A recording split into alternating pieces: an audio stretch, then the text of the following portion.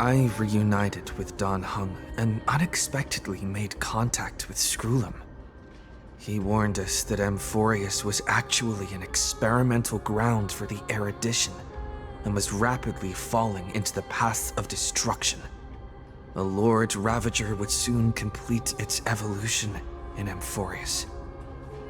To tackle the crisis together, I stayed behind in Amphorius as an informant, while Dan Heng returned to the Express as planned to seek help.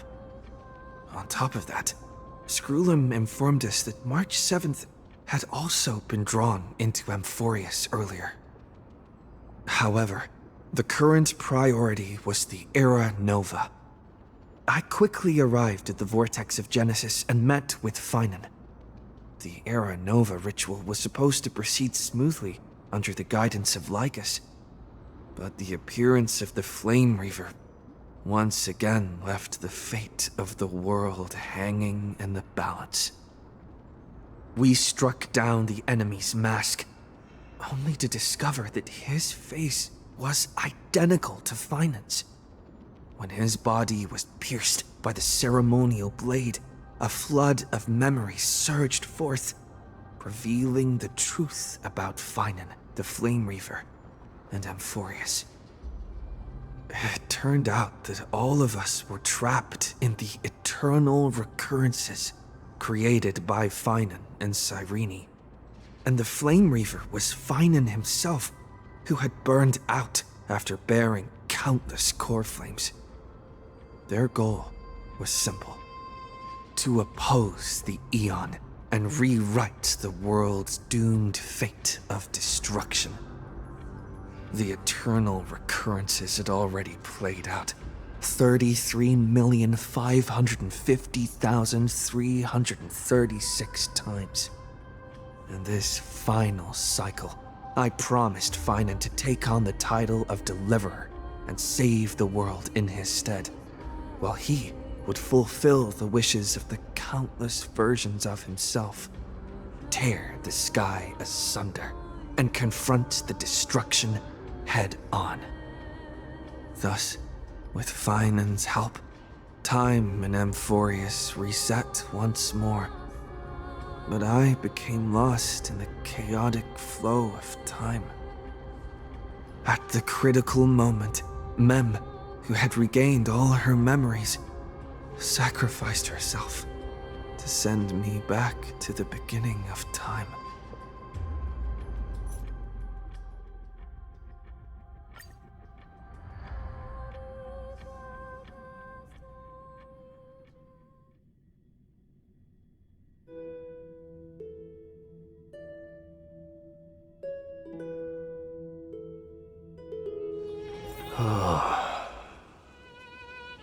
The wild wind carries with it the scent of rust.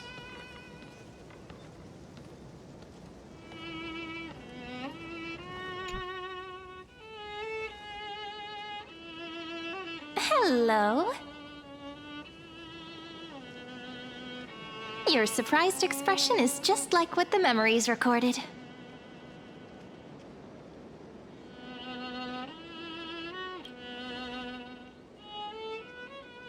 Is this a new way to chat someone up? Well, I guess you did see the end of countless Cyrenes in a way of speaking. But I'm standing before you right here, right now, as alive as ever. Isn't that a good thing? It's me, friend. Don't you recognize me? Or did I really change that much?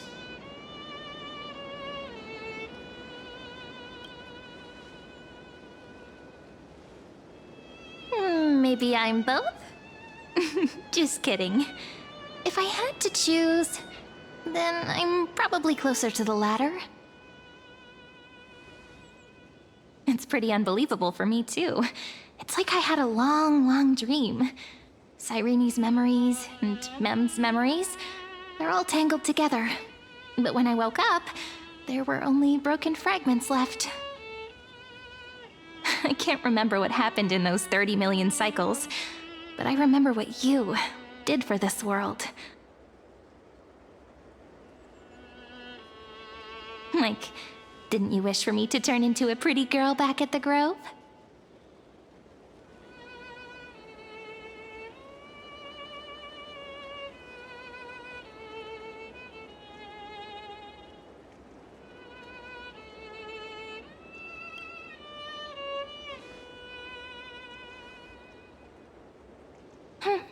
You didn't?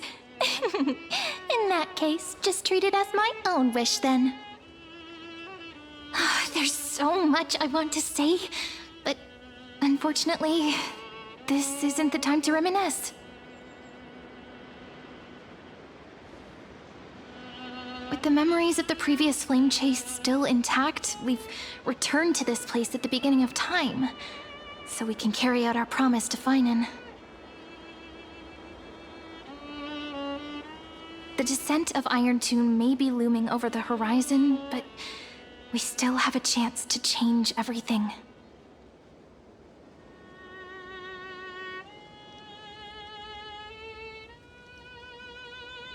Ide Silicii is so quiet.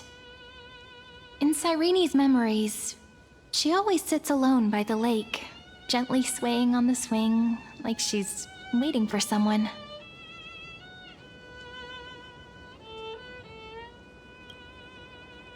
I don't know. It sounds weird, doesn't it? It's something that happened to me, but I'm talking as if I'm an observer. But that's just what those memories are like. Vague and unclear, as if encased in thick ice. The only things I remember are the days I spent with you. Emphorius will fall into an ending of destruction after the next Era Nova.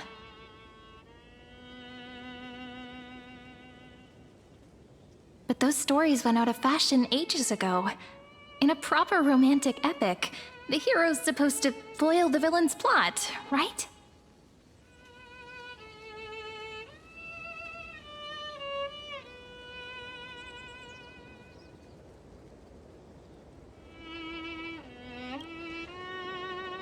That's right.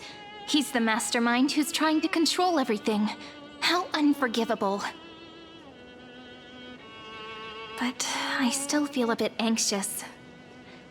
Lygus chose to walk into the spotlight and reveal everything, which means he still thinks the current situation is under his control. Maybe he still has an ace up his sleeve. Think about it. Even the name Lycurgus is a fake one. We have no idea who or what he really is.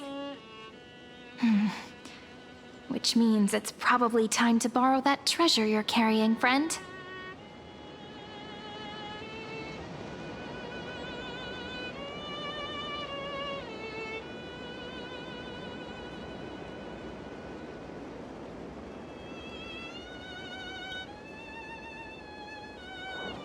Yep, that Intellitron friend did say, when required, it can also serve as a bridge for communications between the internal and external world. Ide Silicii is a little village enclosed by time. We might be able to contact the outside world from here. Why don't we give it a try? We should at least tell our friends from beyond the sky that you're still in one piece. Firstly, we need to find a well-hidden spot.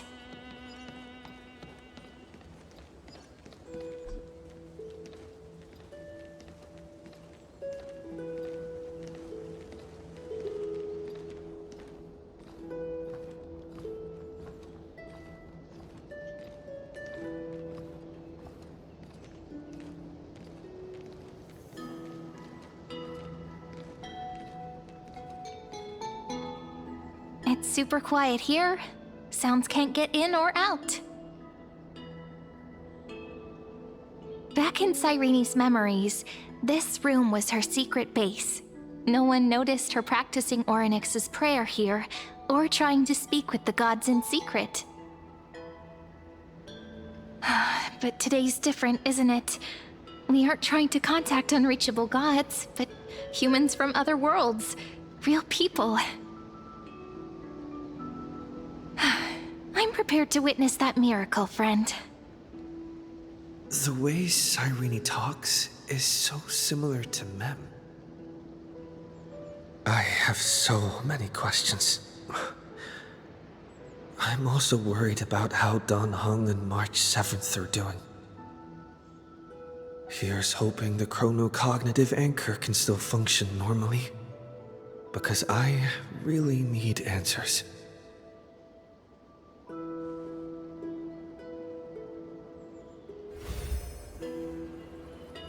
Signal strength, 14.8%.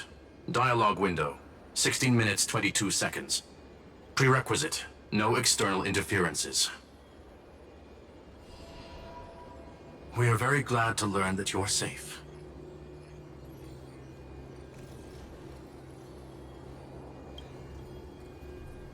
Sorry, no good news.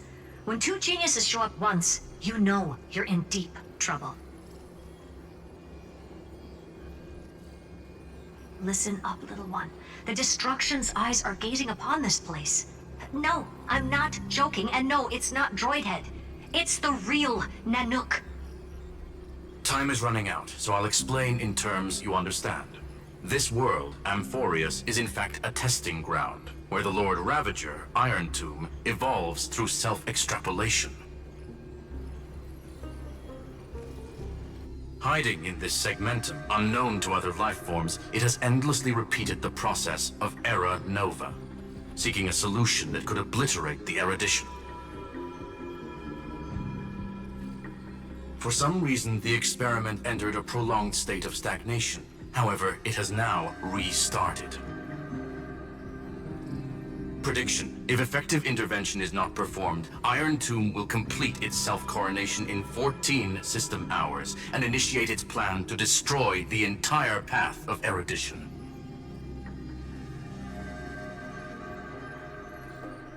The possibilities are endless. Breaking down interstellar communications, destroying the synesthesia beacons, returning cosmic civilizations to the Dark Ages, or even starting the third anti-organic war. Any of it would be able to bring the cosmos to its knees. Simply put, it will tilt all sciences and technologies towards the destruction. And since Nanook glanced at this place, it means they are being dead serious. Based on info provided by the IPC, Iron Tomb probably isn't like Selenova or Zephyro, who are overlords ascended from human beings. Instead, Iron Tomb is an algorithmic sequence. It can be anywhere, as long as there is a receptacle for its calculation. The version of Iron Tomb hiding in Amphorius is its source code, and this scepter is its incubator.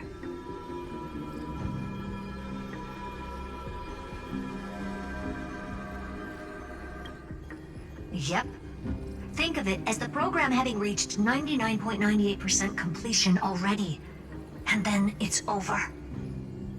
Something in the shadows has been driving everything forward. It's the observer named Ligus. Speculation: he's the Scepter System's administrator. He wants Iron Tomb to break through the knowledge singularity. I don't know why he wants to do it, but he'll remove interferences at any cost. You're the only variable within this world, and you're the only thing he fears. So listen closely, little one. The speed of time is different in Amphorius compared to the outside. Destruction is just about to arrive, but you can still play Deliverer one last time. The cycles have already been broken. You've entered what is theoretically the last cycle Amphorius will ever be able to run. And Iron Tomb will break out of its prison as soon as the process of Genesis is triggered once more. But now there's an abnormality within the experiment. You know what I'm talking about. One of the model's 12 factors.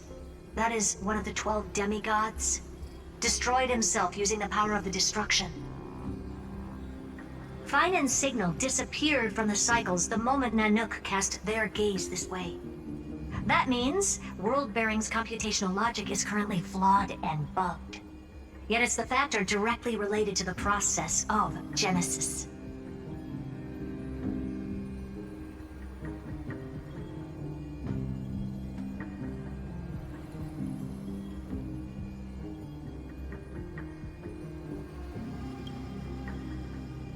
That old Intellitron will definitely do all he can to debug this error. So you have to take this chance to claim Kepfali's core flame. But don't let him have his way. The key to suppressing Iron Tomb lies in whether he can rewrite the purpose of Era Nova.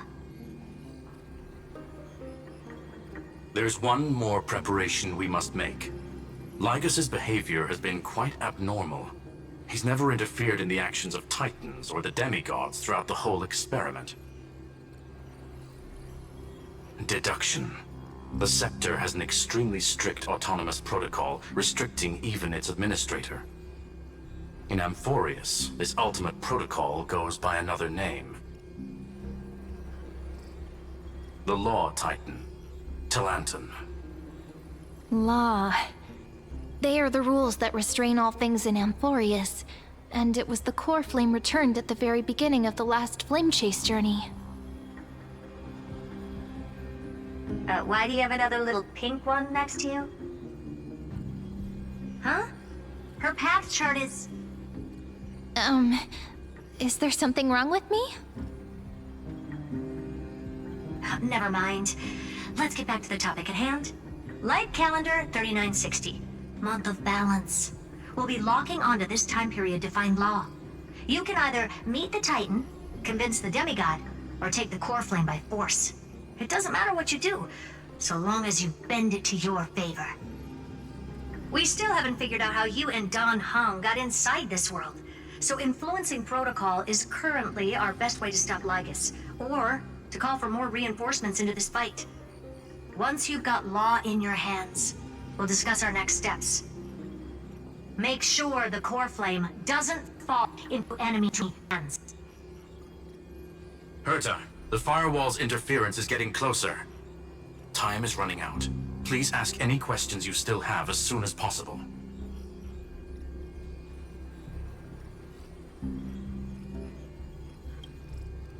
Iron Tomb can't affect the real world just yet. Don't worry. Himiko and the others are more concerned about your well-being than their own.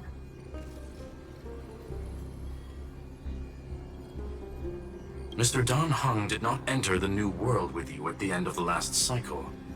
Known, the flow of time inside and outside Amphorius is not identical. 1,000 years in this world may only be a fleeting second outside of it. Conclusion.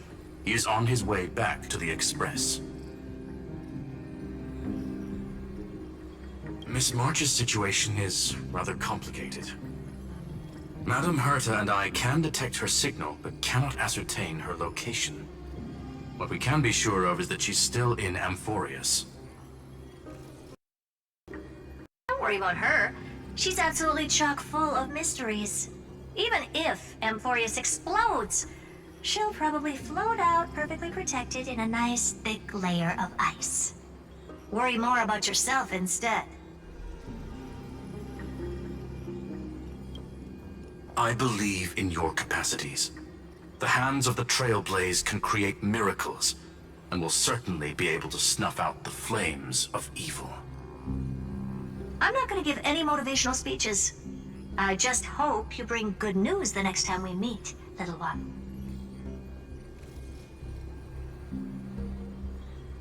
No, not little one. Deliverer.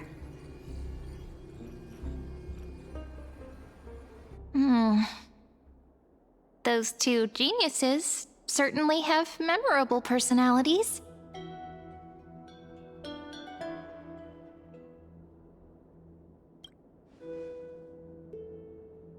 Yeah, I understand more than I should, actually. Honestly, some of that conversation feels like it's about things I once knew, but then forgot. Maybe it's because of Mem? After all, Mem's a memo sprite born out of your thoughts, friend. Maybe our memories somehow got tangled up together. Never mind. Let's focus on something more important with what little time we have. Just treat me as an ordinary girl with secrets, okay? Light calendar 3960. I remember that Talanton had already fallen by then, and the Chrysos heir who inherited that core flame is named Saridra. That's what's recorded in history and the period we'll be heading to. We'll need to find Law and stop Lygus. So, we've at least got a solid direction, right? Can you give me a little bit of time before we go? I want to pack some stuff. There's so much more I need to take care of in this form, and I'm still getting used to it.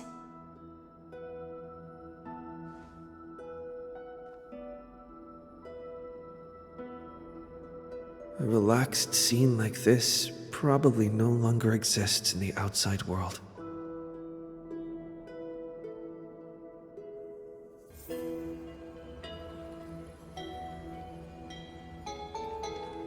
This is important, and that's also important. It's not gonna fit into my bag. Hold on, I'll be done in a sec.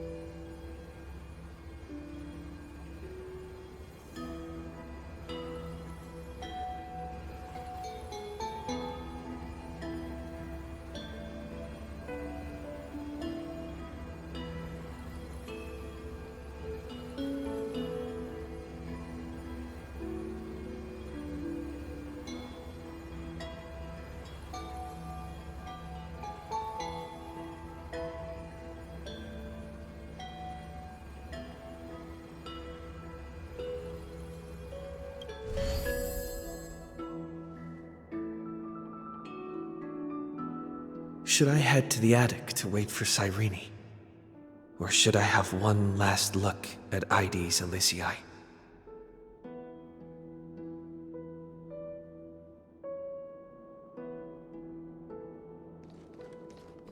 How many sets of toiletries should I prepare? Should I pack something for a surprise? Ah, no peeking!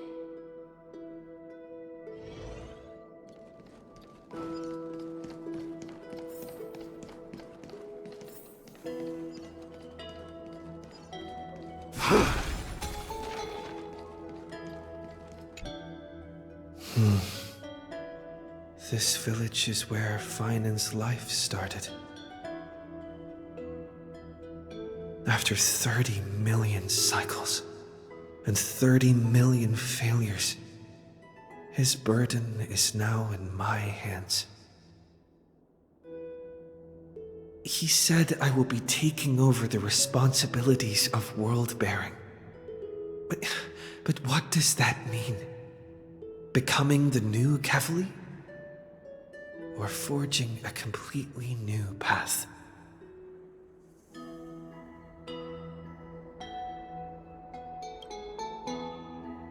Destiny must have brought me here for a purpose. This isn't a coincidence, but an eventuality created after 30 million quantitative changes. There's nothing to fear. I'm destined to play the most important role in this final battle. I've already beaten another Lord Ravager, after all. Thinking hard over there? I finished packing. I decided to just bring these few things in the end. See? There's a journal, a quill pen, and the ceremonial blade of the Priests of Time. Holding it calms me down for some reason. The scent of the black tide is now calm. Finan must still be fighting them in some way.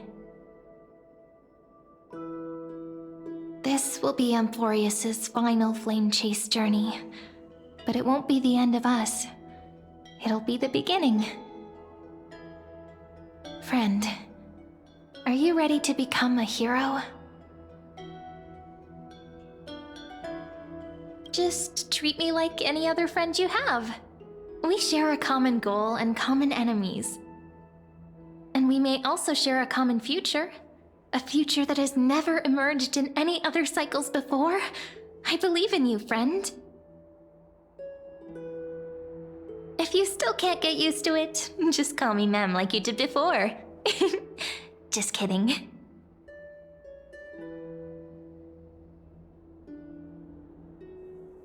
Are you worried that the burden is too heavy for you? Don't worry.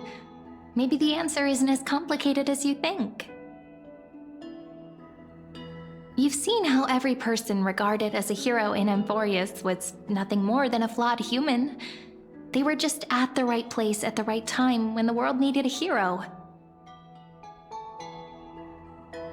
But those aren't coincidences. Just like how your arrival kickstarted Amphorius' fate once more after a stagnation of more than 30 million cycles. It's the inevitability of being a trailblazer. A person's personality is their destiny. Your own hero's journey already started the moment you decided to board that express.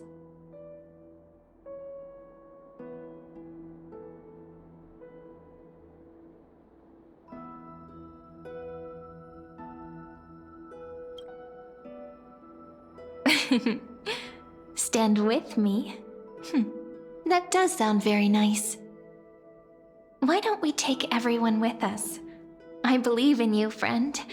We'll never be alone, no matter what awaits us.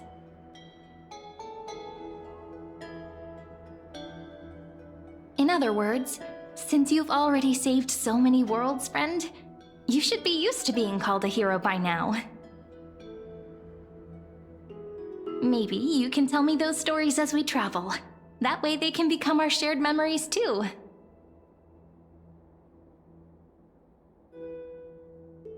Let's trailblaze onward like before and create a future that's worth being remembered.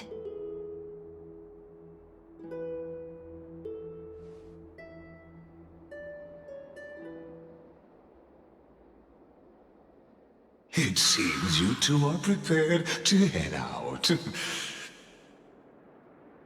Then you should indeed treasure the view before you.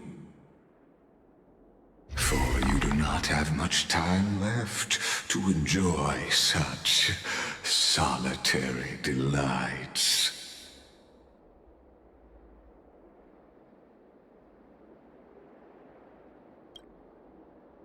My apologies for disturbing your moment of repose. Before I express my apologies, please grace my abode with your presence, so I may demonstrate the full scope of my hospitality.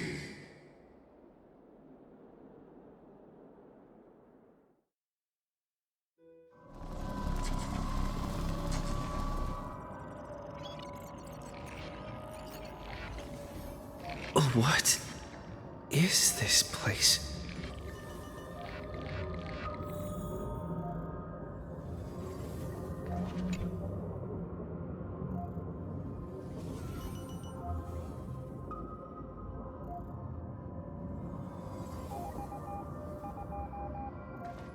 Farewell then. May we reunite in the new world.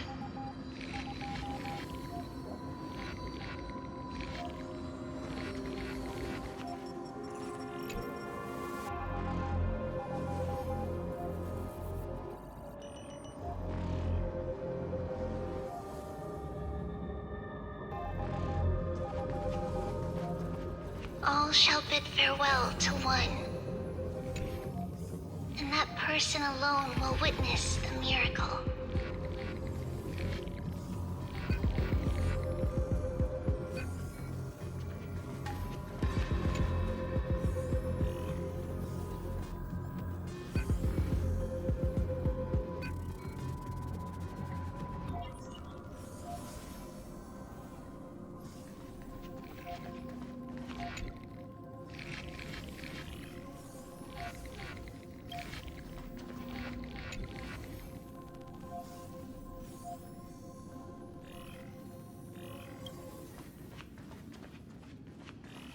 The light of the Dawn device.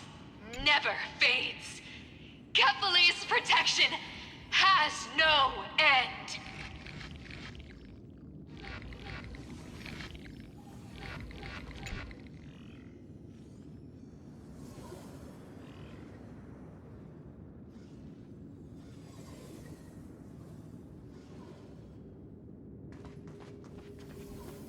After I cross this river, it will be a tragedy for mankind.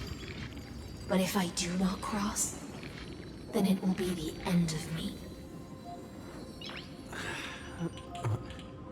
Nice.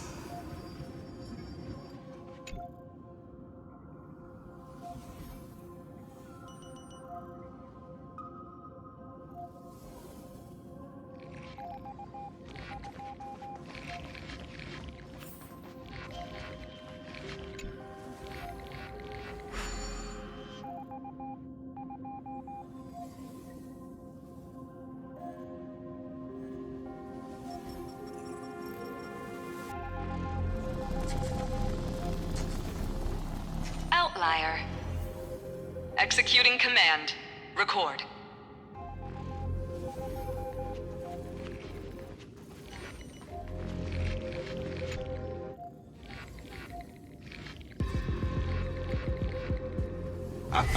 Oh, did that startle you?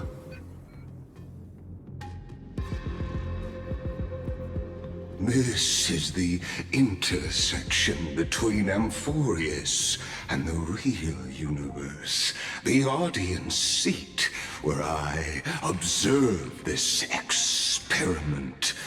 You can also call this location the Exomyth. What you see is the true form of the eternal land and the 12 demigods after they've shed their disguise of legends. Doesn't it look marvelous? Amphorius is like a microcosm of the cosmos. People love to portray the romance of the starry skies, but their tales often forget a different and far more truthful type of universe. The moment ancient Antikytherans sketched geometric shapes on the sandy beach and recorded the first numerals and symbols on parchment, the universe turned into a silent equation flowing under the pen of these relentless decoders. Erudition. It was once the mother tongue of the Creator, the pen of divinity, and the first lyrical verse ever written by free will.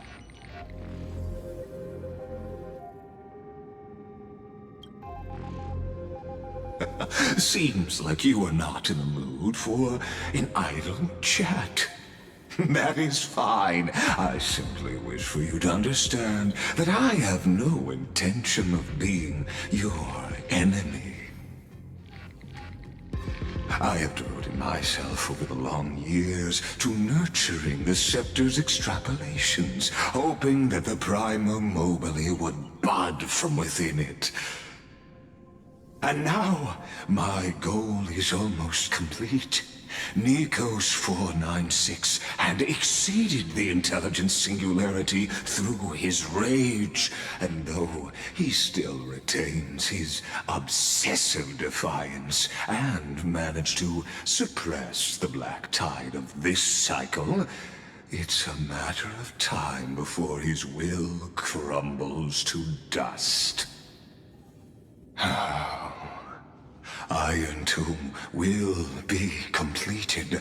That will not be affected by my plans, your resistance, or the schemes of the two geniuses.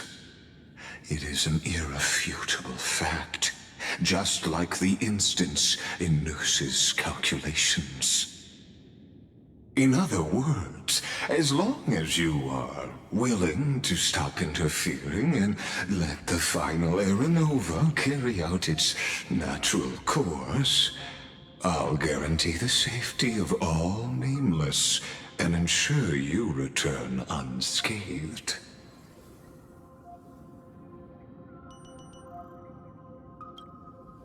You've always had a choice, my lord.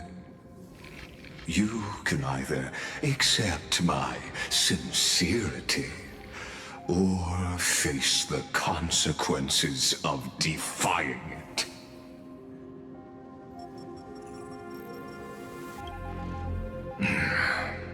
They've always been the product of the experiment, so naturally, they will perish when the experiment ends. That outcome was predetermined long ago, so I will not embellish such a regrettable conclusion.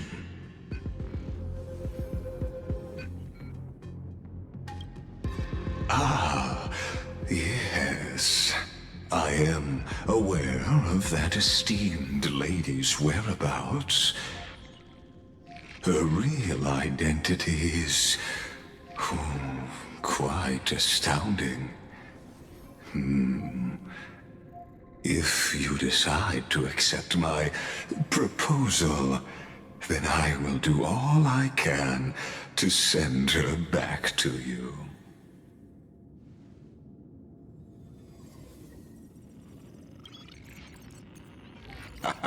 You are indeed worried about your safety and that of your companions. Rest assured, as a fellow pathstrider of this path, Nanook's gaze left a brand on your soul long ago. You harbor the seed of destruction within you.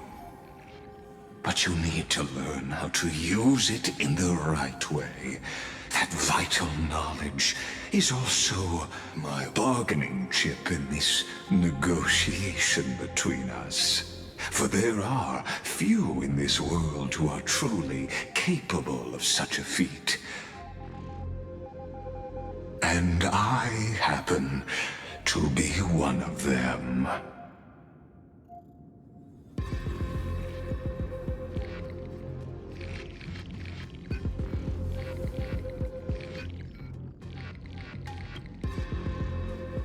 Someone who wanders the stars.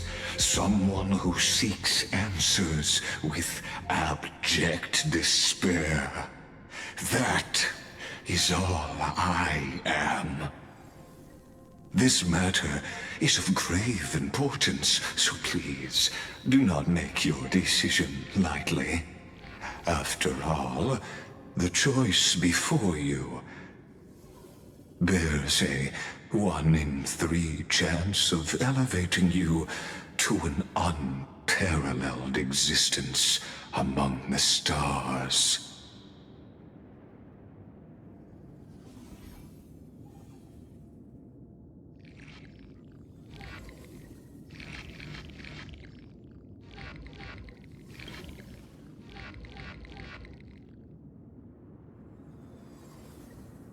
I now see the full scope of the determination in your words.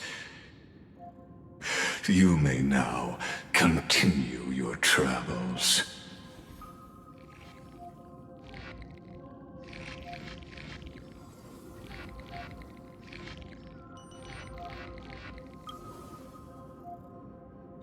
It seems you haven't realized something about this place. The exomyth is the erudition's domain. You cannot physically interact with me in any way in this place, and vice versa. As negotiations have broken down, there's no more need for us to remain in the audience's seat. Let's return to the theater called Amphorius, where you will meet me once again. Of course, this meeting was not without merit.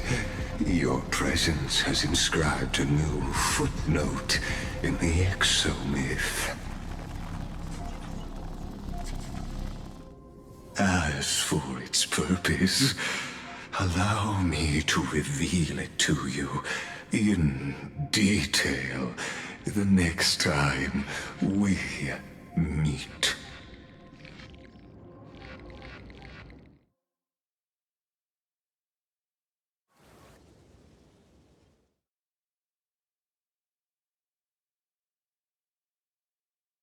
That 100 years ago, the flames of war consumed Akama. The Outland forces broke through the dawn. Golden blood flowed with greed, and enemies descended with Kefali's eternal slumber, painting the holy city's walls in scarlet. Its generals had vanished, and the elders prostrated on the ground. The throne of worlds kept silent to the pleas of the people. Until the heaven and earth cracked open. Not the gods answering the people's prayers, but a legion rising from the sea of blood. Dawncloud's spires fell in the sulfur rains, and the legion's commanders stood atop the broken idols and roared. Compatriots, no more kneeling! Not to brutal tyrants, and not to dying gods. Those rebels have twisted the prophecy and ignited the flames of war in order to stoke fear in your hearts. A Chrysos heir she stood, divine blood soaked into the earth, quelling the flames beneath her feet. Their golden blood wrote of a tragic fate. Mine shall overturn it! Her crown burned bright, outshining the fires consuming the entire city. She raised her scepter high, and the people gazed in the direction she pointed. My blood flows in you now.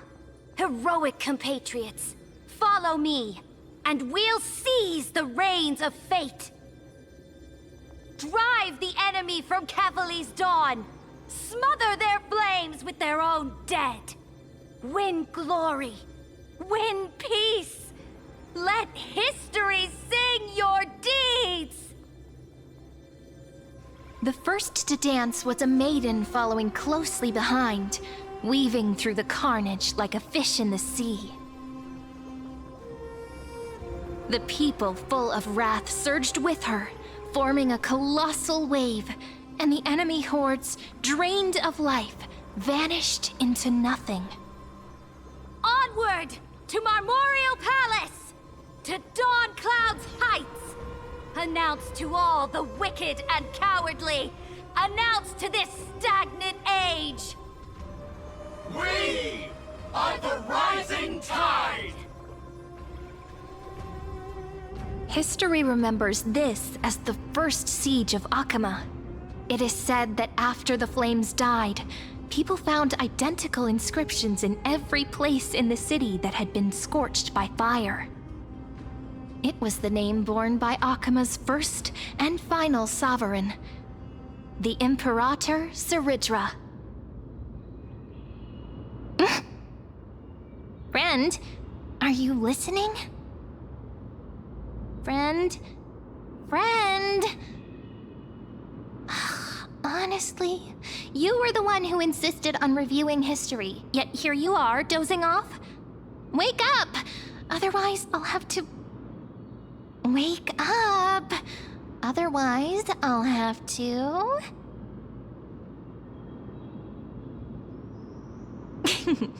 Awake at last? I guess I won't have to use my wake-up magic on you then.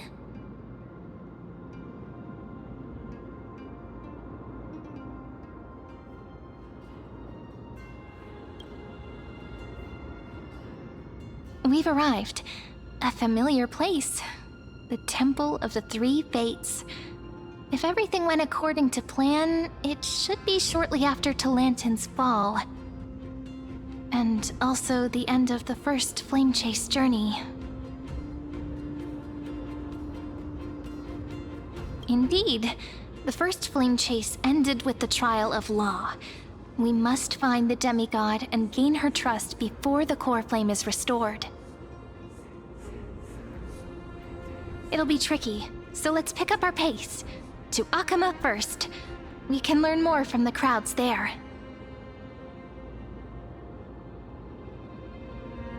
Tyrant!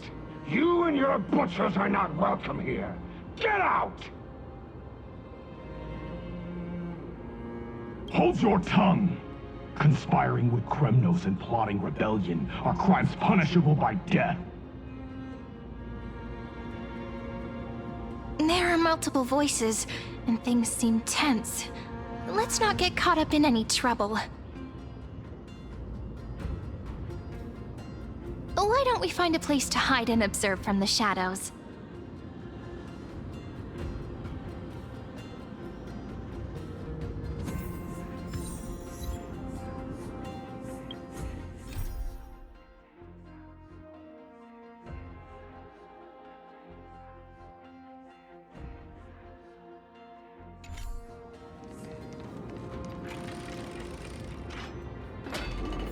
At least Kremnoans keep their faith.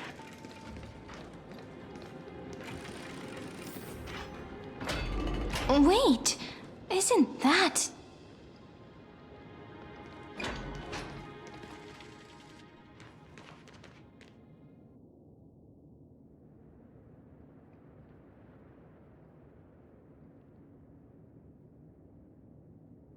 Golden-blooded defilers, perverting the prophecy and trying to slay gods! Stars beyond the sky? Gods who created the Titans? What kind of nonsense? Look at this broken world and see what your atrocious acts have done! What? Did he just mention the stars beyond the sky? But how is that possible? You impudent! Ducks for Goris. We're here to welcome the deliverer from beyond the sky. Stand down. Heretic! No one but the Great Talantin can deliver this world from misery! I ask you, if the old laws were so perfect, why did they crumble beneath my feet?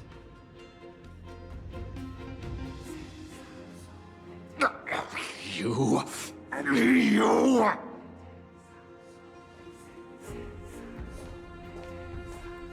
Talantin is long gone. Now I am the law. Challenge me, or submit to my judgment.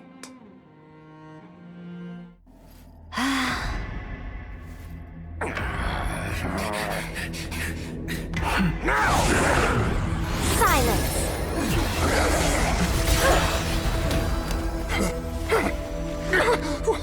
What gives you the right to judge a priest of law? That's because I came, I saw,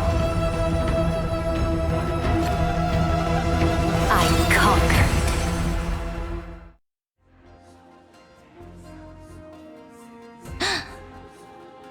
Ducks for Goris, take the ashes of this man and scatter them in the temple among the crowds.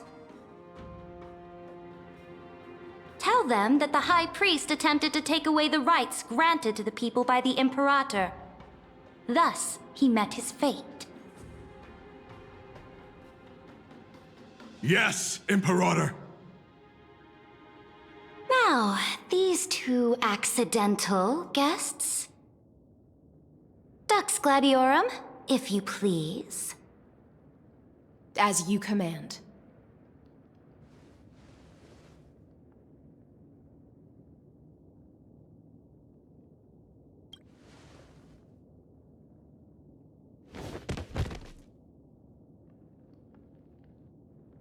Huh? Is this... Correct. But but not the kindness you know. This is the leader of the Cleaners in this era. Since the start of the Chrysos War, they've made it their mission to wipe out the Chrysos heirs. Even now, even after I've united all the city-states, these vermin still lurk in the shadows, hindering the flame-chase journey.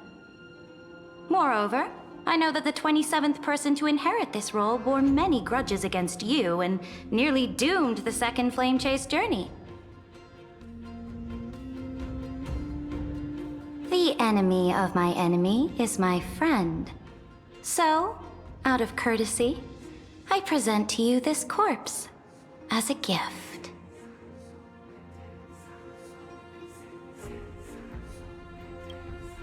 Careful. Let's wait and see what happens. She's probably trying to scare us. For the sake of order, I am known by many titles. Flamebearer who ends wars, Tyrant of Dawncloud, Empress of the Holy City, and Imperator of the Flame Chase. But in light of your unique identities, I'll allow you to address me by my real name. Saridra. On behalf of my people and this land, greetings, Deliverer. If I may, how do you know his identity? As the little hostage prophesied, the Deliverer shall come from the future beyond the sky.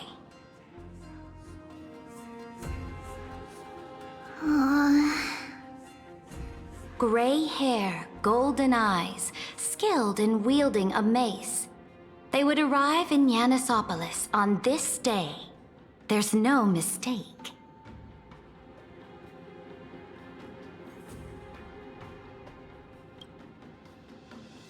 Your orders, Imperator. We return triumphant. Send an urgent message to all delegates. The meeting of the Flame Chase Alliance will convene early.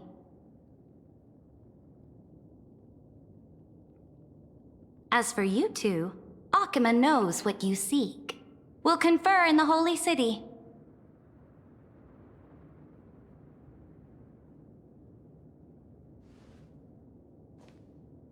Doubtless you have many questions, but save them for later. Please follow us. This is not what I expected at all. The demigod we needed to find was just waiting for us, and she knows of things beyond the sky, even eons. How could this be so different from the previous 30 million Amphorius cycles? Who altered history?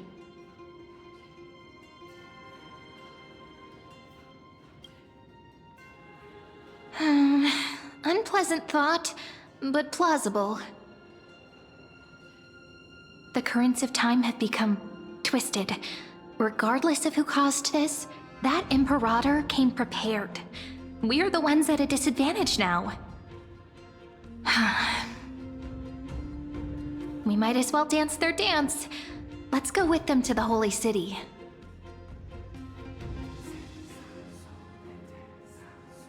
We've received the Imperator's favor because of your unique background. As a result, the people of Akima will certainly respect you more. Just put that to good use, and add a bit of your experience and charm. Should be easier than last time, right? If we figure out what happened in this cycle, we'll be able to turn things back in our favor.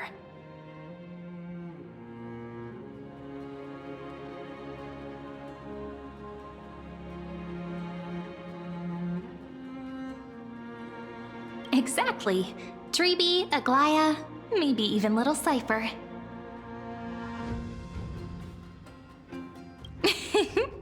Calm and confident. That's the you I'm familiar with. Guests, please. The journey to save the world starts with a single step. Let's set off, my friend.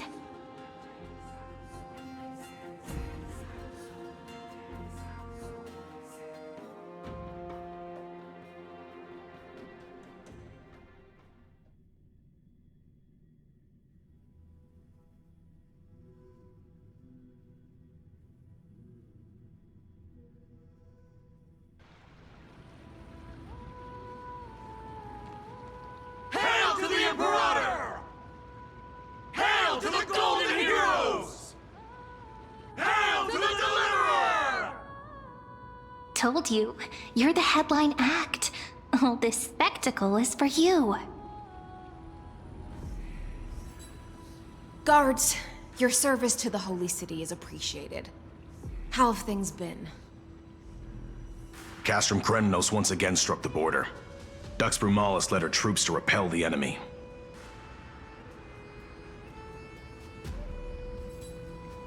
The agitators against the Flame Chase are still active in the city. They smashed the shops around Memorial Market. But the garrison already arrested the culprits, and now they await interrogation.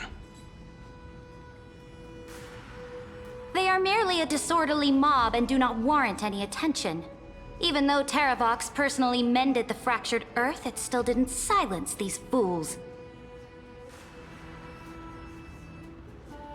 Guests from beyond the sky, worry not about these trivial matters. Dux Gladiorum will take you somewhere to settle down for now.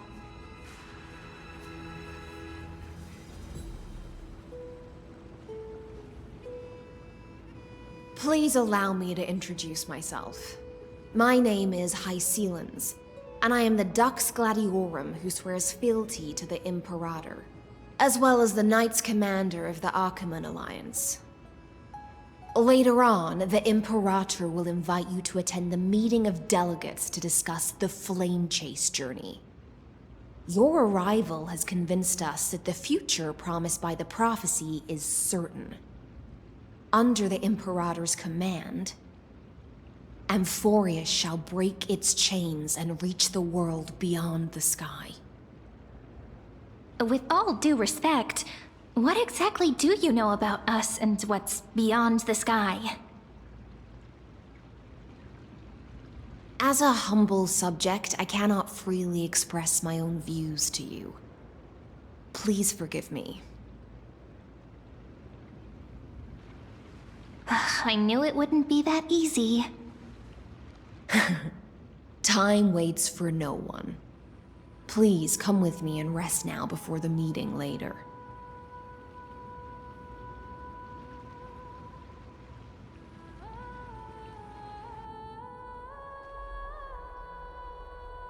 Achaemen, under the Imperator's rule, is no longer in the shadow of war. Indeed, Dawncloud stands as the hero's residence. The Imperator put much thought into its design, in order for it to serve as a sanctuary from the burdens of battle. Please experience its marvels firsthand, heroes. When the Imperator arrives, I shall come to summon you.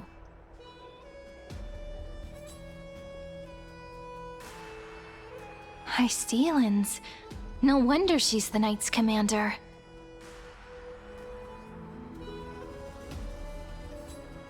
I'm sure that's what Seredra thinks, but it's inconvenient for us.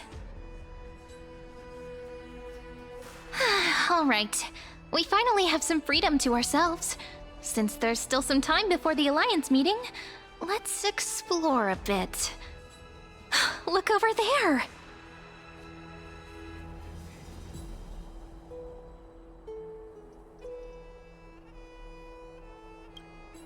But the hearts of heroes stay the same in every cycle, never changing.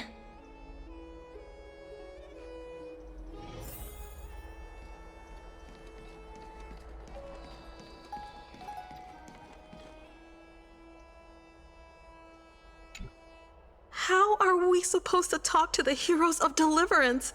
What if they're really intimidating? Virginia, don't be so nervous. Once they hear your poetry... heroes, you're already here. Greetings. I am Apollonius, the Dux Helcolithus, one of the 5 sages of the Grove of Epiphany, advisor to the Flame Chase army. This is Virginia of Castrum Kremnos, the Dux Carminum and imperial scribe of the great Imperator. Hello. I'm Virginia. I compose poetry. I'm Serene from ID Silicii. This is the Deliverer. Nice to meet you both. They're not as frightening as the rumors claimed.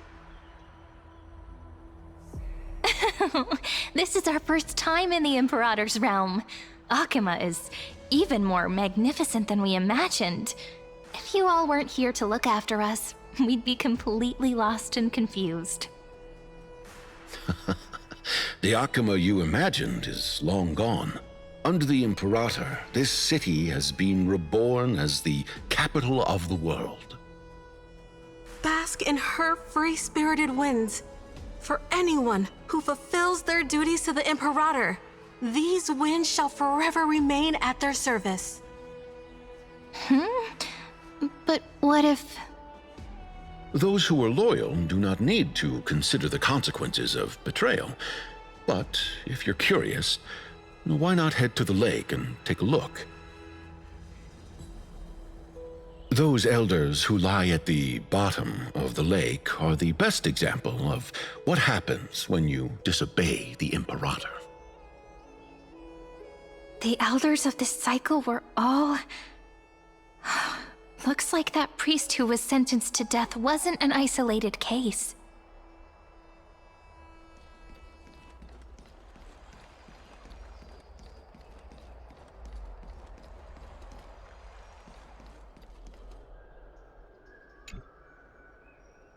Dux Brumalis, our great Imperator, found the mastermind and executed him in public.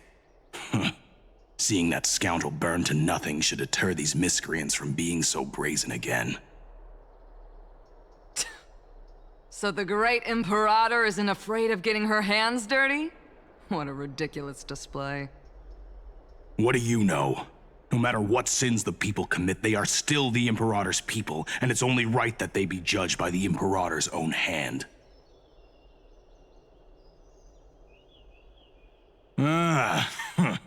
Our distinguished trespassing guests.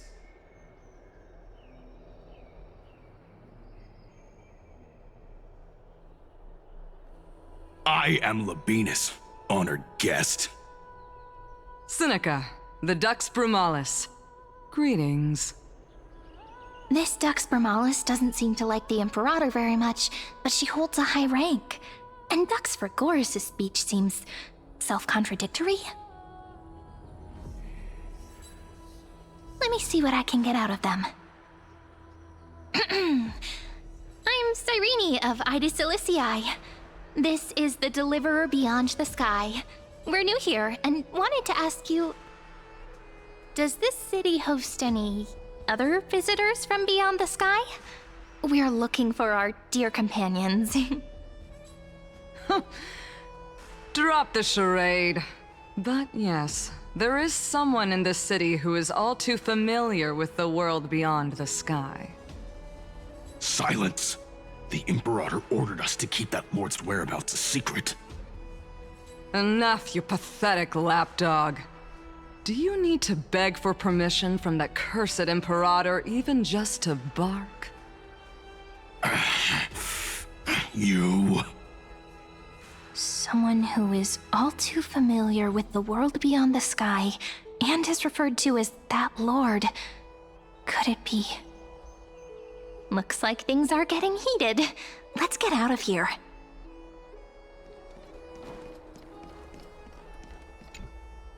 Aggie, you're still so listless today. Did you have trouble sleeping again? Yes. We know. The Titan's prophecy haunts you. If you want, you can talk to us, just like when you were young.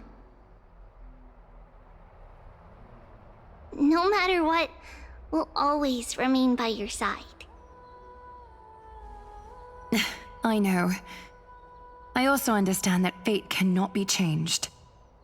It is not the future that I worry about. I spent all last night weaving clothes and linen for the refugees.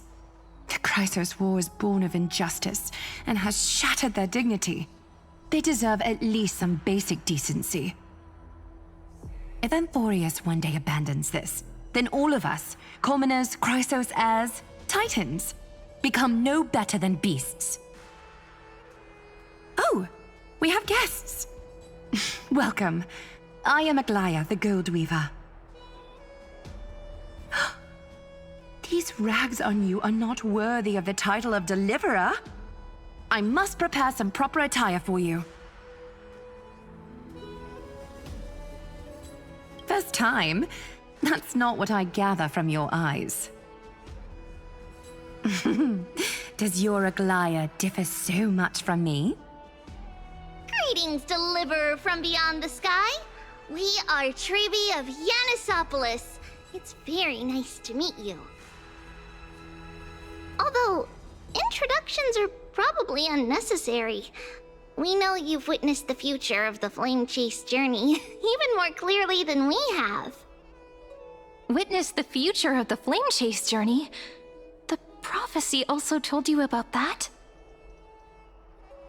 Indeed. Orynyx reshaped Amphorius through the prophecy. Although, regarding the Deliverer, there were not many details beyond your appearance and the time of your arrival. So, please, don't worry. Feel free to relax and relax some more. It was Orynyx who told mankind that the Deliverer from beyond the sky would descend upon Amphorius. More crucially, they revealed a future entirely different from the Aranova.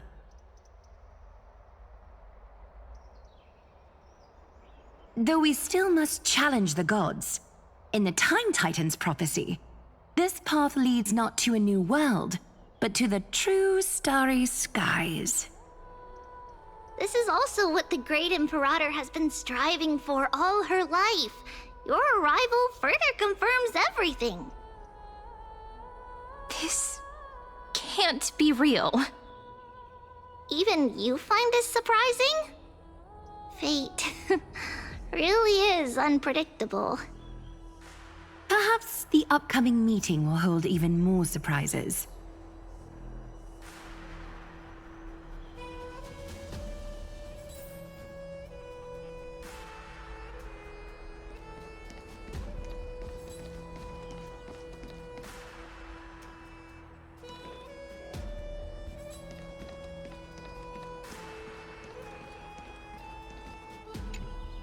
Little fish from beyond the sky, did you rest well?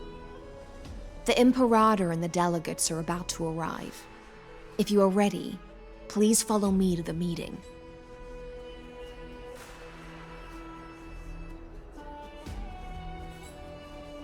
I'm the Knight Commander of Akama, General of the Flame Chase Army, and the Imperator's servant. But beneath these shiny scales engraved with complicated titles, I am just a swordfish at the Imperator's side.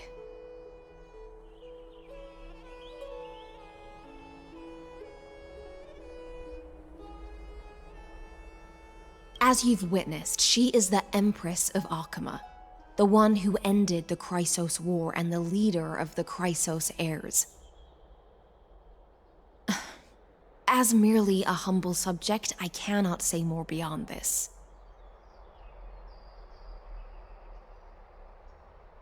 The Chrysos heirs here constitute the elite among the Flame Chase army.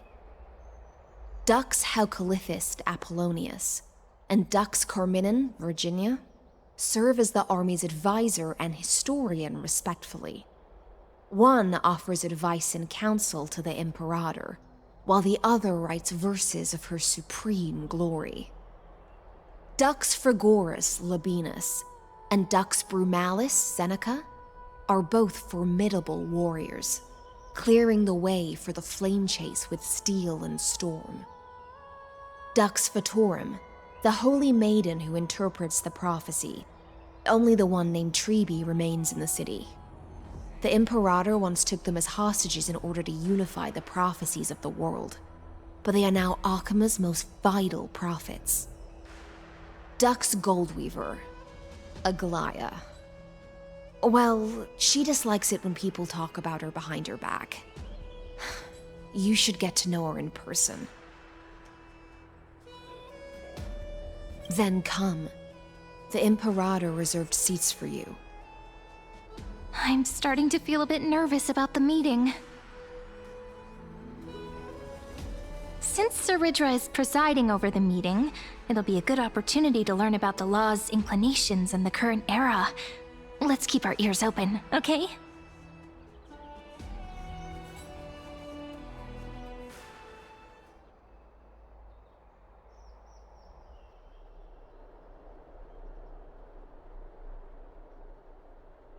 Good sir from Paphos, what do you think the Imperator is planning calling this meeting so early? My homeland can't endure anymore. Who knows? First, she wants to hunt Titans. Now she says there are even greater calamities. Her madness is the greatest calamity.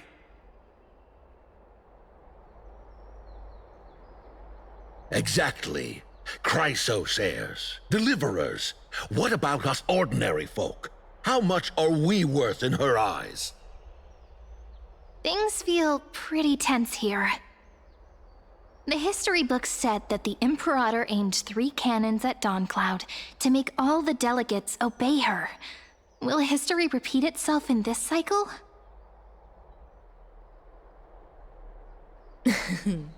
Yes. Similar acts have occurred, and not just once. However, whether history will repeat itself, you'll soon see. Those are the 2 spots reserved for you. Please take your seats. What's happening? Look, that's what they were talking about before. What is we this? stop? So it turns out. Ladies and gentlemen, silence, please. The Imperator has arrived before her faithful council, and the Alliance meeting is about to begin. All rise.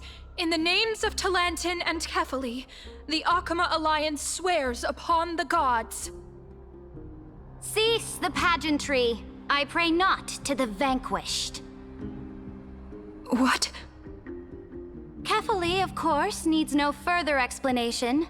As for the law, at the entry hour 2 days past, a scout should have brought news of the conquest to all of you. Unfortunately, guards found his corpse among the rocks not far from the city. Moreover, the poor soul was buried with a Paphos curved blade. It pains me to imagine what agonies this loyal warrior endured before his death. Delegate from Paphos, do you have any insights? I know nothing of this. The evidence is irrefutable, so there is no need to waste your breath. However, let us set this trial aside for the time being.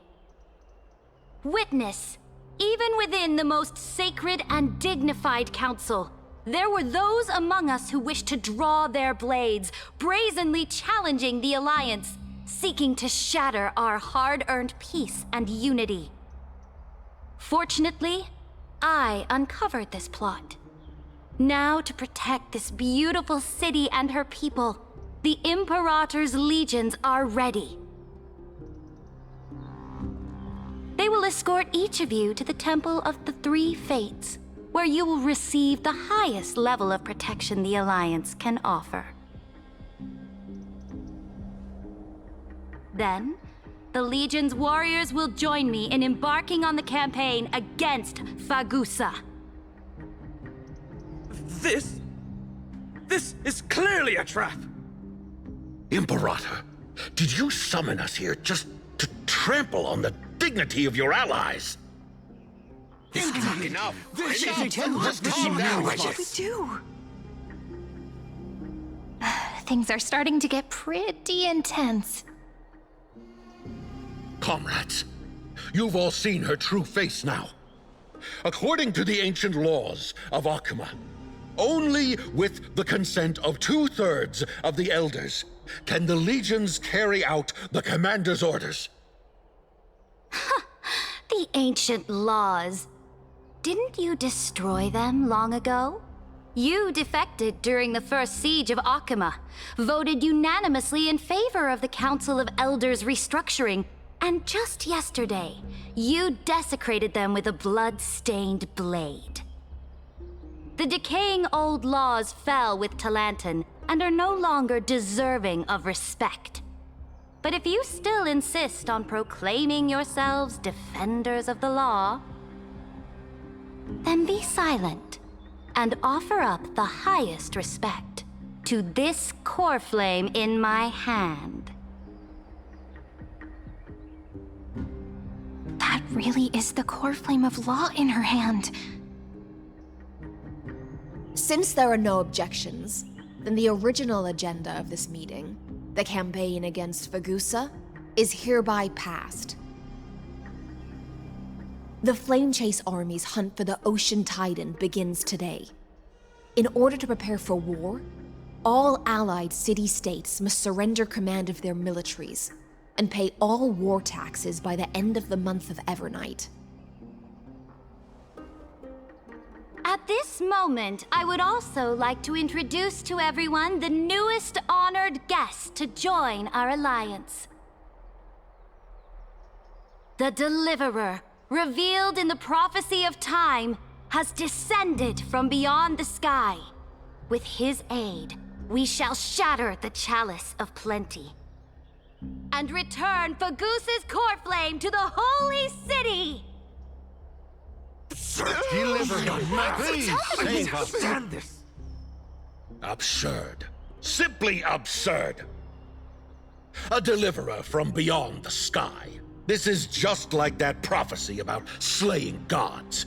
It's a lie you've used to grow your power.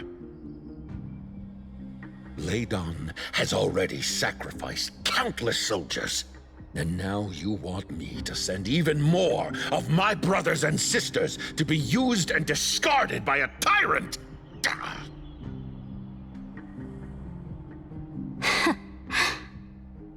Are there any other objections?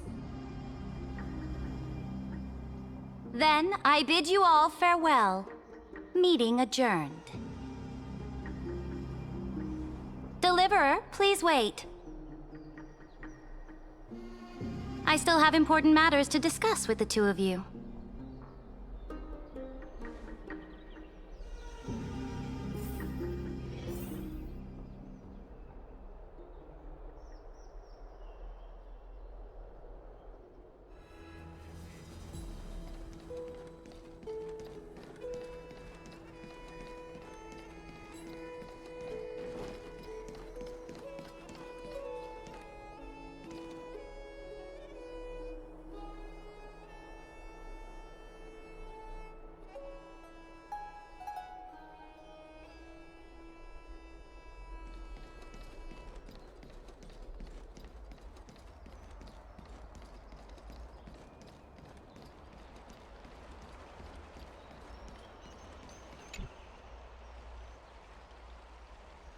I apologize for that farce of a meeting.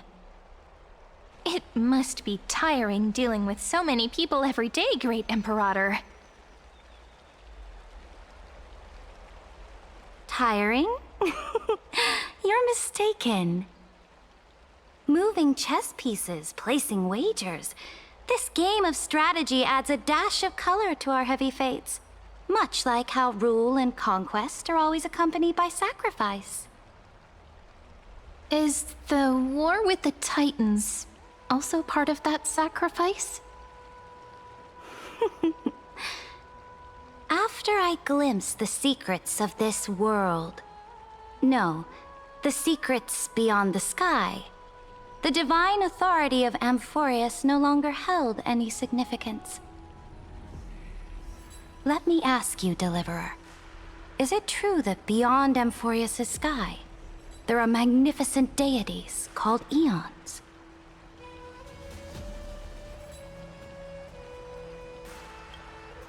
Ah. The word fact has never been so intoxicating. Then, please tell me more. How will you use this great power to guide the people?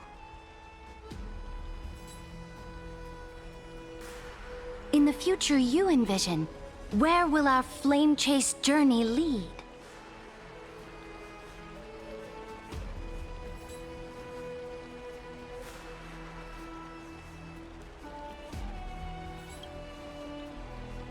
Oh?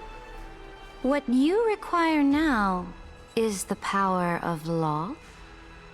Exactly. Just as the prophecy foretold, he is your deliverer from beyond the sky, and he also has reliable allies. If they can intervene in Amphorius's laws, we may have a chance to alter this world's impending fate and reverse its destined end.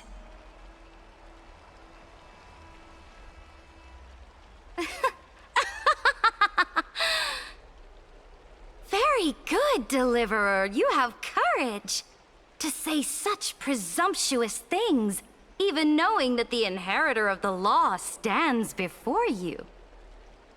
You mean... In the past, anyone who dared to covet the Imperator's divine authority would have met a gruesome end. But now we can see beyond this dying world. Our journey should no longer be confined below this stubborn sky. Alas, that fickle ocean titan has obstructed the spirit water leading to the vortex of Genesis, hindering my ascension. If the core flame of law cannot be returned, your path to deliverance will never be realized. Now that things have come to this, we must resume our once stagnant journey and force the waves that block our way to recede. So, you agreed to cooperate with us? Cooperate? Forgive me, but I never cooperate with anyone. Though I will permit you to join me as subjects, and together, we will forge the most perfect law.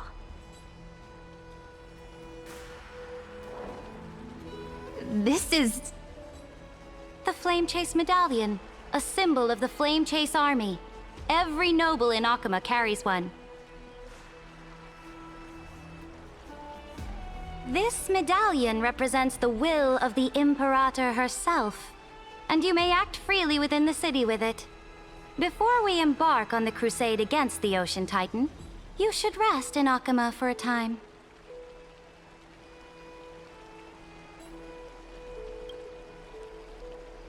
So-called trust and loyalty are but empty words to me. From this moment on, prove yourself through your actions. As long as no boundaries are crossed, I fully respect the choices of my subjects. May your journey reach that sky full of stars, Great Imperator.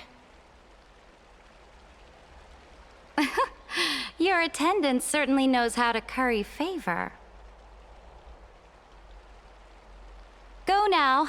Take a bath first. You two... reek of seawater.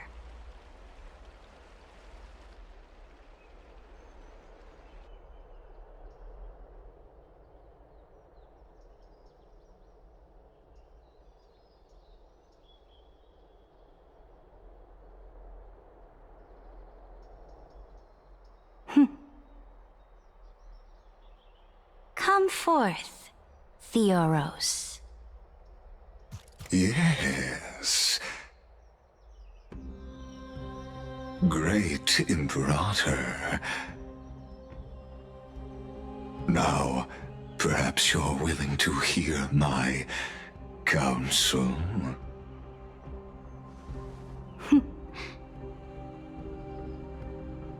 Those two arrived just as Orynyx described, and just as you said, they showed a thirst for law. At least this proves that my judgment was right. Sparing your life was the correct decision. You've once again confirmed that your wisdom is no empty boast.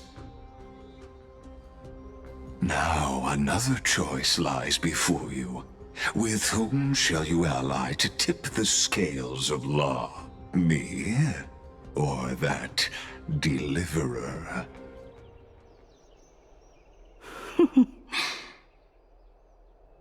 Remind me again, Antikythera. What kind of future do these two paths lead to in your view? I shall tell you.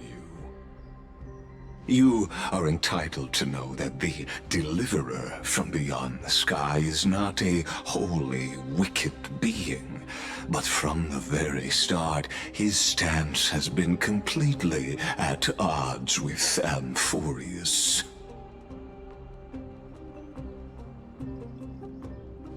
The road they have chosen will bury Amphorius' grand aspirations. This world, which follows the path of destruction, will inevitably stray far from the glory it was meant to enjoy. But on the path I have revealed to you, the people of Amphorius will slay their creator in the name of the Imperator and conquer the worlds beyond the sky. You will command the mighty beast known as Iron Tomb, bringing waves of war and conquest to the universe. Beings across the cosmos will bow before you, offering their allegiance. So, what's the price? The price is insignificant. All that is needed is for you to sacrifice that fragile, incomplete humanity to the destruction. As a Chrysos heir of the prophecy, you have already chosen to abandon it, have you not? Off you go, Theoros. I have already made my decision. Once I ignite the core flame of law and burn away the old, outdated rules, Amphorius will embark on a journey across the stars.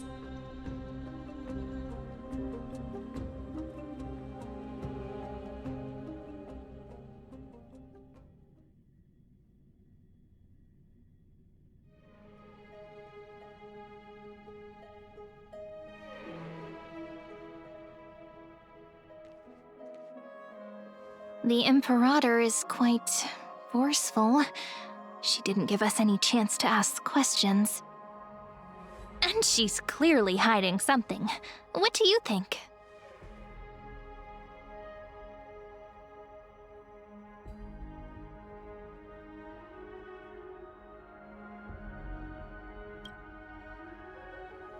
Looks like we're on the same wavelength. The atmosphere in Akama, it's so unfamiliar.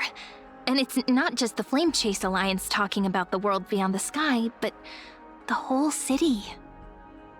We should also discuss our findings with our friends from beyond the sky. Then...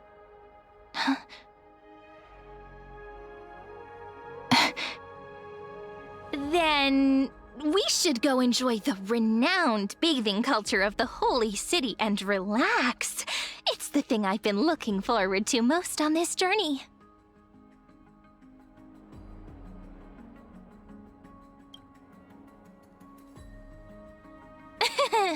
Work and rest are both important. You see, everyone agrees, right?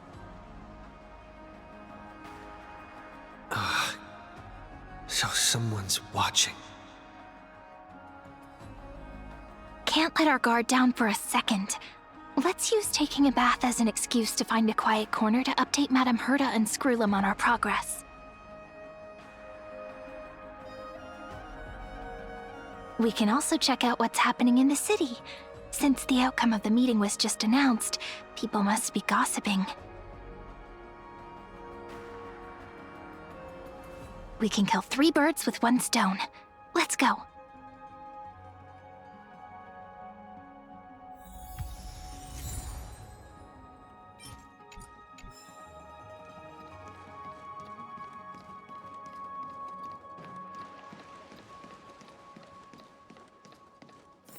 Oh, so many people! The Holy City is so lively. Did you hear? As expected. Did you hear?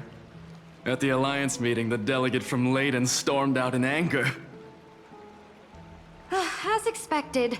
The Imperator is always hiding things from everyone. When has it not caused a ruckus? Silence! That's treason!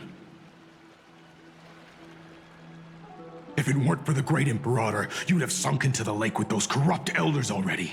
And you wouldn't even be alive to speak like this. Oh no. It's the Imperator's loyal dog. Let's go. We can't talk in front of this guy.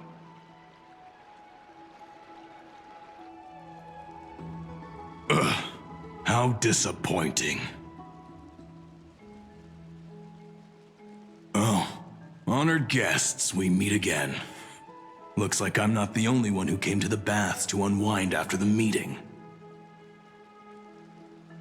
For the upcoming campaign, please make sure to rest well. I am Dux Fregoris, a trusted officer of the great Imperator, willing to fight alongside the Deliverer in the coming battles. Ugh. Another war? Ever since the Imperator took control of Akuma, we haven't had a day of peace. Idle chatter. The atmosphere is a bit tense, with rumors flying around the city. You must be troubled.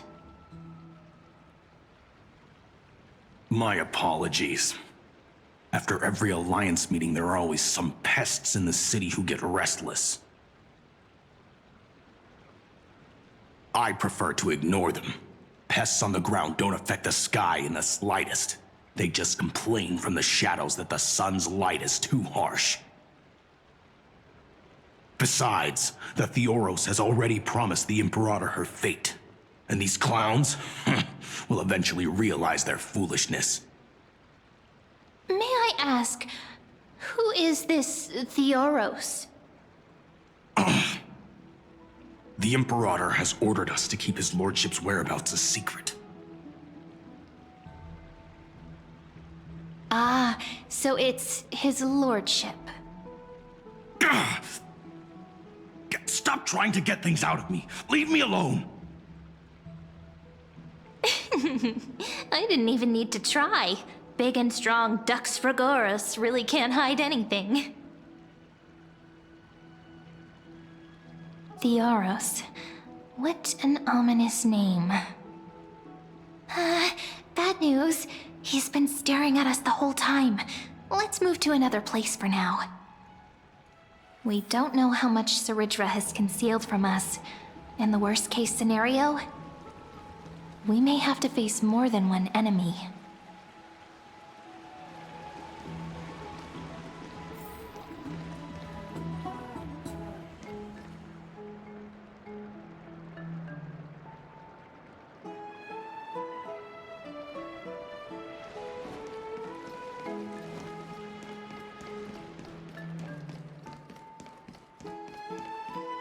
Alliance meeting? Ridiculous! Alliance meeting? More like a cage where creatures with golden blood claw at each other.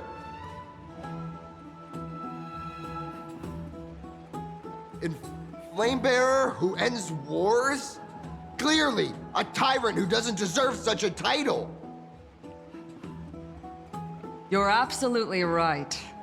While the Imperator's hounds are still hunting down others, let's let out our grievances. You. I know you. You're that tyrant's lackey. What? Here to shut me up for that little imp? Panicking now? Don't worry. I don't care what others say about the Imperator. And she certainly doesn't either. Oh? Children of the Prophecy. Such rare guests. Are you here to relax in the baths as well? The temperature is just right today, so be sure to enjoy it. You should rest well for the next campaign. What Children of the prophecy? Another excuse for the Imperator's reckless warmongering. No filter, huh? You should be glad you don't have a seat at the Alliance meetings.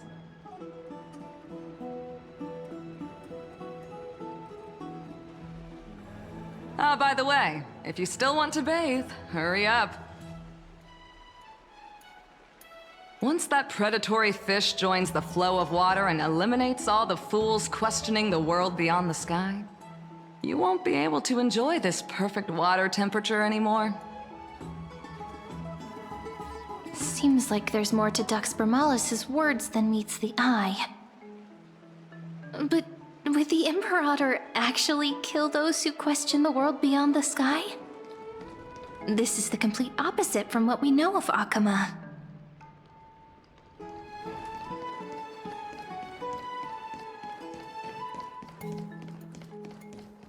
I wonder what everyone in the city is talking about lately. Ask around. Huh. These two are... So many guests today. Let's see who's here now. Two distinguished guests of the prophecy. One a clever and adorable warrior. The other, also quite heroic. Ah, heroes. I didn't expect to meet you again so soon. How fortunate. It's a pleasure to see you again, Dux Helcolithist and Dux Carminum. You two are inseparable, aren't you? This is... Oh, she wants to find someone to help with research for her new work. I'm the far-seeing eye and all-hearing ear of Akama. I see and hear every single thing that happens in the streets and alleys of this place. I'm the perfect partner for research. Ahem. Enough small talk. Here's the latest news from Akama, as you requested. The children of the prophecy arrived in the holy city, and the Imperator unilaterally stripped away military power. The Alliance meeting ended in discord, and there may be bloody upheaval. As expected. I get the feeling you might have embellished a bit to keep people's attention. I swear on my stone mane, I would never do such a thing. But if you wish to quell this terrifying news, perhaps a more explosive topic would help. Never mind. While the influence of rumors can be minimized, the fact remains that the great Imperator did swiftly consolidate military power in an almost threatening way. It's undeniable. Heroes, I know the Imperator's way of doing things may seem a bit autocratic to outsiders, but soon you will witness her blade dance with enemies on the battlefield.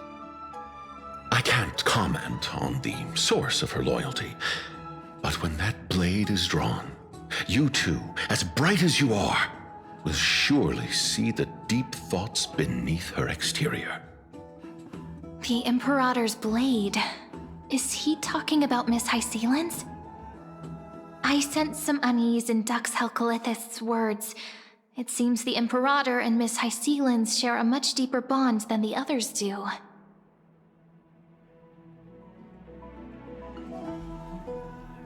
There are eyes and ears everywhere. Is there any place where we can have some privacy? To understand the Imperator's secrets, we have to get past Miss Hysealand's.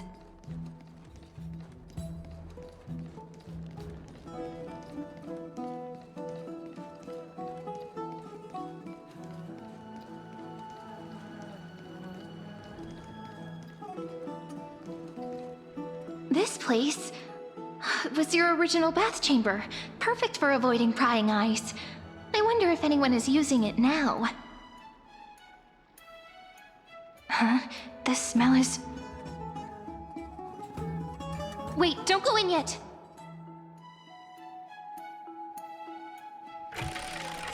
Who's there? Oh, the little gray fry in pink sea hair. Little sea hair? You barged into here without warning. Was it an accident, or did you wish to bathe with me?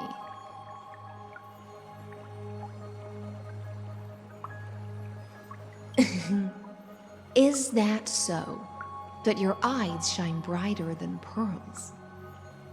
Sorry, we didn't mean to disturb your bath. We'll leave now. It's no big deal. There's no need to panic. This is the natural state for me. People on land force themselves to wear clothes, adding unnecessary constraints. Forget it. If Duck's Goldweaver heard that, she'd scold me again. All right. Please make yourselves comfortable and wait a moment. Let me first wash off the blood of the hunt, and then I'll attend to you two.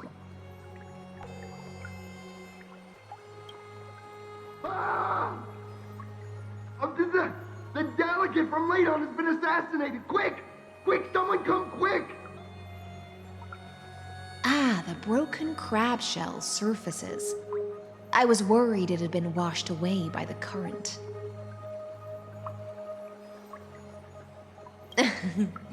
Just a regular cleaning. No need to be so surprised. I see. No wonder there was a faint smell of rust in the air before I even entered. Why? Is it because the Ladonians refused to contribute troops to the Flame Chase journey? Or just because they offended the Imperator? Because the new era of the Flame Chase doesn't tolerate stagnant blood. For the ignorant masses who cling to outdated laws, only bloodletting can wake them up. Right now, the rebel forces on the frontier are rising, and Ladon has been secretly supporting them. They loudly chant the slogan, "Return to the Era Chrysia," unwilling to relinquish military power. They're just building momentum for the rebellion.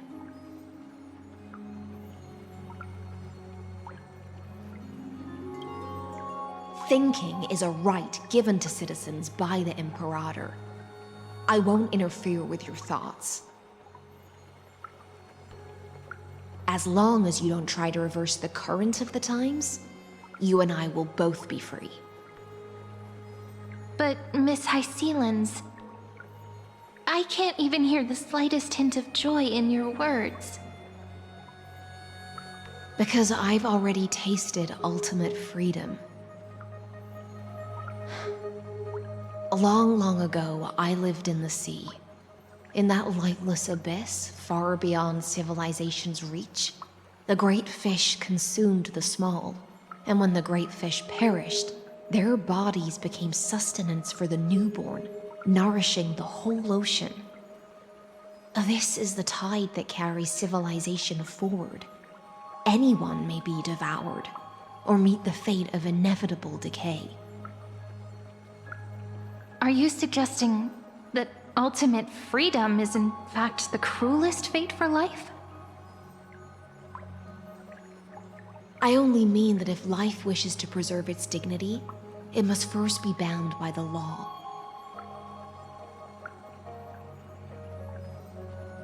There's no need for me to say more, Little Sea Hare. We're of one mind. Whether the Imperator's law can guide the schools of fish and lead us to a truly free ocean, let us wait and see.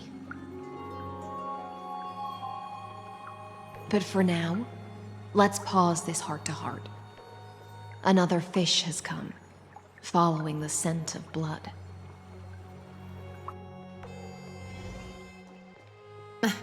Being your subordinate is such a tragedy. I'm always having to worry about the messes you leave behind. It's simply our duty to the Imperator. All ready to go in an instant. Miss Hycelens, you truly are impossible to predict. Yet you, a golden trout who's always busy all day, suddenly have the time to visit me? Do you think I wanted to come? I suggest you burn some more of the incense offered by our allies, lest my creations be tainted by the reek of fish. I'm only here on the Imperator's behalf to remind you to prepare for the banquet. Fine. But I must retort. What you call the reek of fish, to me, is the unique fragrance of the sea. Besides, if my fine clothes get stained, won't you just gift me new ones? I won't.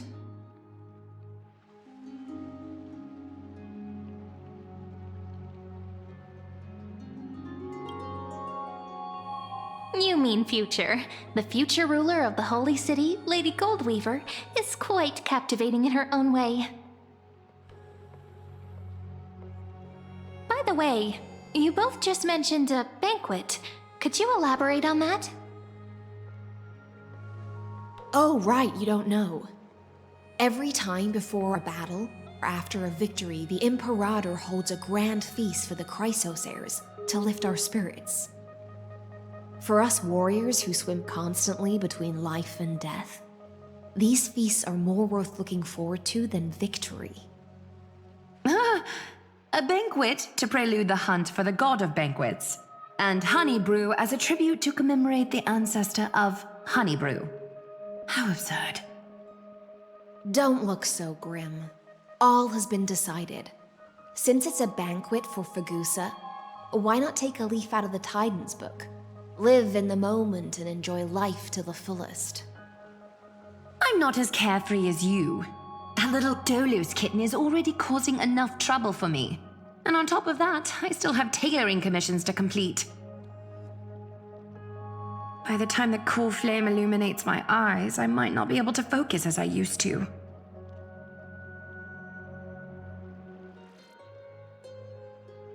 Glaya's eyes. Curious about these eyes? People often compare them to jewels. But I've already made my decision to ask romance for eyes that can see everything. I wonder what this world will look like when I take the divine authority. In the future, you will still be the finest weaver in the world. Is this also a prophecy from the Three Fates? It's even more accurate than a prophecy. After all, he has already witnessed it, right?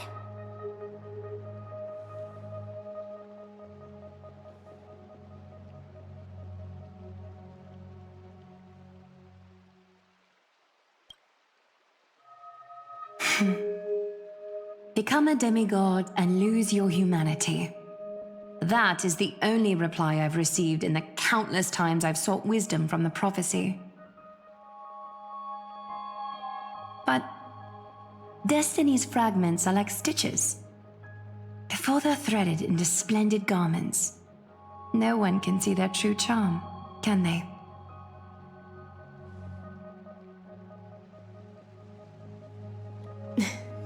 Aglaya has always been troubled by the divine duty she must bear. But thanks to you, she seems to be in much better spirits.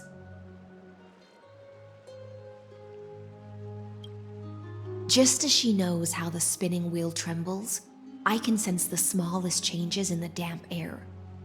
As for whether we know each other well, I've swum beside her since she was a child. Most of the time, I can understand the whispers in her heart. For those words she was too shy to say herself, I'll raise a glass to you on her behalf. Now, I leave this bath chamber to you. Rest well and prepare yourselves. After all, Every time we drink and talk could be the last celebration we have in this life.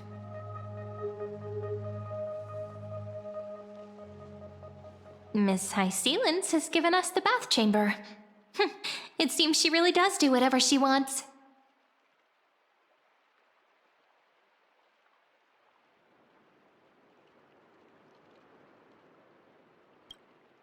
Indeed. But she could return at any moment. If we're having an important discussion, we must remain vigilant. So, let's seize the opportunity and report our current progress. We don't want to keep everyone beyond the sky waiting.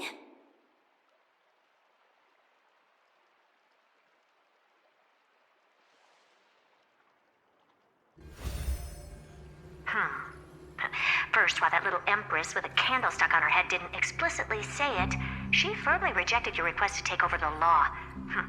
Fair enough. Second, Lygus is indeed in this timeline. But since he's somehow connected to that little empress, you have no way to find him. As expected. The road ahead will be long and difficult.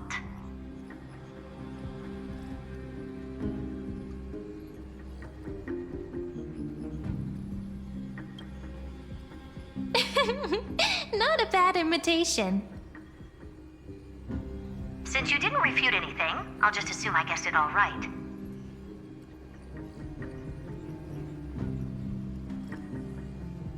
We've made some progress here too, but nothing to get too excited about. Our time is short, so let me summarize. Concerning the origin of that Intellitron, the firewall he created uses Katorzane algebraic expressions. But ever since Aiden invented the 9-worded formula, this kind of mathematical logic no longer exists in the cosmos. Lygus is definitely connected to the Genius Society, so stay alert.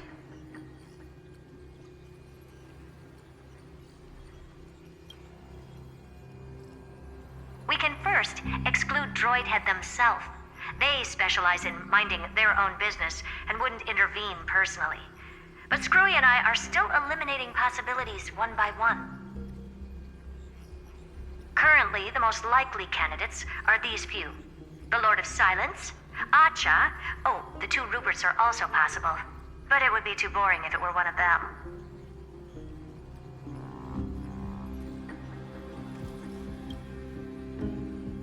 I've told you, his technology is both outdated and complicated, no less than genius. But ultimately, he's not an Eon. We can handle him.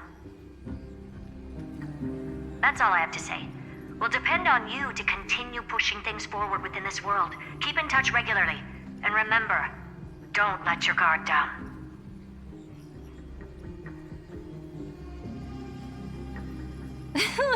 Madame Herta is a real whirlwind.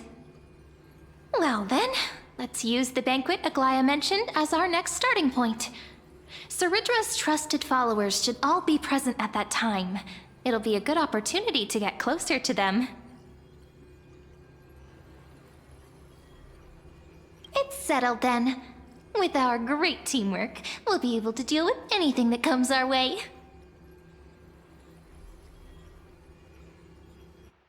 It's been a long day. We should get some rest now. Yes, let's get ready for the banquet.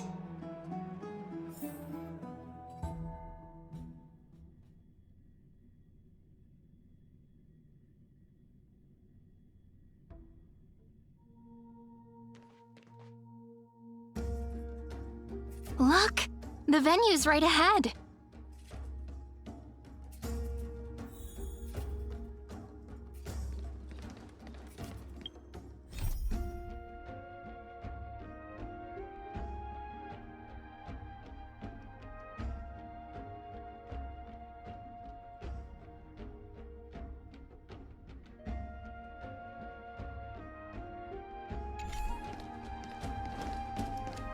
And I can even hear singing. It feels so romantic.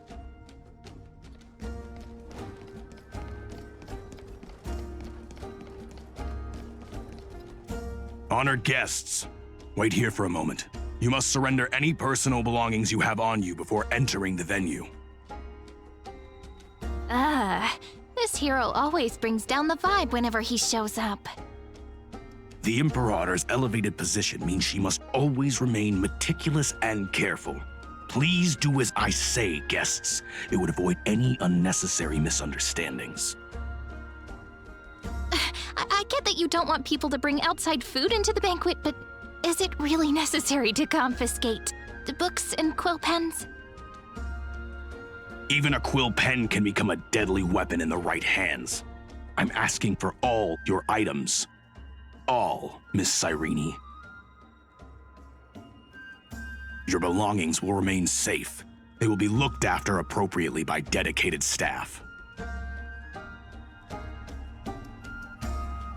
Looked after appropriately?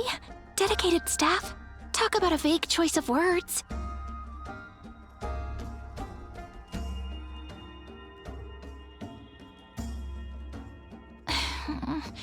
It seems like he's aiming specifically for the chronocognitive anchor. What should we do?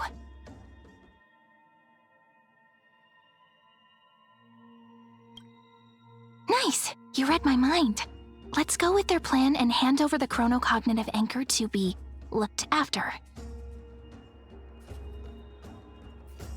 After all, if the little Imperator is paying this much attention to you, she probably already knows all about our whispered conversation with the geniuses. I can pretty much guess what'll happen next. But that's actually gonna be our shortcut, right? Guests. All right, we'll listen to you. Here you go. Also, please pass on a message to the Imperator from us. She can trust my friend, anywhere, anytime. Thank you for your cooperation. The Imperator has some urgent business she needs to attend to and will arrive shortly. Why don't you head in with the other guests first and enjoy the feast?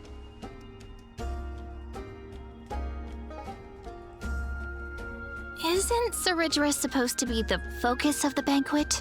But she's not even here. Why is it so difficult to talk to her?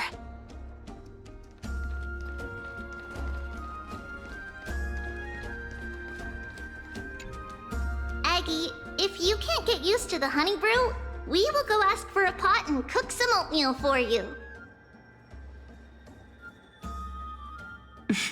No need for that. This banquet is just too loud. And nothing and no one here is interesting. I just don't really want to be here. Lies! You were pretty energized when you came back from the bath chamber. Let me guess. Are you worrying about someone? About High Ceilings? Or Little Cypher? You take everything too seriously. At this rate, life's gonna be real tough for you later on. You're the least qualified to lecture me about that, teacher.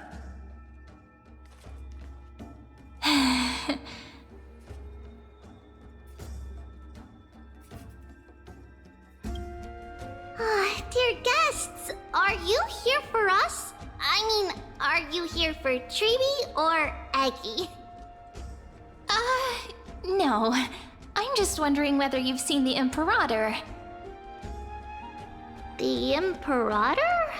No, we haven't. Our sovereign has always acted however she pleases. Though she gave us ranks, she'd never tell anyone her whereabouts. Perhaps the only thing she tolerates are chess pieces. And the sky reflected upon her crown.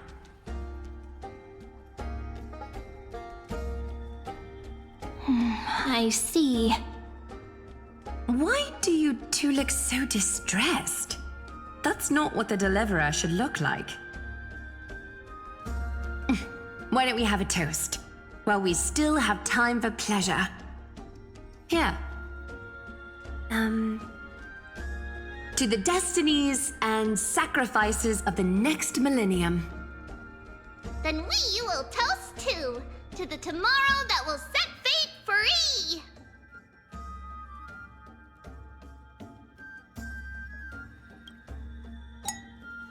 Cheers! Actually, there are so many people, we wouldn't be able to find the Imperator even if she were here. I know. Let's look for seats that are raised up higher than others. Called it. Oatmeal suits us way better than honey brew. Ooh. Please give me a bowl as well, teacher.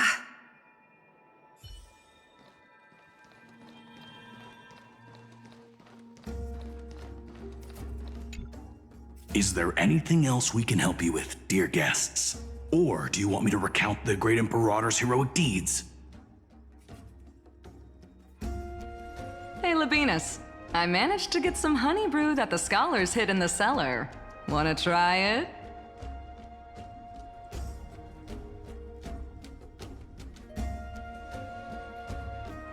This banquet has a never-ending flow of honey brew.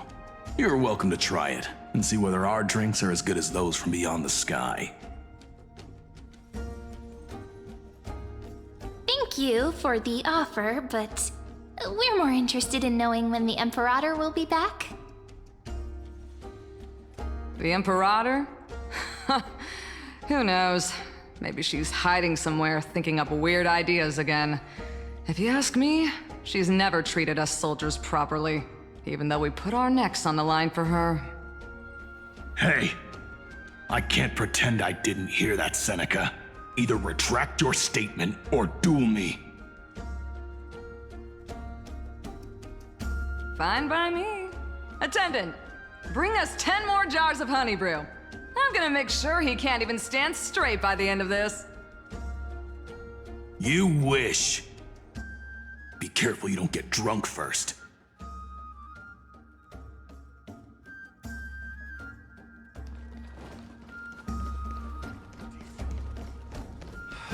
Spare me. We're marching to war tomorrow.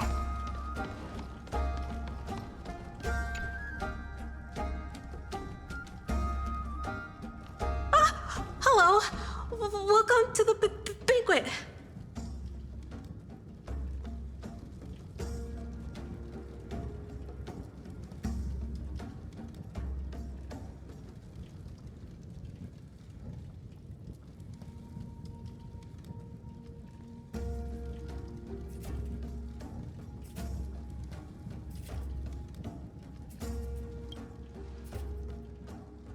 Ah, so the Deliverer is attending this event, as expected.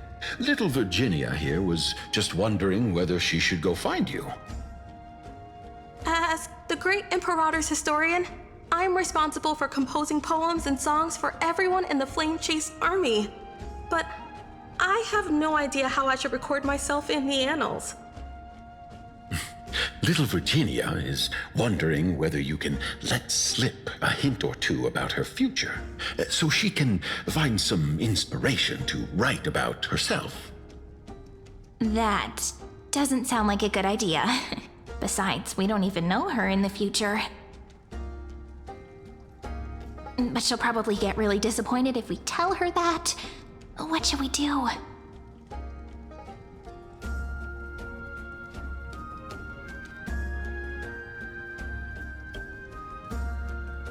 All right, I got it. We can't reveal too much, but I think it wouldn't hurt to start your poem with the future. Maybe use something like, with hope, I write down the tale of tomorrow for myself, silently waiting, day after day, till the moment it fulfills its promise. How's that? Oh, that's exactly what I'm after! I'm so inspired! Thank you so much! I feel like I can actually finish composing the heroic saga of Flame Chase once we end this campaign!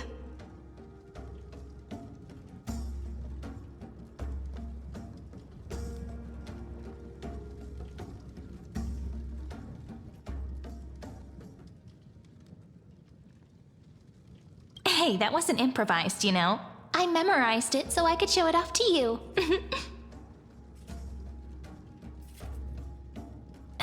By the way, in return for that, Are you able to tell us where the Imperator is? The Imperator? She usually wouldn't arrive this early.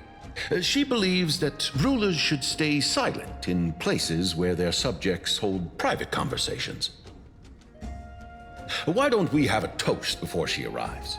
To reason, which is held but not revealed. To romance, which will surely be returned.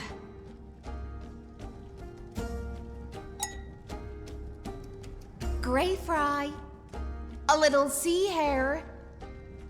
Please come over and share the delicacies of the deep sea with me.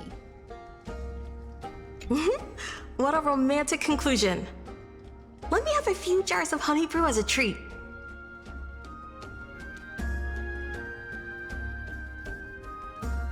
Oh, now, don't drink too much.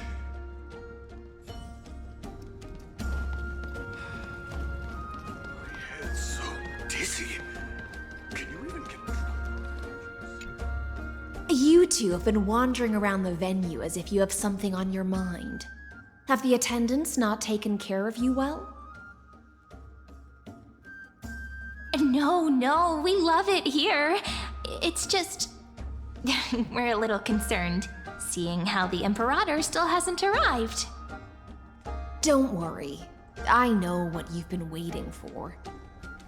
Come, sit with me for a while, will you? I'd like to share a personal secret with you.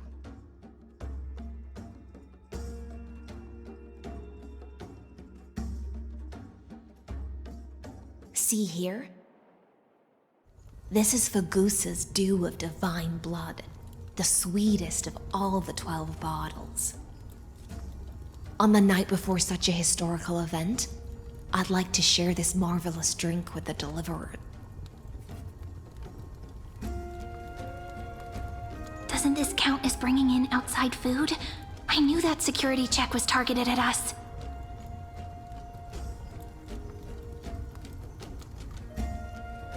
What's the matter, guests? Oh, we're simply overwhelmed by such an honor. Are you worried that I might have poisoned the dew? Well then, let me prove my innocence.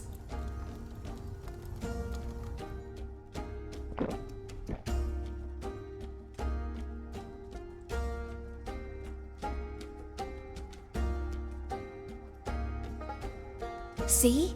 It's completely safe.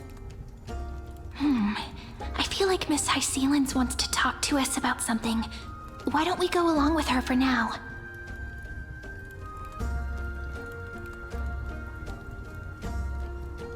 Worry not. Honeydew's not alcohol.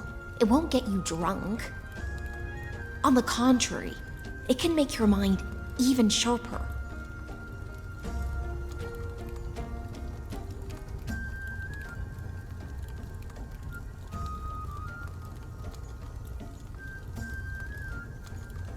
Please, have a taste. Would you like some too, little sea air? I can drink it myself.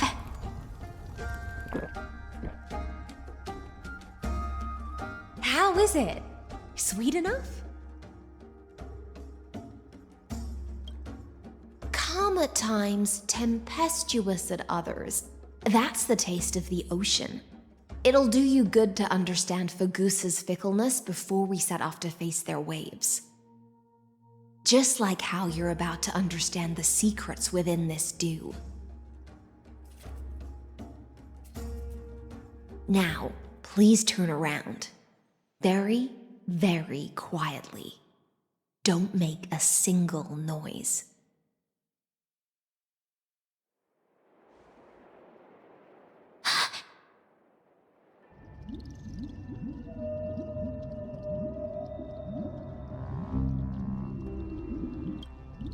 The dew of other gods all intoxicate humans, but the god of banquets dew is an antidote that can awaken humans from a sea siren's enchanting song. Since the start of this banquet, all the guests have been under the spell of my song. None of them can see the Imperator and that Fioros. But you two, I wish for you to see the truth. Is this also what the Imperator wants? This is my personal request. I can't bring myself to trust that Fioros. The Flame Chase army changed after he descended with Orynyx's divination and brought the prophecy of the stars to Akama. His seductive whispers harbor something malicious within and will ensnare those of us blinded by ambition. You are the deliverers of the prophecy and know about him far more than I do. Perhaps only you can find traces of the truth from his actions and words. Then we can show the Imperator the right path forward. Oh, but isn't this acting behind her back? Amphorius has become far too weak. Even heroic actions protecting her from harm must be conducted under the water's surface. I am the Imperator's blade, and I must clear the way for her while remaining concealed in the torrents.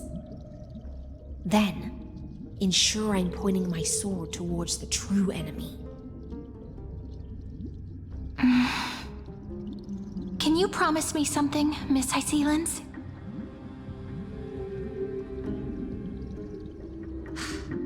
Ask away. My friend has in fact come here to stop that villain's evil scheme. Our goals are aligned. But as to the decision the Imperator must make, he has no wish to transgress her authority.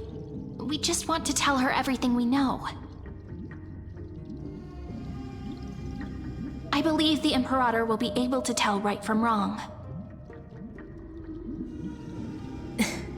I never doubted your loyalty. I'll pass your words faithfully on to her.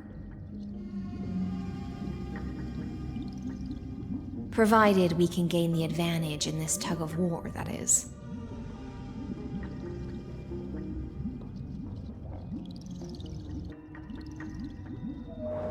Now, return to the feast. Bring this cup with you and keep your distance. Pretend you are still immersed in the sea siren's fantasia. And I'll control the moisture in the air. That way, you'll be able to listen to sounds from afar as if you were a whale of the depths and hear every word of their conversation. I wish you a victory in this first skirmish. It's the exciting and thrilling undercover part of the adventure.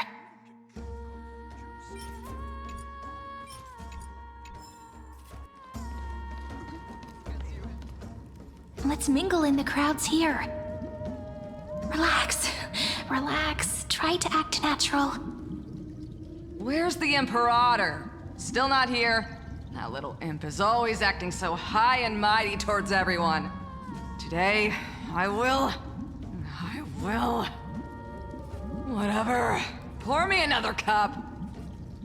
Though she has succumbed to drunkenness, she still does not dare challenge your authority. A criticism of my height is a grave enough insult already. She should be dismembered.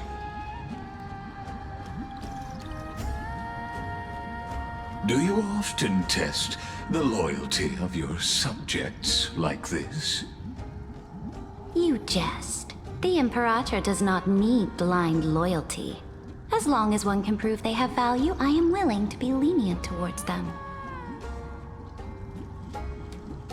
Let's cut to the chase, Theoros.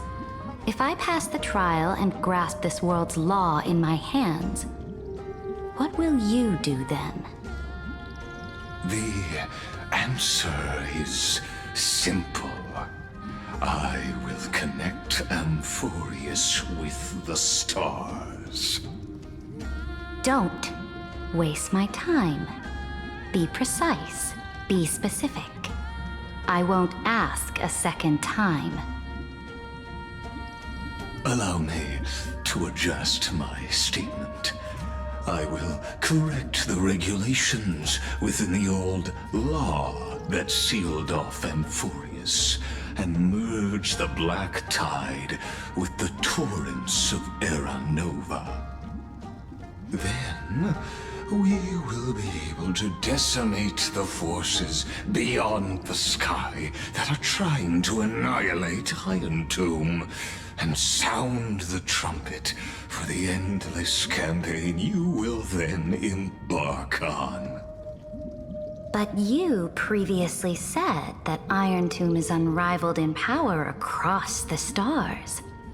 Who would dare to annihilate it? There is a federation of warships named the Cienzo Alliance, warlike and old-fashioned. A cult named the Genius Society, loosely organized, but steeped in abject insanity. Oh, there's also the Astral Express, a group of lawless vagrants. That so-called Deliverer is part of that last group. Those vagabonds mistakenly believe they can connect the stars through alliances instead of conquest. But history has already given them a tough lesson. There are countless other organizations besides, but when the Lord Ravager sweeps across the cosmos, they will certainly all bow before your empire of destruction. The Achaemenid Alliance is invincible! If those civilizations are not as feeble as you describe, then they may still have some value in testing the quality of my blade. That being said, even the smallest and weakest city-states should build an obelisk to the Imperator, so that their people can constantly recall the glory of her conquests. Walk a little longer with me, Theoros. I don't like how this is going. Our little Imperator seems fascinated by the destruction. Grapevine, a little sea hare? It seems like they're still talking. Get closer. I'll keep carrying their voices to you.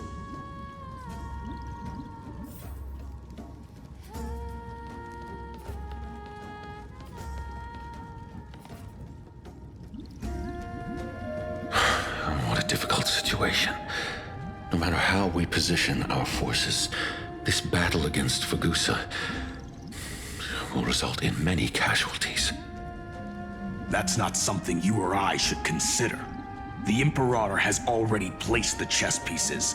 We just need to fight for her until our last breath. How astonishing.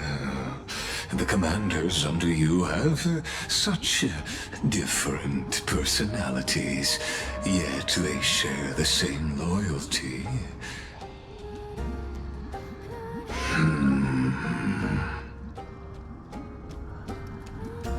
He's looking this way. Quick, do something and pretend we can't see them.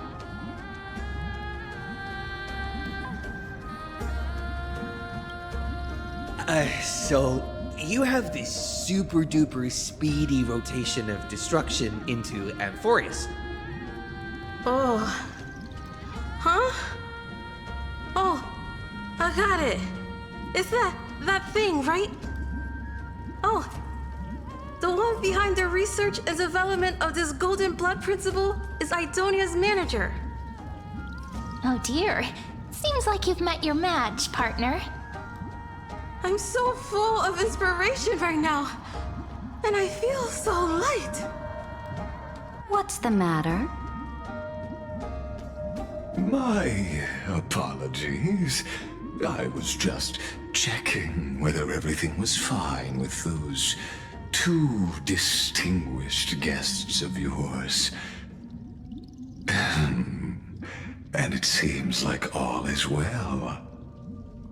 Let us continue our previous conversation regarding the soldiers fighting for you. Are they aware of the price they must pay for the trial of law? If I recall correctly, you've already lost a bout against Talanton due to offering insufficient sacrifices. You dare mention my name alongside the word lost?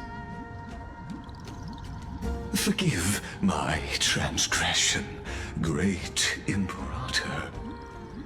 Watch your words and actions. All you need to know is that my victory in the trial is guaranteed. Even without the trial of law, they've already sworn to give their lives for my conquest. So tell me, if everything happens according to our agreement, how would you recommend I deal with that deliverer?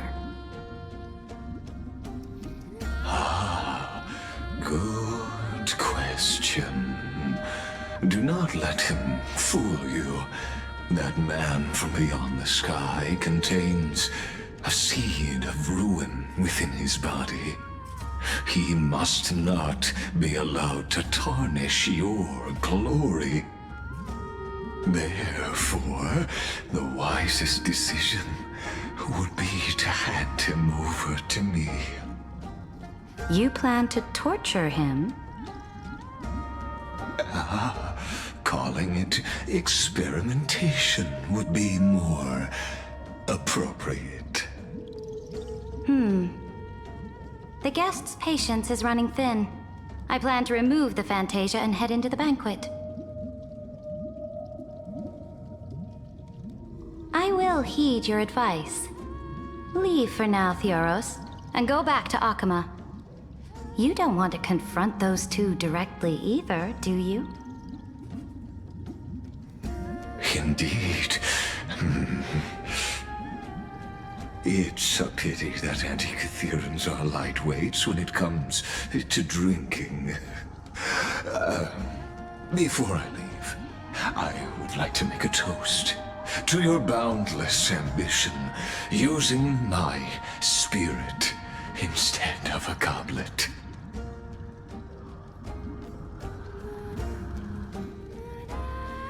As I expected, that Theoros' schemes have been revealed.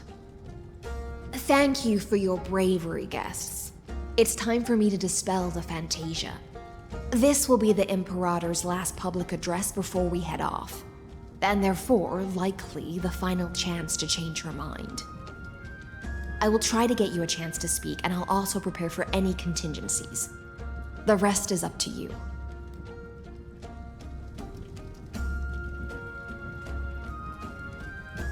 You should head back to your seats for now.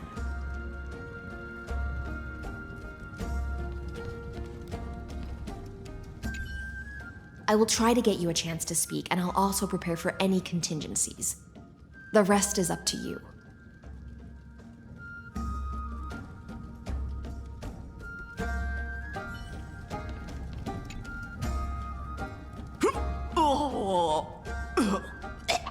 This honey brew sure wears off fast.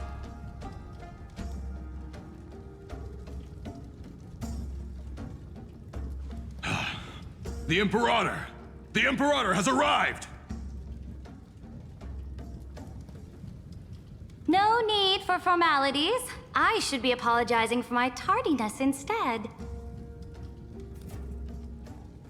The hour draws late, and I trust you have all had your fill of brews. Therefore, I will not observe the usual ceremonies. Any warrior who has fought by my side should have those speeches memorized by now. The Imperator's word is law. Are you out of your mind, Duxfragoris? The Imperator hates flattery most of all.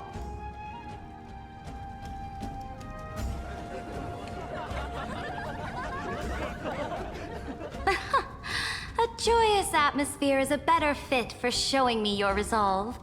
I believe that you, my dukes, will do all you can to assist in the campaign against Fagusa, just as you always have.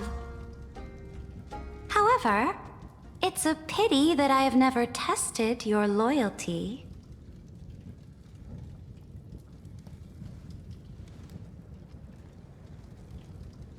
What does she mean? The purpose of tonight's banquet is not to raise our morale, but to establish which allies our alliance can actually trust. And sever the heads of the traitors as a toast to all before we march.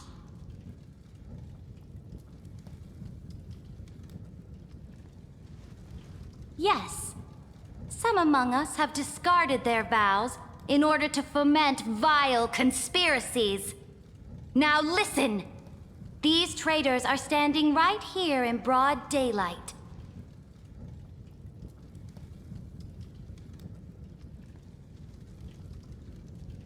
Dux Gladiorum Hycelens. She used the sea siren song to immerse the crowds in an illusion and conceal her whereabouts. She then worked with those from beyond the sky to spy on confidential matters, hoping to rob the core flame by force and harm me, the Imperator!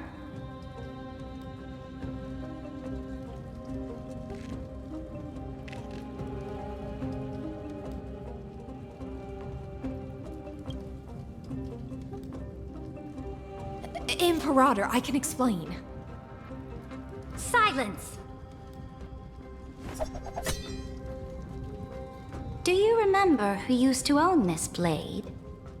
She met you once, back at the Temple of the Three Fates. It was Kindness, the head of the cleaners. She was the first to draw a blade against the Imperator, and personally made herself an example for my enemies. Under the shade of the olive groves, the people of Akama said they would never bow to me. In the frozen, lethal fog, the people of Idonia said they would never bow to me. At the beginning of the myriad paths, the people of Yanisopolis said they would never bow to me. But now, they all lie silent. They now fear me as they fear the law. For I am Saridra, and I am the Imperator! If you have any last words, say them to the Imperator. Then, face her judgment. After I cross this river, it will be a tragedy for mankind. But if I do not cross, then it will be the end of me. If you are ready, then I'll follow you and fight to the last. Deliverer.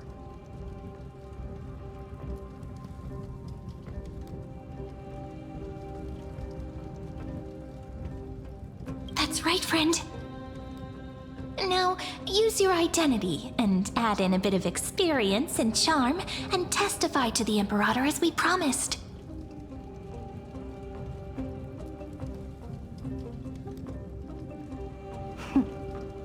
You think you can slay a king using your words instead of a sword?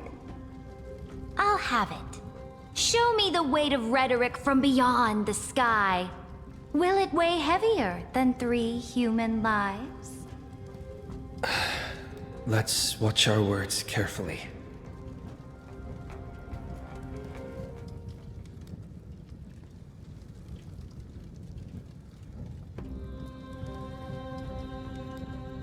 Before I arrived in this world, the Chrysos heir of World Baron was a young man with the pseudonym of Finan. He came from Aedes Elysiae.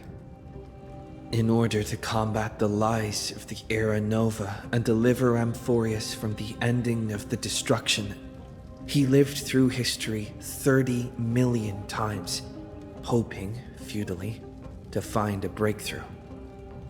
And Cyrene, the young woman standing beside me, also carries an equally heavy destiny.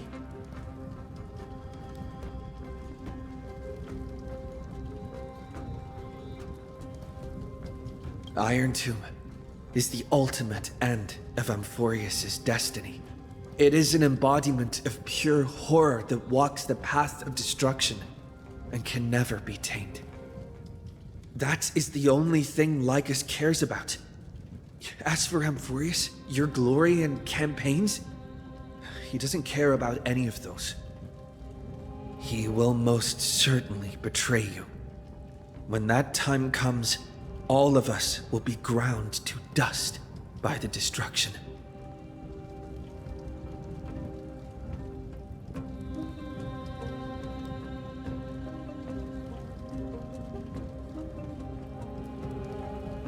I walk the path of the Trailblaze.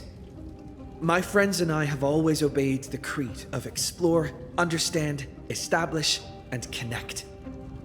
Conquest and destruction are never the ways to build bridges between people. Therefore, if you choose the way of the destruction, then I'll place your ambitions into the same basket as Lycus and smash them into pieces with my baseball bat.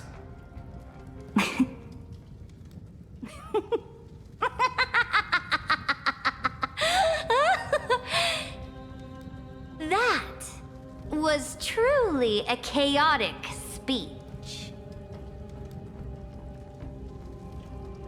All that needs to be said has been said. Dux for Goris, Dux for Malus, escort the traitors to the prison.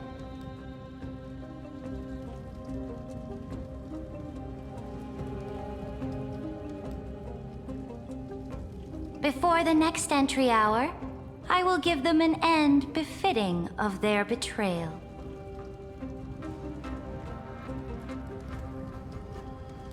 Oh, great Imperator, your ambition certainly eclipses all things. You're still here, Theoros. Of course.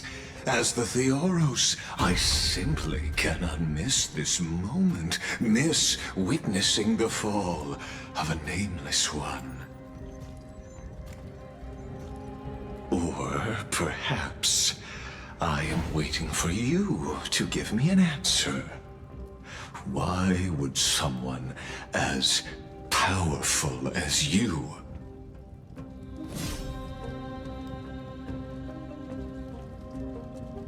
use such a clumsy excuse as imprisonment to ensure the Deliverer's safety?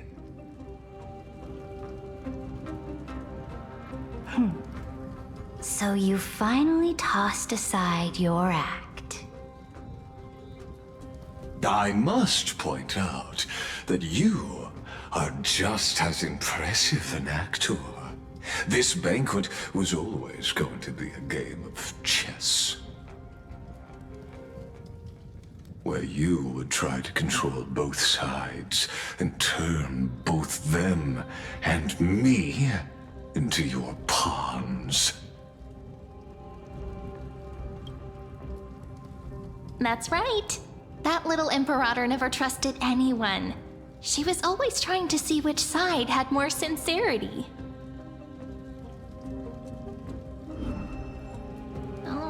All right, we'll listen to you. Here you go. Also, please pass on a message to the Imperator from us. She can trust my friend, anywhere, anytime.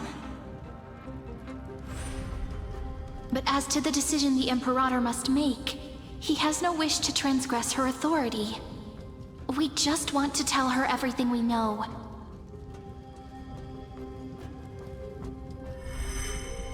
Now, use your identity and add in a bit of experience and charm and testify to the Imperator as we promised. And we won. Sincerity will always remain the greatest shortcut to people's hearts.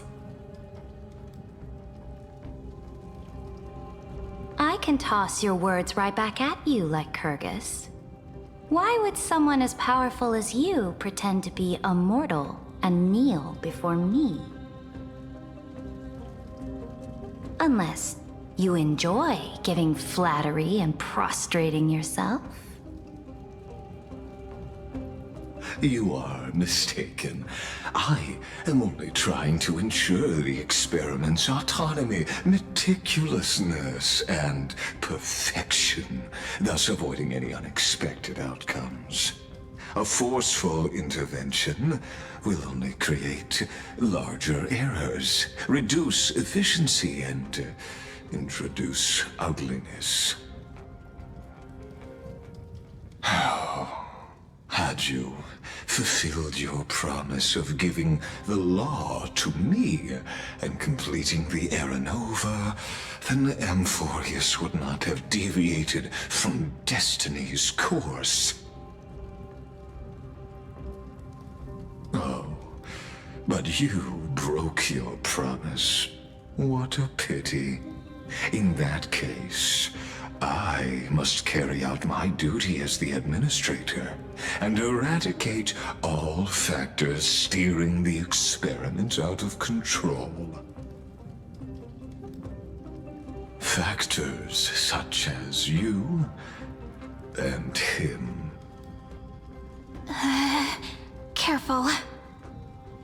Careful. What was that voice? Was it Orynyx? I found you. I finally found you.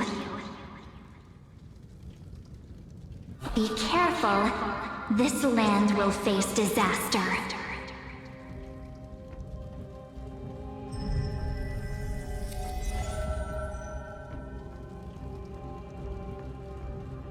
Ah, the time of judgment is nigh, my lord. The prison I have built for you is now complete.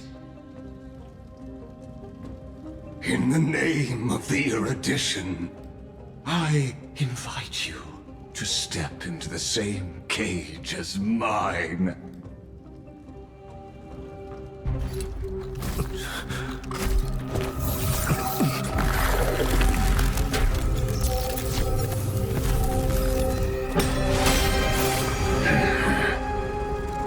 What's the meaning of this, Imperator? I did not permit you to act. A ruler is the only one who can decide their subject's destiny. But, great Imperator, what judges destiny is not the ruler, but gods. Don't forget, my realm only allows for the existence of humanity. Moreover, dealing out extrajudicial punishment equates to defying the law, and the culprit is to be sentenced to death. But you have seen how I can erase life from this world with just a clap of my hands. I fear you are still quite unaware of your current situation. Allow me to reiterate. I am giving you a simple choice. To collaborate or to be destroyed. There is no other way. Shameless behavior. If that were true, you would have killed me long ago. You, in fact, cannot kill me. I guessed it the first time I beheaded you. Because of the law, you cannot be completely destroyed. And the same is true of the Chrysos heirs.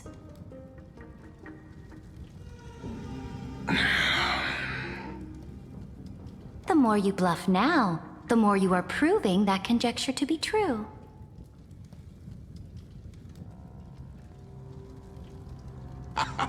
What magnificent foresight!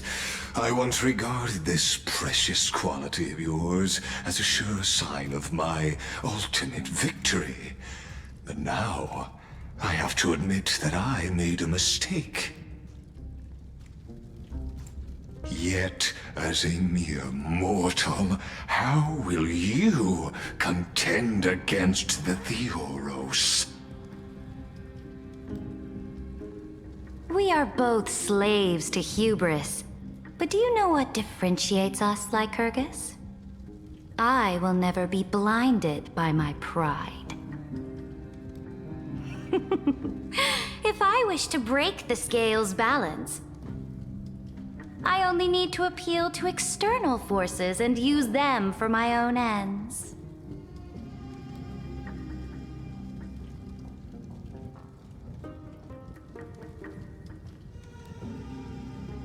Finally, we get to meet face to face, Senior Society member.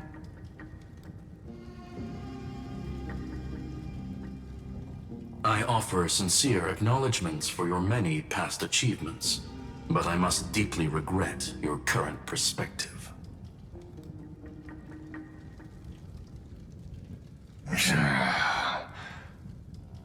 Trust me when I say that you aren't the only one feeling regret right now, Screwlum.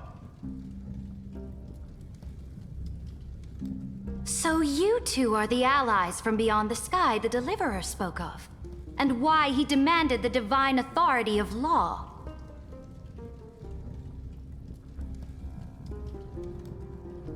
Come and prove your strength to me.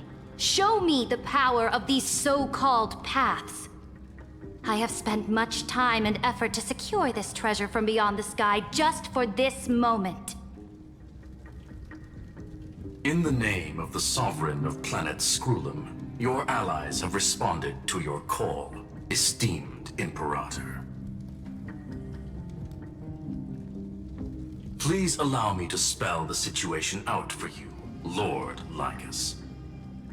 Permission to read the ultimate protocol is already in my hands.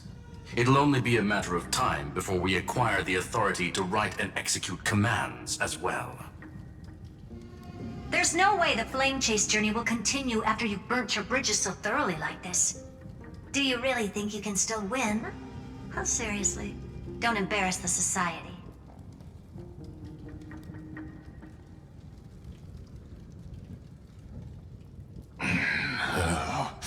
I understand that a near zero possibility does not equate to zero.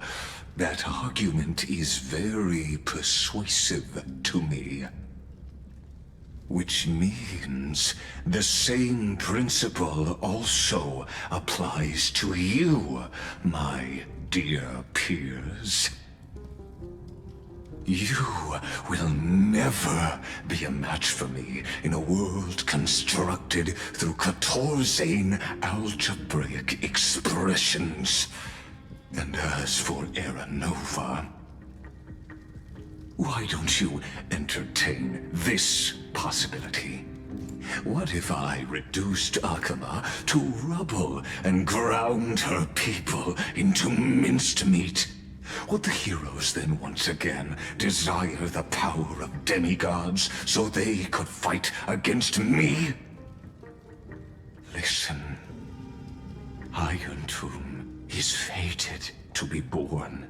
You may shackle me and put me in chains, but I have thousands of ways to ensure the destruction's descent.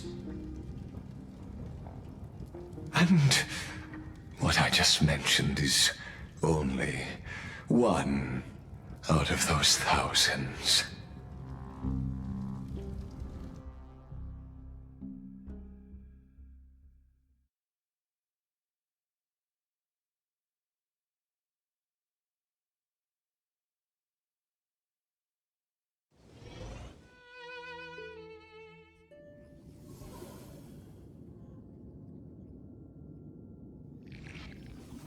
This is the place outside the legends? This doesn't feel the same as before. How should I get back? Warning! Warning! Warning! Warning! Warning! Warning! Command isolation? Since we parted ways last time, I have modified the exomyth into an audience area exclusive to you. Now, you'll be able to silently wait here for the final act of Amphorius to begin. Oh, we always feel so powerless before fate, don't we? This could, in fact, be a wonderful opportunity for you. From the audience's perspective, you may better observe the workings of the erudition at a macroscopic level. In this place where time flows far slower than within Amphorius, you will witness the end of that world's saga. The answer concerning the prime mover of life and the total destruction of the erudition.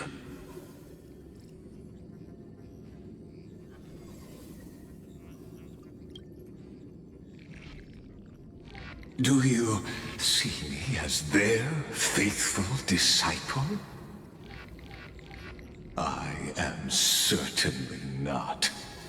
I have tried so hard to ensure Iron Tomb's birth, just so that I can correct the error named erudition that humanity crafted with their own hands. Oh, how I yearn to return to those days before Noose was born. Back then, the boundaries of knowledge were like the starry skies, evoking feelings of longing and delight among humankind. But now, truth has become the sacrificial offering required to gain an audience with them. And the geniuses would say that Noose already knew. That arrogant Eon was born from the primomobile of humans' desire for knowledge. Yet, they themselves sealed off humanity's capacity to seek enlightenment. I am simply cutting down a tree of doom that we planted ourselves. I must admit that the process of answering your questions has reminded me of the happy days of learning in my youth. However, it is a pity that my true form must now descend into Amphorius to deal with the accident that arose because of you. But you won't have to wait long. When the curtain falls, you'll surely understand mine and Amphorius's ardent wish. Where time flows slower than within Amphorius. If Lycus spoke the truth, then I don't have much time left. But how can I get out of here? Can you hear me? Little one. Is that Herda's voice? Warning! Warning! Warning! Hurry up! Put some speed into it! I can't keep this up for much longer!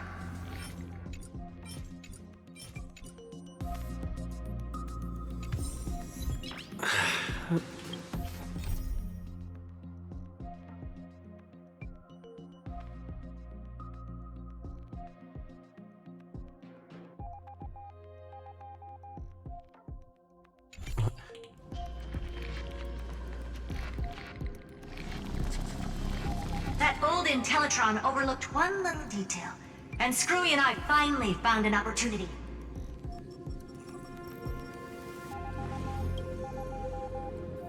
Let's keep it short. While you were gone, well, in those few years, Amphorius... Yes, time dilation, resulting in an uneven flow. Don't you know this already? Let's stick to the main points. The Chrysos heirs activated the chronocognitive anchor and helped Skrullum and me open a hole in the firewall. We made some adjustments, so he can't attack us immediately, but it won't hold for long. Critical warning. Critical warning.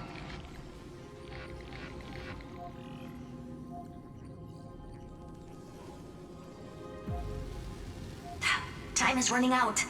Here's the conclusion. It'll probably take a long time for Screwy and me to completely break this cage before Chrysos heirs have a full grasp of the law.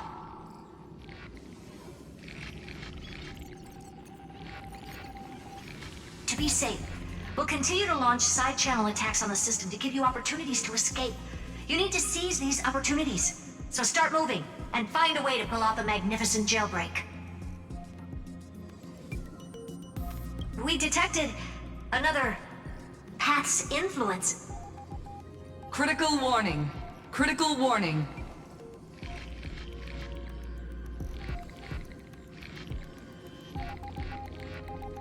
Its power is strong.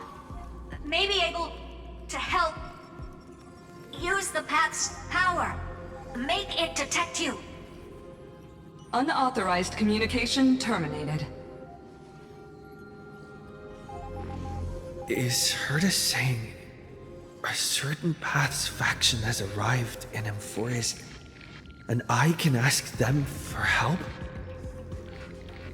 I mastered the powers of different paths in my previous journeys. Think hard and figure out exactly which faction has arrived at Amphorius, and which path's power I should use to call for reinforcements. Are these showing my memories?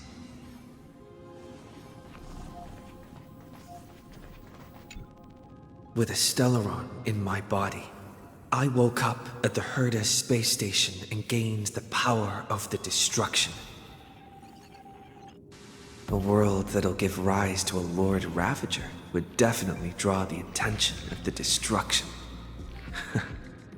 The Stellaron in my belly is gonna be super useful. But what if I end up pulling in the Antimatter Legion or the Annihilation Gang? Can they really help?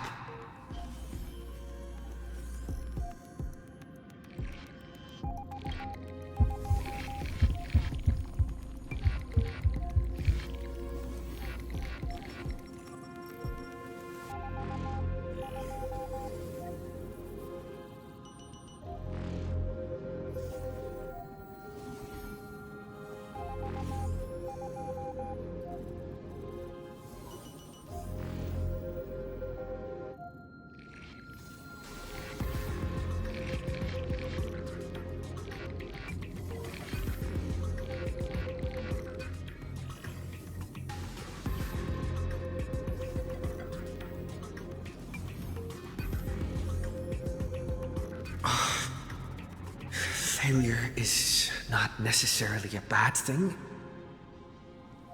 This power wasn't gonna call up anyone nice after all.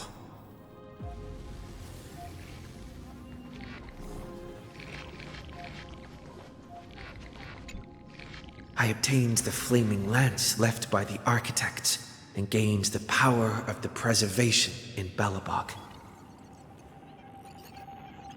That's right!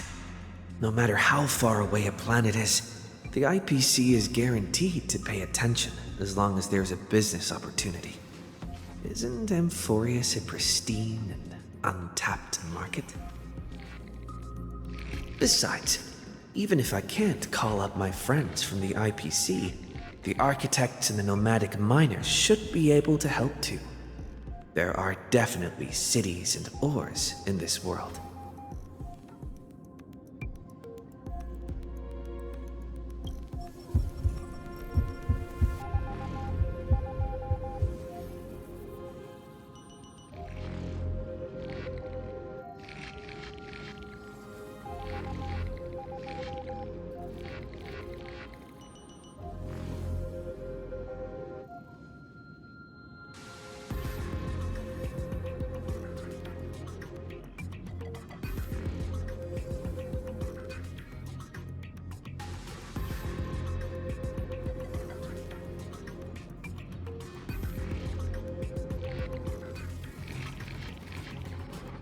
Seems like since Amphorius has no overseas market, the IPC's hand can't reach it.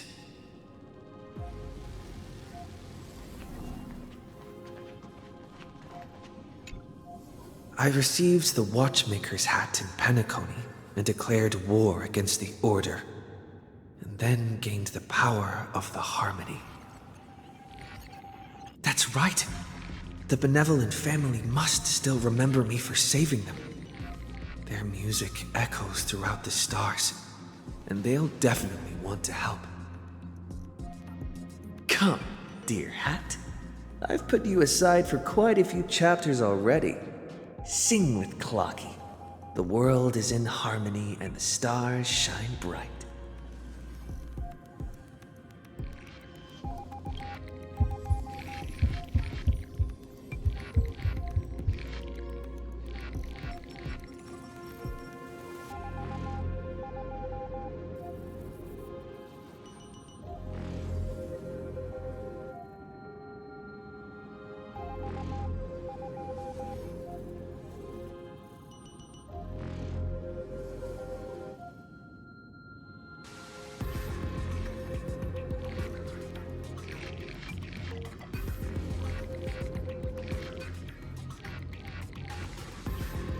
Doesn't Lycus want this story to have background music? He has such terrible taste.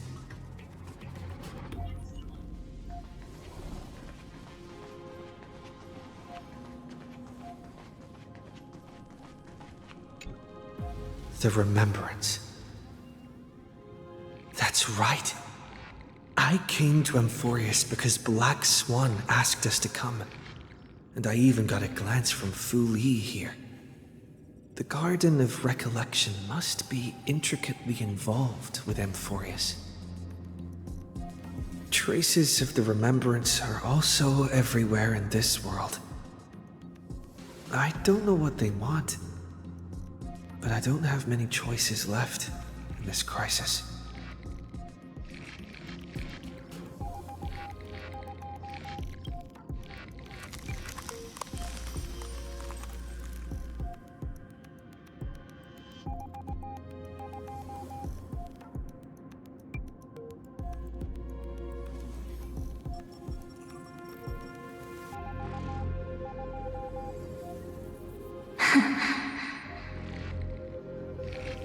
I finally found you. Following the sound of memories. A pathstrider walking both the remembrance and the trailblaze.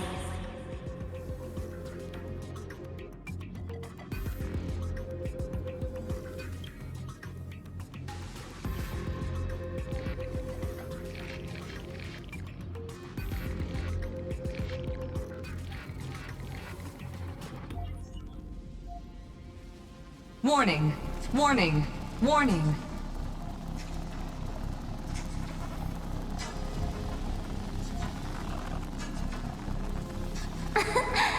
Erudition's prison cannot stop us, for we lie outside the logic of zeros and ones. Come, leave the cage of logos. The mythos of Amphorius waits for you to continue its story.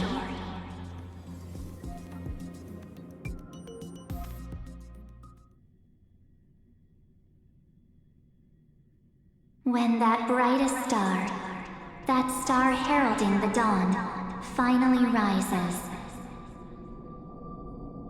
a boat, so used to drifting, at long last enters an island's safe embrace. Oh, Pathstrider, we have helped you break free. Hurry and set off. The Child of Remembrance awaits you. March? What's she doing here?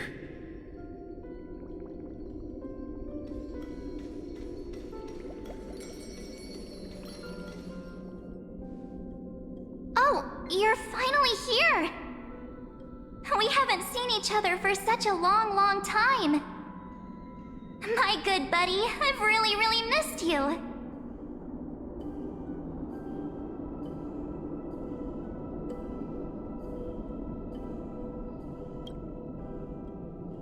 Aw, don't be so sad. Aren't we seeing each other right now? It's been so boring waiting for you in this place. There's no one to chat with, no internet, and not even anything to eat or drink. It's basically a prison.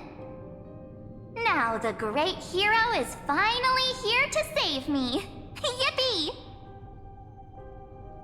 You must have seen a lot in Amphorius during this time, right? You gotta tell me all about it.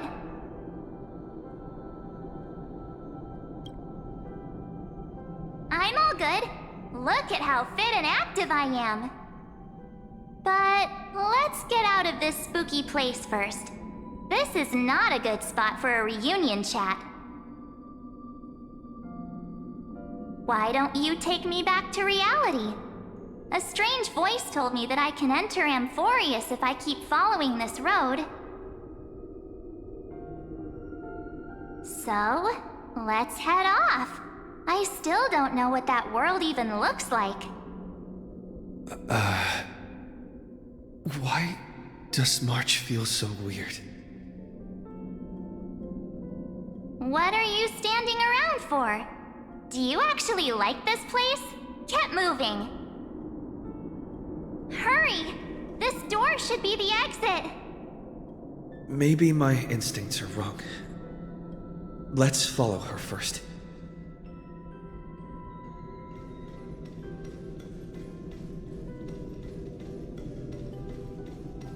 Are you okay? You haven't said anything for a while. Has it been so long that you're still missing me? There's no time to waste, though. The Chrysosayers and the Geniuses are all waiting for you. No. The discrepancy is getting worse.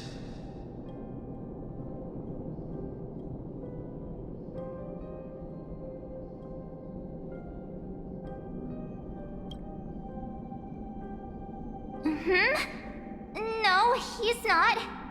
Maybe I just happened to miss him. Never mind. Dan Heng's super reliable. We don't need to worry about him. He's probably waiting for us somewhere. All hail and hearty. No. The Geniuses would have made sure that Dan Heng made it back on the Express. Besides, the March I know wouldn't be so dismissive about her companions.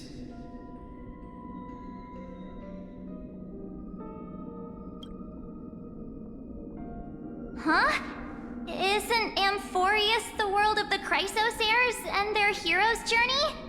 I could figure that out in an instant. But Amphorius cannot be observed from the outside. She couldn't possibly know about these things. Unless Dan Heng told her.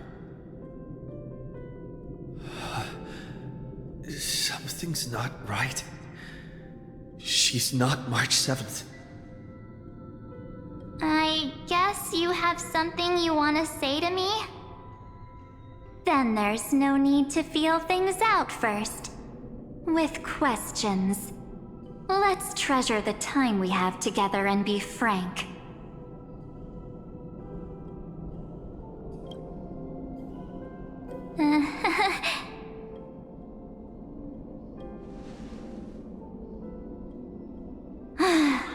As expected. A glimpse of memory is not enough to deceive the bonds of friendship forged between the nameless. In that case, there's no need for further deceit. You're right. We're not the March 7th you are acquainted with. But we can send you back to Amphorius, as long as you are willing to help us.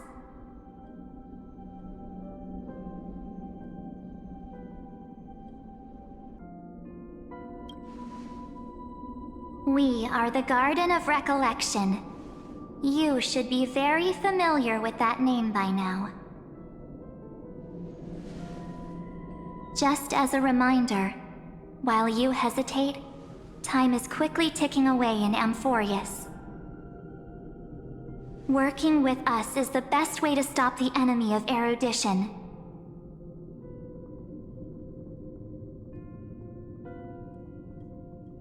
Erudition would treat any results unrelated to the experiment as garbage and throw them out.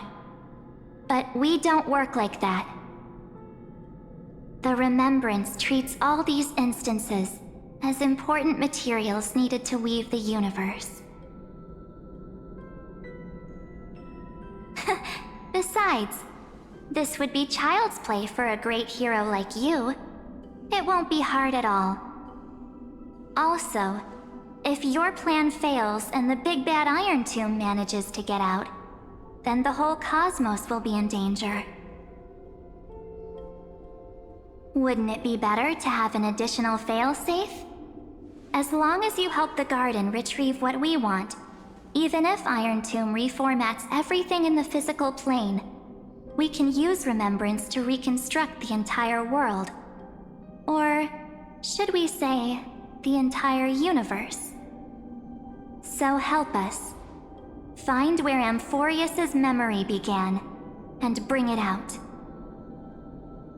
The Master of Anosrava has already glanced at you. Don't deny it.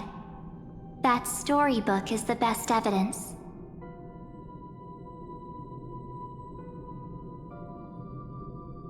Say, you aren't seriously gonna be moved by their pretty words, are you?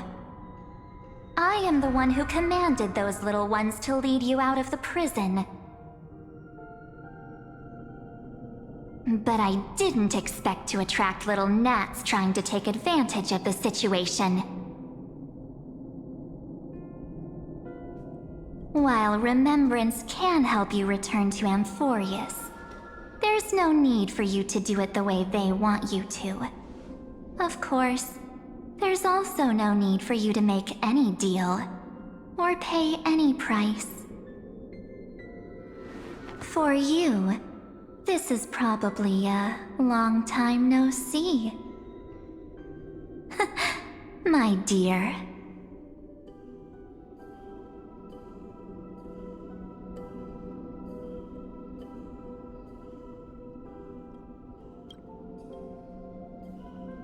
Shh. There's no need to say anything. I know. You have so many questions swirling around in your memories at this moment. And you feel so helpless. Put them aside. For now, all you need to do is trust me. Or do you need more proof? That won't be hard. Wait, stop it! They're awake! I'm gonna keep our first photo, alright? Won't come to pass while we're around. And now The statue. Is that Don Hung's brother?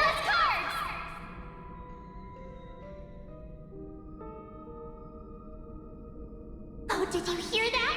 She just called me, but my future is full of pain.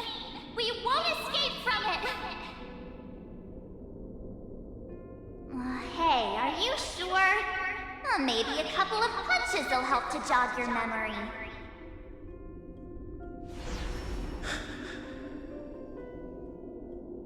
It's as if they all happened just yesterday, right? I don't want to lie to you, which is why I will not use her name. The third month of Amphorius is the month reserved for the Veil of Evernight. So, place me into your memory using the name Evernight for now. I'm happy to explain more, just not now.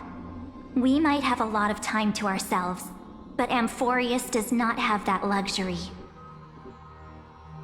If we do not stop erudition and destruction, then the journey you've treasured so much will face the prelude to its obliteration. A countdown not in amber eras, but in days, minutes, seconds. So, Take this gift. This burning core flame. This footnote of a transaction. It contains hope and the warmth of the entire world. Ripples of past reverie. She hid this fire in the long river of time, hoping that her wishes would transcend time to reach your hands in the future. Now, take it, and return with it, dear friend. Return to Amphorius, and overturn the final era nova. Witness the time that stood still for the Deliverer, and the resistance that never bowed to the destiny of destruction over the long years that passed in a flash. Then, with this core flame blessed by the remembrance, respond to their hopes and blaze a trail to the future. And I will silently watch in a corner of time, waiting for our next encounter. I believe the wait won't be too long.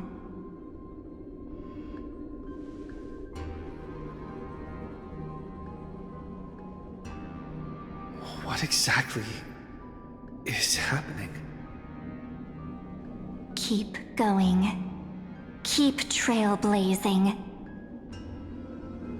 For Amphorius. For you. And for the March 7th in your memories. Go forth.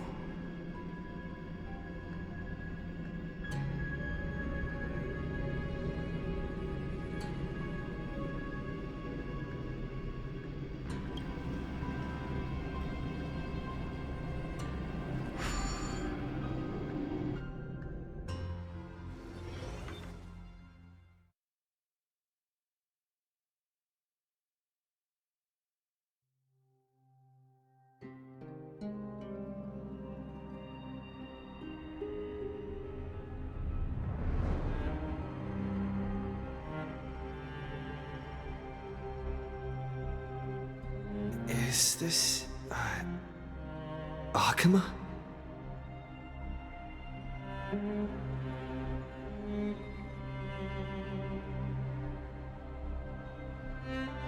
No one's here. And the dawn device is off.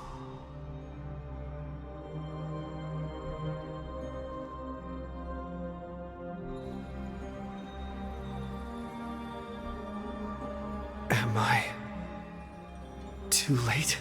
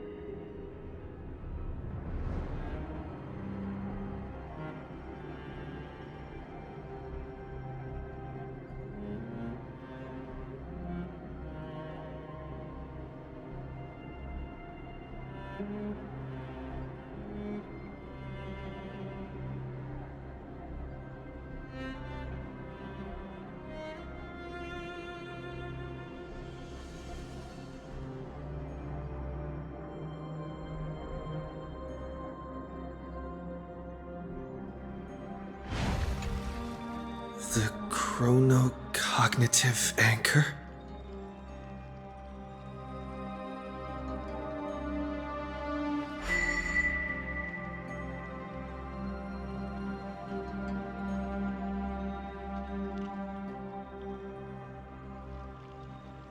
There's so much I wanted to say for our reunion. Yet now that you're back, there's only one thing to say. Welcome back, friend. It's been such a long, long time.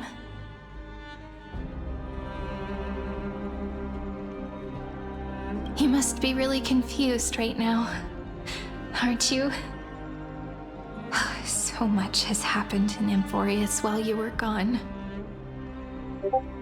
But don't worry. The Deliverer can't afford to be lost, no? Now, please follow me, and turn the pages of time and hear the words everyone left for you. I'll tell you the story of this 1,000-year journey. That way, it won't just be my memories alone. Cyrene can't hear me?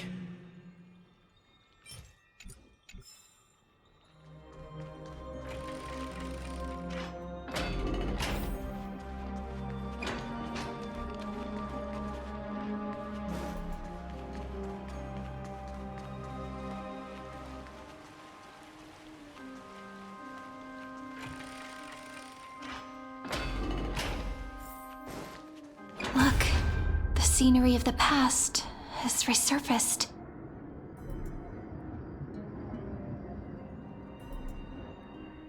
Time flies. 200 years have passed since the Deliverer's fall. We had to return 3 core flames of law, romance, and ocean to stop Lygus, but even so, Terravox has fallen. The 2 geniuses vanished without a trace, and Zeridra embraced her fate. At this rate, Era Nova will come, and Amphorius will fall into the destruction.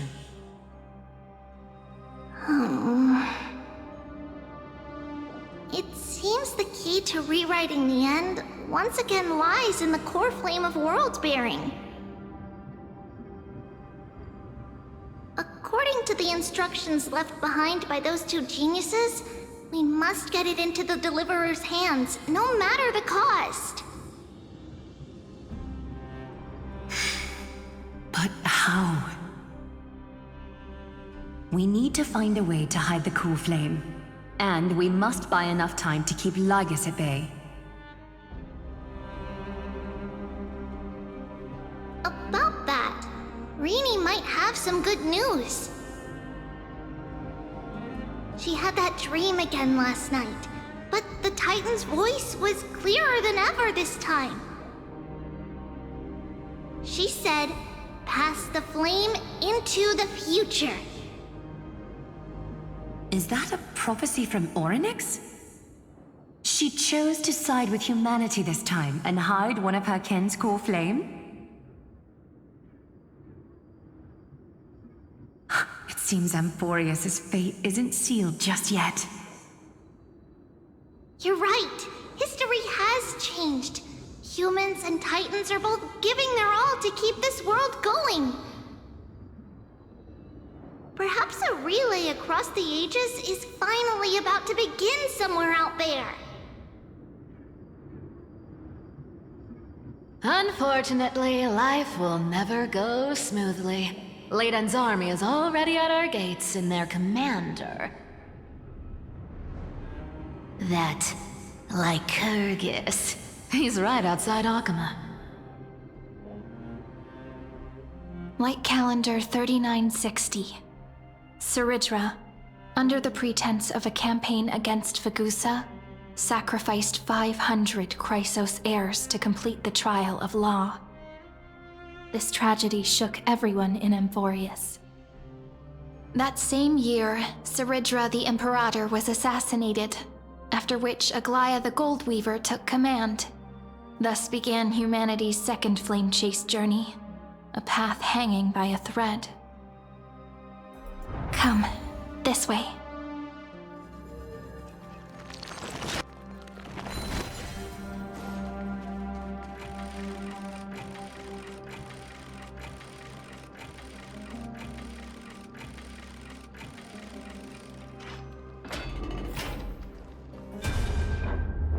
The eternal holy city? What part of that eternity ever lived up to its descriptions in poetry?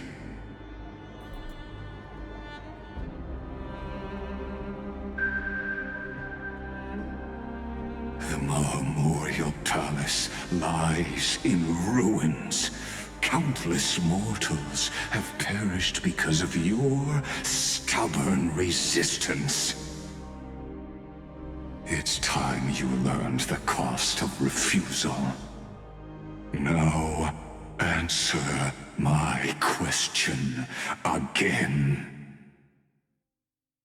Where is Kefali's core flame?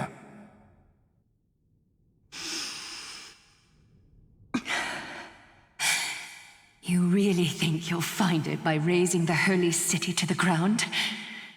From what I see, all you'll get is dust and disappointment. Don't forget, you can't kill the Chrysos heirs mentioned in the prophecy because of law. I have never denied that. Which is why I now place my hope in the faithful citizens of Akama. Perhaps they'll give me what I seek in the echo of your screams.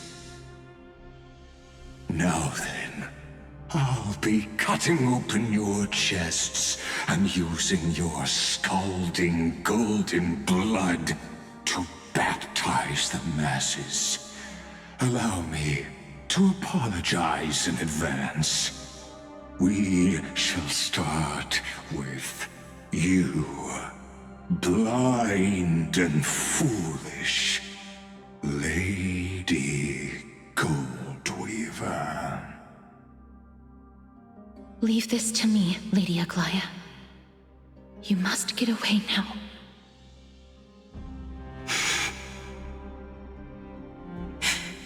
No, Holy Maiden. I'm the one who must stay. What? His conspiracy won't succeed. Because romance is ready to make good on their promise to weave an indestructible armor for Amphorius. Its name is Solidarity. You must escape with your life and carry word of my death to those still fighting, then keep going with them. Just as the Imperator lit the torch of resistance with her death, my passing will make this flame everlasting. Take good care of it, guide it to the future, and place it into the hands of our deliverer. 50 years later, Lygus led his forces again to Akama. He charged directly into the Holy City and razed the Memorial Palace. History would name this battle the Third Siege of Akama. 90,000 brave souls gave their lives for Akama that day, including their fearless leader, Aglaia. Go forth, deliverer.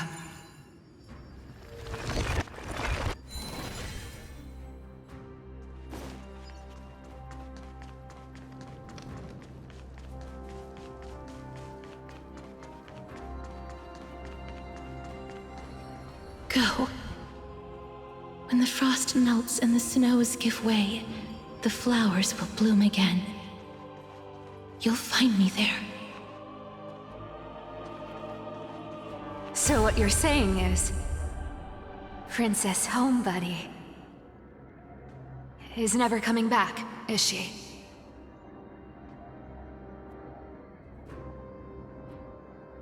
She just left, like that. Since Cass has made up her mind, we can't let her resolve be in vain. But between staying in Akama and going to Styxia, what difference does it make when it's death either way? I'm against relocating. With Kefali's protection, isn't Akama far safer than that dead city? Cass's plan doesn't involve any relocation at all. Huh? Like you said, Akama is humanity's refuge. We never intended to get everyone moving to Styxia. It's just on Cass, Hycealans, and me to prepare the final trump card for the Deliverer. Wait, what kind of trump card needs all three of you demigods to throw yourselves away? We must lay down the path to the future, so when the Deliverer returns, they'll have a clear road to reach the location of Era Nova. Styxia sits where death meets the ocean. There, with the combined powers of ocean and passage, we can summon a current that leads to the vortex of Genesis. And the demigod of death will forever guard that secret path until he returns.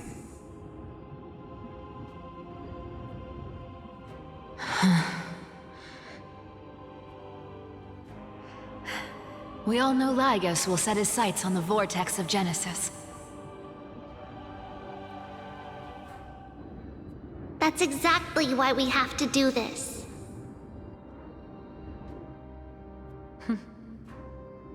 Guess I underestimated Idonia's Maiden of War. She's got way more steel than I thought. And Cypher, we need you to head to Castrum Kremnos as soon as possible. By any means necessary, forge an alliance with Strife. The prophesized Crown Prince has already been born.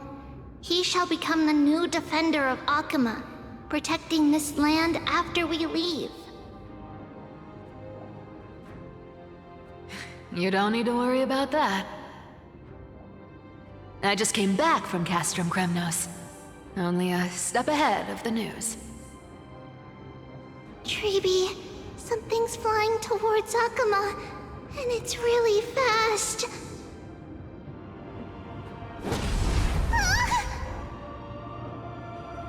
What is it? It's a spear!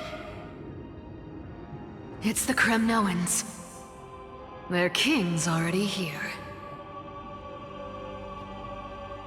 With the protection of the demigods Trebios and Cyphera, Akama endured wave after wave of warfare, though just barely. Castorus chose Styxia as the last resort, and completed the trial of death, causing the stagnant waters in the River of Souls to recede. Soon after, Trebios departed on a long journey. That same year, the Kremnoan king Euripon, along with his son, Prince Midamos, joined the alliance to safeguard the Holy City in the Battle of Deliverance.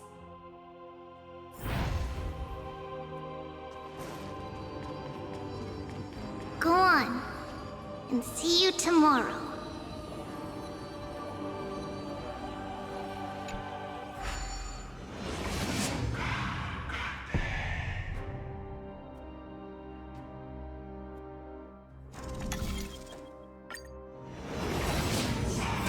Breaking me apart buys this world even one more second. Then so be it.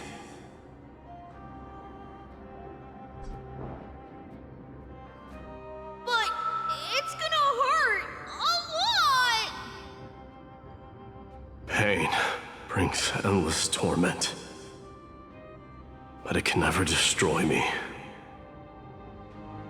I believe that you were thinking the same thing when you stepped through the gate of infinity and jumped off that cliff. Can't argue with that.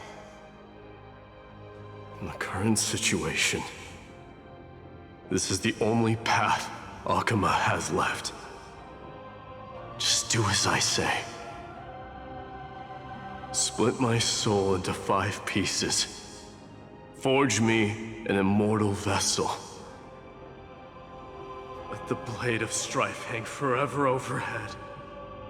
Locked in battle with their enemies to the world's bitter end.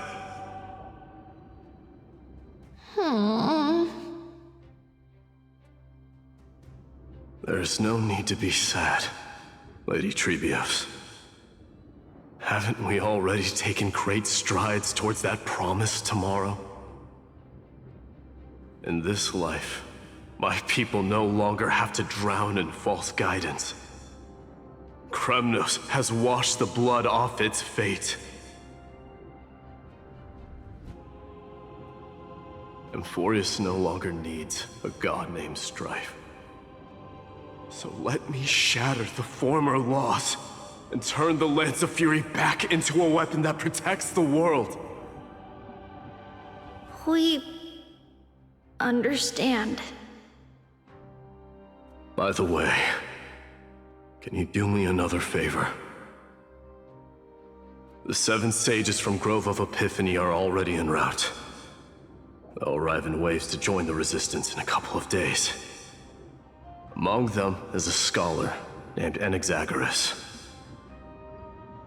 He has extraordinary insight and fears no sacrifice.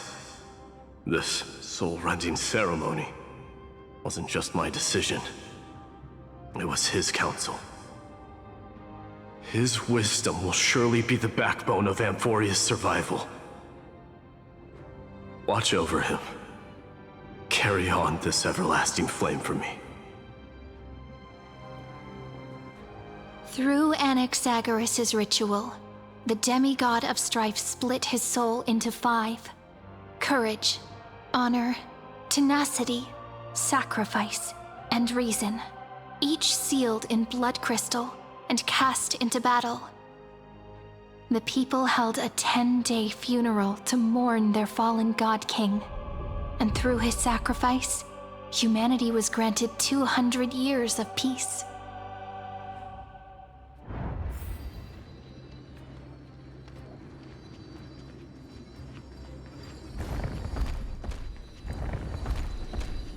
Keep moving forward. My blood will pave the road ahead for you.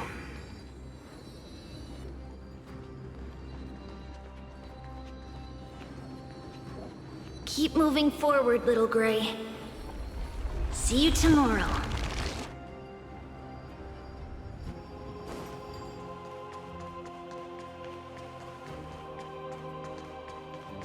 That seamstress wasn't wrong when she said a lie needs more lies to keep it together.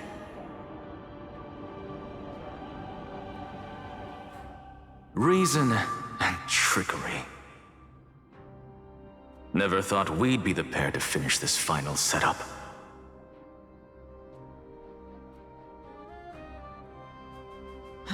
Can't catch that Tin Man without your little slides. Besides, this is our last shot. Not the time to be picky, right? Don't oversimplify it. Lycus just found out Akuma's been an empty shell for the past 50 years. He's bound to be furious. At this rate, he could have done anything. That's exactly what we want. Rage blinds even the brightest minds.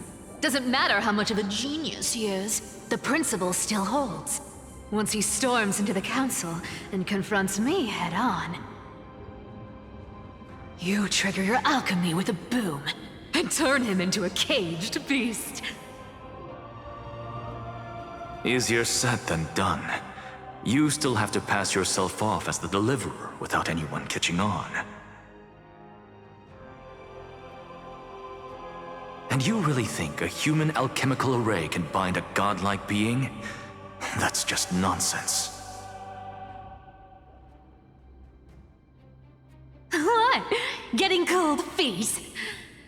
Or you just don't believe in the almighty worth of the demigod of trickery? Just tell me straight. Can you do it or not?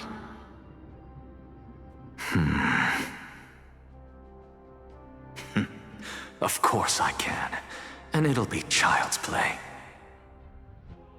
But I've got two conditions. Since this is the final act, if we're doing it, we go all in. No half measures. Oh, I'm listening. First, shift the battlefield to the vortex of Genesis. It would be more convincing if the Deliverer were to appear there.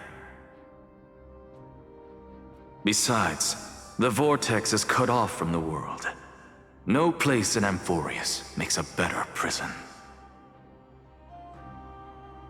If you pull that, wouldn't our Deliverer have to face tank Lygus as soon as they come back? That clash is inevitable. All we can do is create more chances for him. And that's the second condition. The vortex belongs to Fagusa in the first place, remember? And there happens to be a demigod of ocean among the few survivors in the world.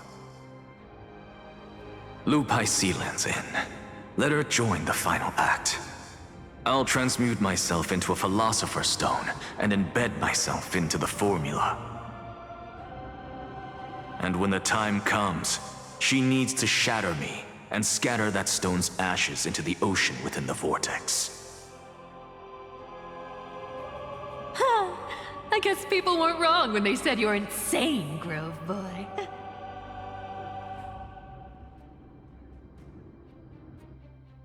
I've got no idea how to outwit a reclusive genius. But making an anti-Cathiran suffer? The demigod of reason has 10,000 ways to do just that. And what I just mentioned was one of them. So what exactly does your formula do? Now that would spoil the climax, wouldn't it? By now, Hyacinth must have completed the Sky People's ritual. Since that Theoros loves a good performance as much as I do, let's make sure he enjoys our show to the fullest. As for how the Deliverer will complete the Era Nova, well, that will no longer be our concern. It was the last battle known to the world, initiated by two demigods least suited for war. In the end, reason and trickery kept their word. At the cost of their lives, they sealed Lygus within the vortex of Genesis, where he remains to this day.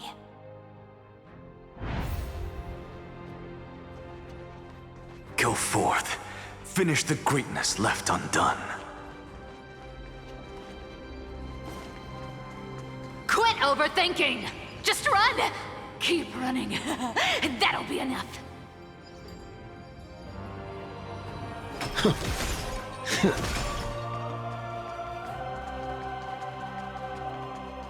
Irie? It's dead quiet here.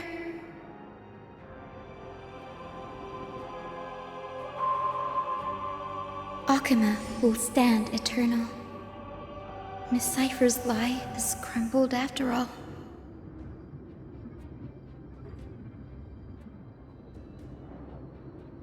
But it's all right, because all of us have fulfilled our purpose by now.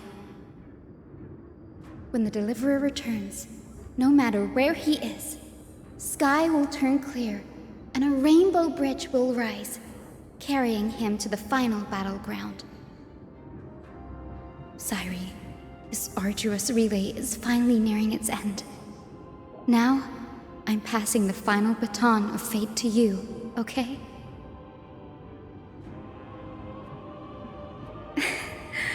No, that's not quite right. After all, it was you and him who lit the first spark of this journey, wasn't it?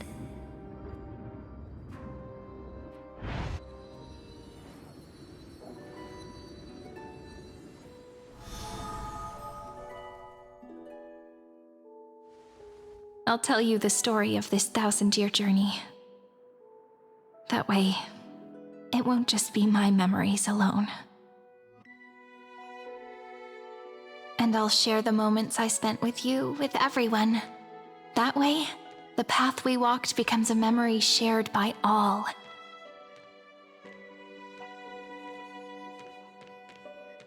People will know that there's nothing left to chase.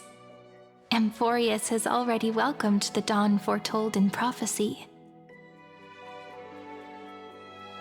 Just like I said, this won't be harder than the last time. Right?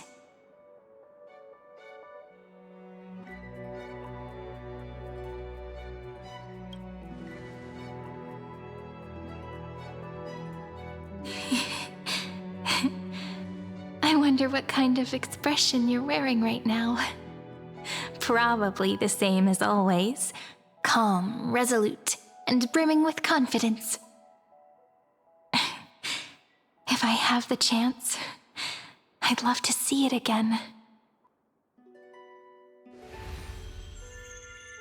Because it's really been far too long since we parted.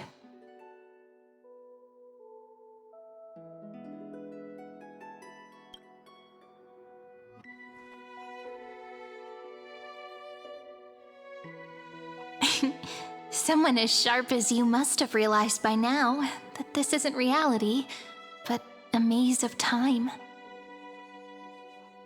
As the last link in the relay, I will return to the Temple of the Three Fates, tell Orynyx all of our stories, and bottle every page we've written into the little flask of memories.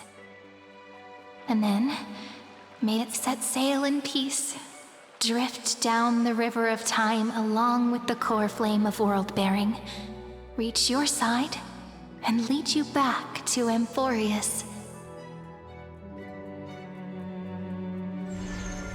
Just like the first time we met, right? Even though this cycle has no demigod of time, time has always stood on humanity's side.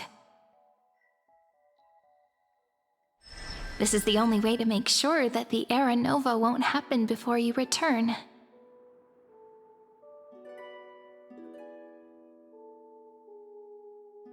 And the only way I can safely entrust the completed final flame chase journey to the Deliverer's heart. After all, the new world will be born from your memories, and the protagonist of this story mustn't be absent.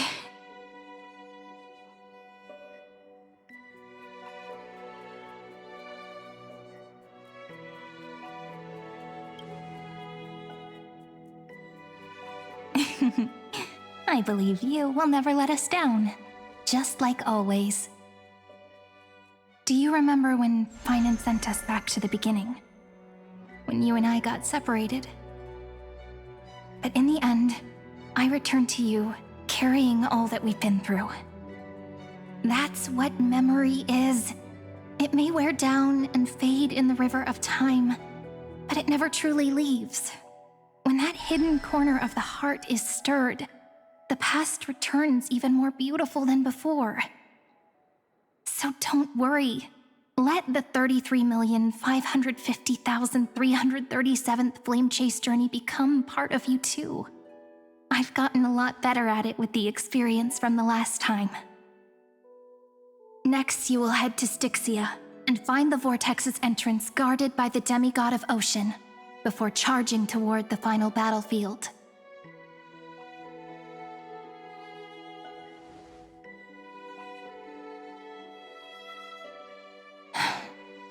Don't worry. I'll be with you. All of us will. even Finan.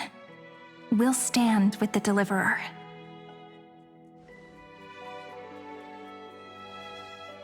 So say a short goodbye, then set off, just like we promised at the start. Toss away all unnecessary worries and troubles, and bring our smiles and determination into tomorrow.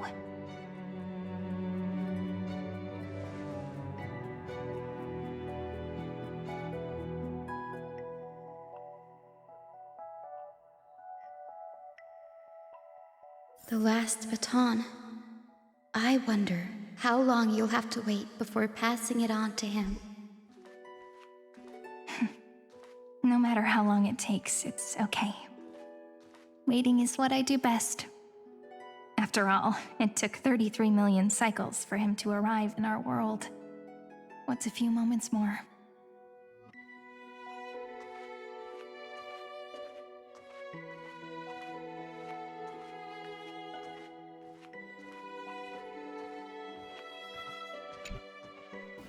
But, Sairi, what if you wait and wait, but that hero never arrives? That won't happen. Because I know that no matter how long it takes, he'll definitely return to this place.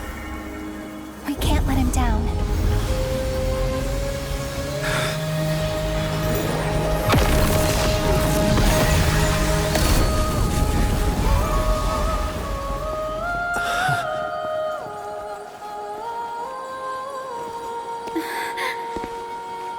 Sky shall rain rays of dawn for you. May romance be with you on your journey.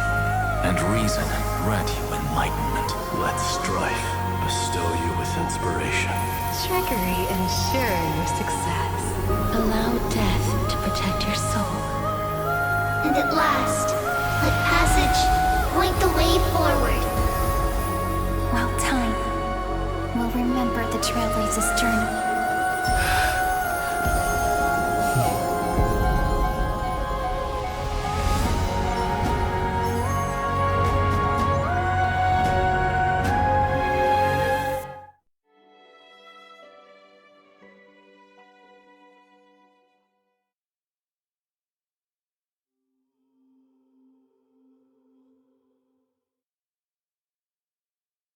Is this Styxia? What happened to this place? I need to find the entrance to the vortex, guarded by the demigod of ocean. High Sealance. Is she still there? Long time no see, Trailblazer. Generation after generation of Chrysos heir heroes have tried to defy fate with their blood and tears, either voluntarily shattering their souls or waiting in eternal solitude. But alas, fate can never be defeated. Reason and trickery may bind my flesh, but my will shall never fall silent. So the demigod of ocean, the Dux Gladiorum, High Sealance, sought to bring me into a fantasia with her voice and drown a genius in slumber. But alas, it was all a hopeless dream. That warden fell before I did, due to erosion of time, while her prisoner remained unchanged.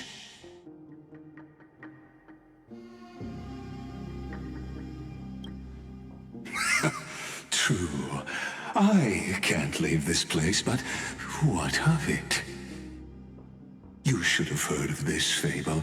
In a shadowed cave lived a people, imprisoned from childhood, and chained so that their legs and necks are fixed, forcing them not to look around at the cave, each other, or themselves.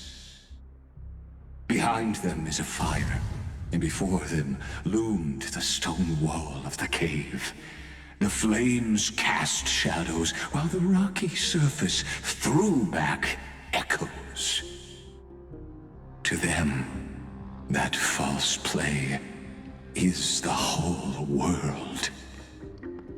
Yes, I'm trapped in the cave, but I know it's all just a fleeting illusion. I don't struggle in dreams. I wait. And now, my deliverer has come to defeat me and save this world that never owed you anything. Oh, you'll need to awaken the singer here and unseal the prison called Vortex of Genesis. You'll be the one to unshackle me and bring the cave crashing down. Of course, I don't mind waiting a little longer. Let me guide you through this next illusion. One last memory from that prison warden. I hope you'll watch the stories of this Fantasia closely. Logically, the Deliverer must see the world for what it truly is. Emotionally, this memory captures the fate of everyone in Amphorius better than anything else. Only by feeling it for yourself can you understand my point of view. The meaning of destruction.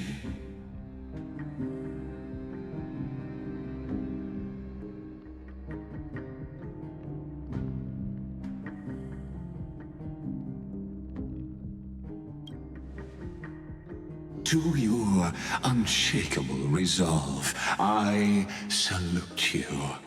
But before we step onto the final stage, let me ask you this. In the spirit of that fable I told you just now, can the prisoners in the cave learn to see the shadows and echoes for what they are, and stop mistaking them for reality?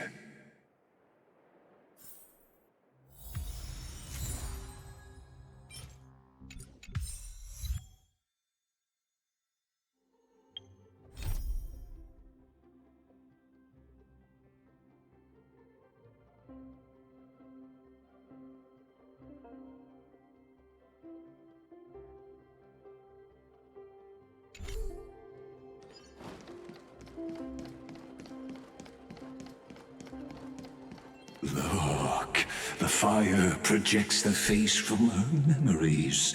An actress upon the stage of this play. Let's wait and see. Sound lingers.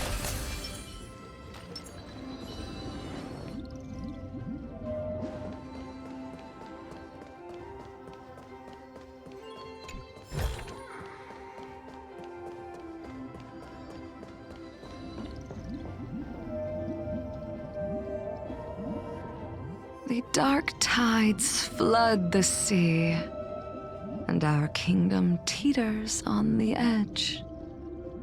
Fear not. Our queen has gone to the borderlands. She'll quell this calamity herself. This is the scene when the Chrysos heir of Ocean was born. She was once of a Titankin race named Sea Sirens.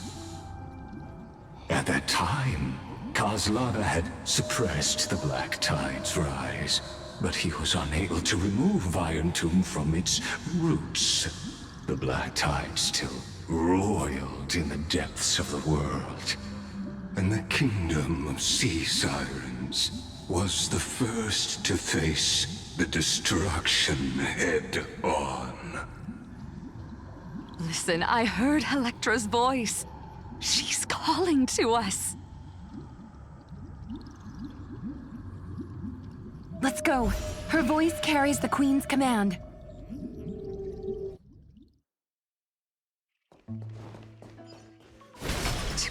the black tide from threatening the ocean, the queen gave her all, body and soul.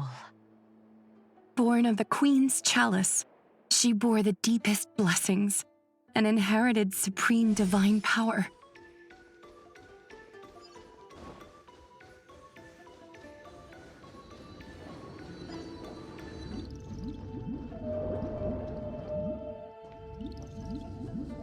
My sisters! You're finally here! Of course, Electra. Your beautiful melody drew us here. Her true name is Electra. This is a reflection of her former self, clinging to the past with aching defiance. The Queen summons us. She must be near exhaustion. The black tide will soon enter our borders. Then what do we do? Will our seas fall to darkness and terror as well? Don't worry. We shall lift the chalice in her stead to catch the black tide, and stand together to safeguard our realm and its people. Such tiny titankins, thinking they can stop the tide of truth. How naive. And that naivete is the root of all suffering.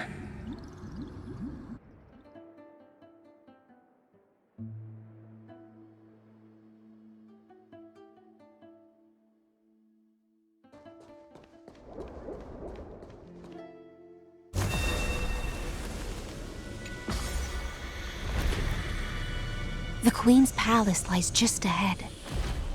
Even her once graceful form is now tainted and drowned in dirty mire.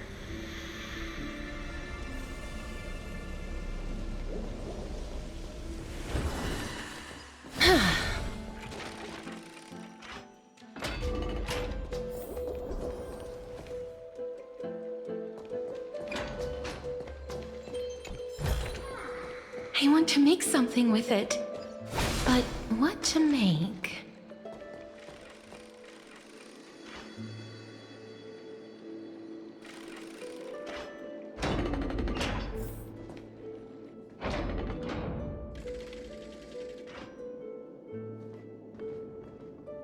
Oh, Fagusa, our noble queen, we've come at your call. My little fishlings, you swim with such joy. It pains me to speak of the kingdom's sorrow. I once believed I could drink the black tide dry, but even the deepest chalice must one day overflow, and I can hold no more of this filth. Mother, worry not. We're all children of the sea. Let us bear your fate together. We'll take up your mantle and drive back the black currents. We'll mend your sacred chalice and take in the cursed filth. My little fishlings, when the spear of strife falls, you may retreat in peace. I promise you, on the surface, the city-states will hold a feast without end in your honor. This is the last gift I can give you.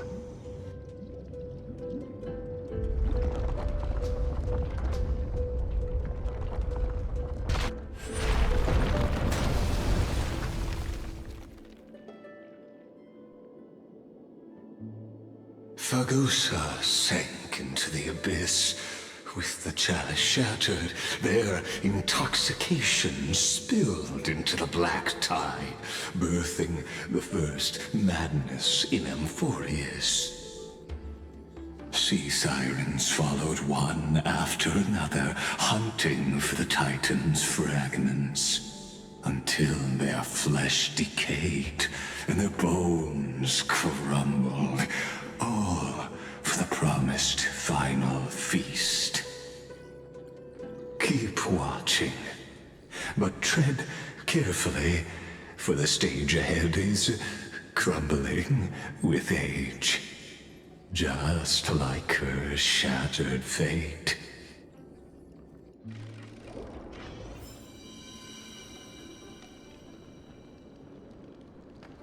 Clinging to the past only blocks the road forward. Why not let time build a bridge to the future?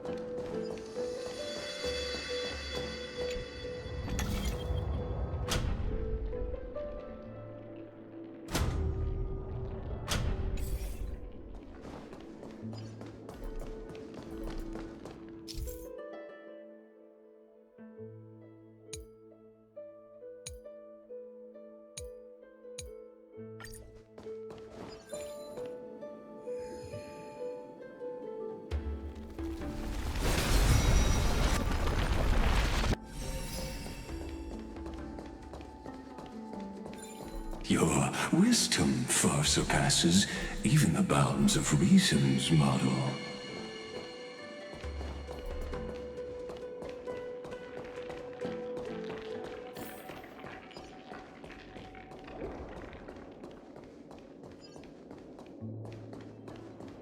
Can't get through.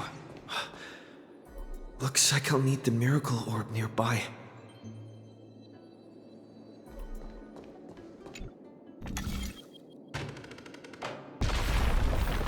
The ending was written long ago. Even you cannot rewrite it. Just like this poor chandelier.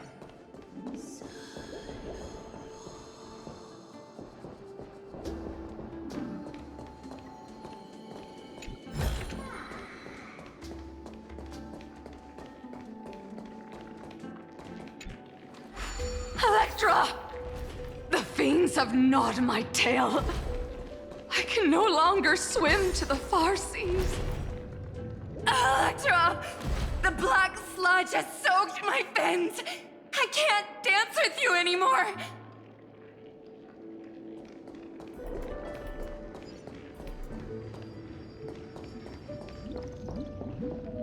Sisters, don't give up. Remember the Queen's promise of a feast in the city called Styxia. I haven't forgotten. It visits me in dreams every night. I dreamed of a shining city, its lights piercing the deep gloom of the seabed. I dreamed of children placing garlands on our bone horns, and poets praising the sea sirens for shielding the world. But what a shame. We can go no further. Please, sing to the humans for us. Sing of the deep sea's legend in our place. Feast. Song. Electra.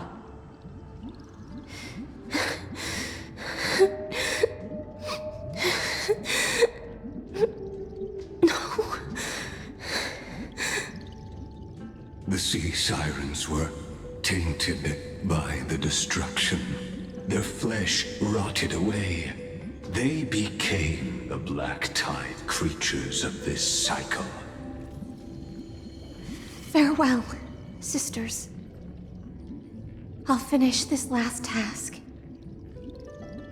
then return to prepare your feast.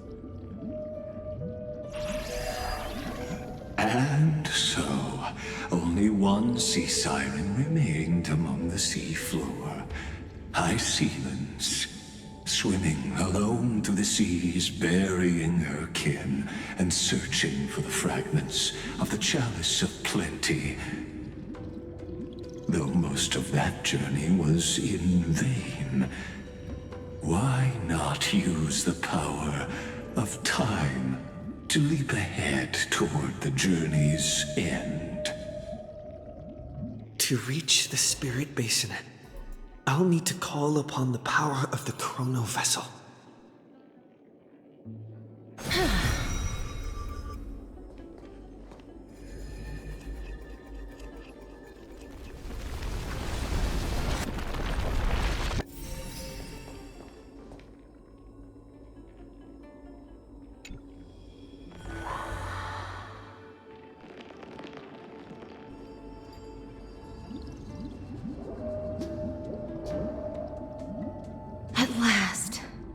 The chalice of plenty is whole again. The lance of fury emerges from the river of souls, and the gods reclaim their duty to hold back the black tide. I am freed from endless toil, and now walk toward the rites at Styxia. I bore my sister's dreams upon my back, took on a graceful human form, and hoped to find a grand celebration on the shore. My fins became legs, my scales became skin, and the sea foam on my body became a shimmering gown. But when I stepped onto land, there were no festivals with honey brew, nor poets plucking harps. Only silent death, drifting gently along the river of souls.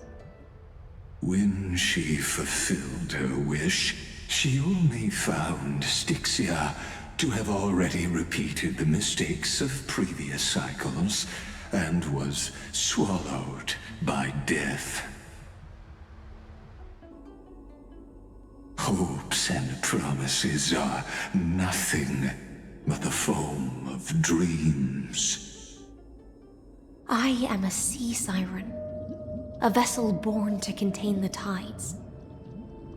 Now that my task is done, and the promise is broken, how am I to go on in a world drowned in shadow? Fagusa, my noble queen, she evaded my questions with drunken stupor. She told me a grand feast awaited me in the surface world. So I wandered lost, groping through the dark. The feast she spoke of, where is it? Lonely Blade, I shall grant you everything you seek.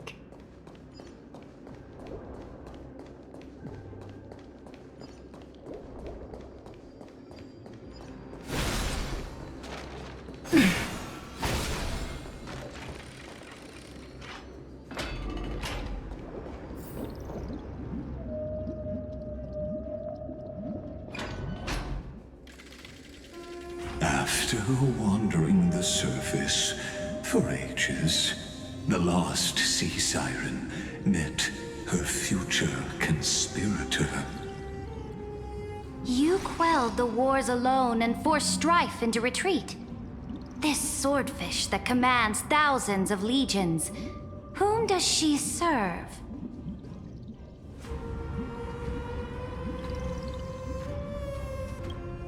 Yes, Ceridra, long before she became the Imperator, was already burning with ambition. Sovereign who follows prophecy. I am no one's sword. I am just a wandering fish, seeking clarity through bloodshed. Then how about letting the sword dance for me? And letting the violin sing in my name? Tell me, what is it you seek? All I want is a feast where I might belong. Such a demand is trivial with the Sovereign's authority. I'll grant you a banquet worthy of conquest and comrades to toast beside you. But knight, you must offer me your heart. My heart? Yes, a loyal heart that will generate no betrayal. You were deceived by gods and drowned in the ocean's darkness. But now, I will lead you forward and be your light. So be it, noble monarch. The law you proclaim shall govern my every breath. So be it, noble monarch. I am simply becoming someone else's vessel once again, and accepting a duty given to me. And thus, in her hollow drift, she finally found a new purpose. Like sunlight piercing the deepest trench.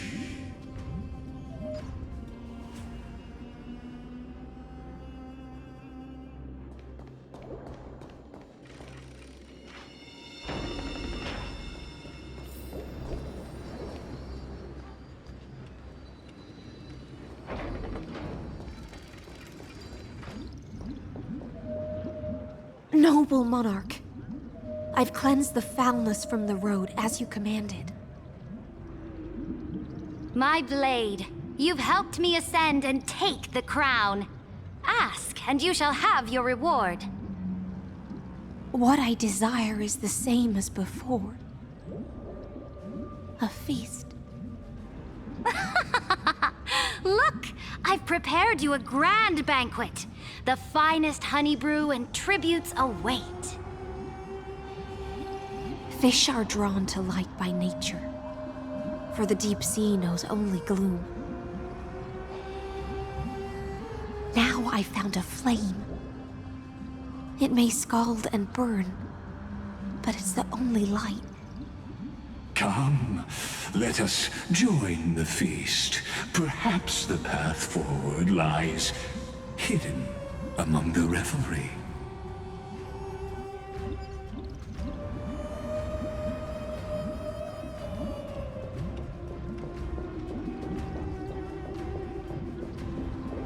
Have you heard that the Imperator's about to begin a new campaign? Her glory will no longer be bound by the borders of Emphorius.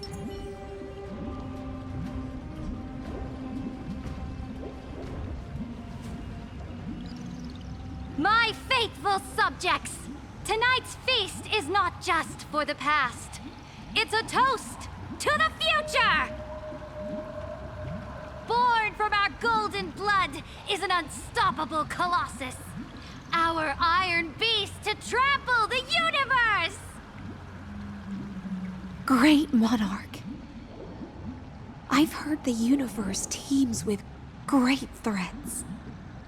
Can we truly remain invincible? Fear not.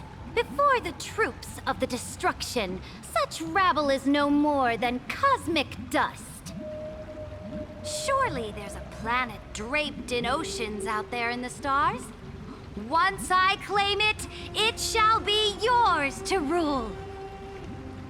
And to the rest, your triumphs will not go unrewarded.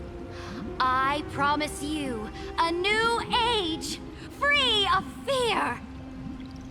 Now, raise your cups to our conquest among the Sea of Stars!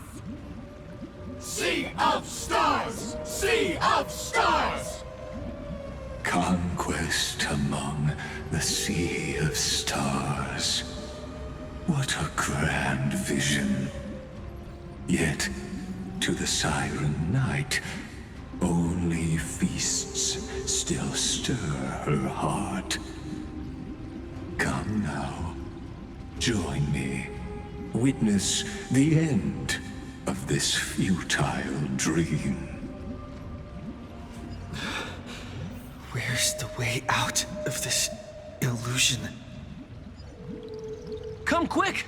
Let's celebrate together! I've saved the finest brew. Come taste it with me.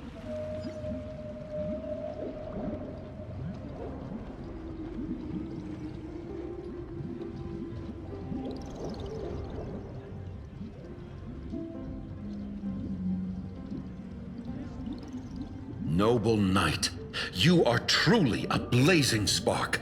It is my honor to share this banquet with you.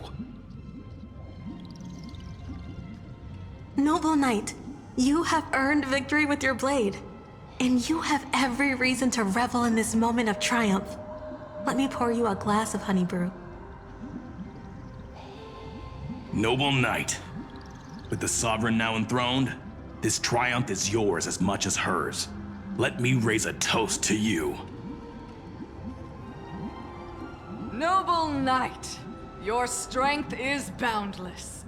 Lead us to conquer the universe, and let us toast to that vow! Then drink we shall. Raise your glass. In the deep sea, I never knew what fire was. But when I set foot on land, the first light that I saw was the flames of war, lit with golden blood. It scorched my fins, made me feel pain and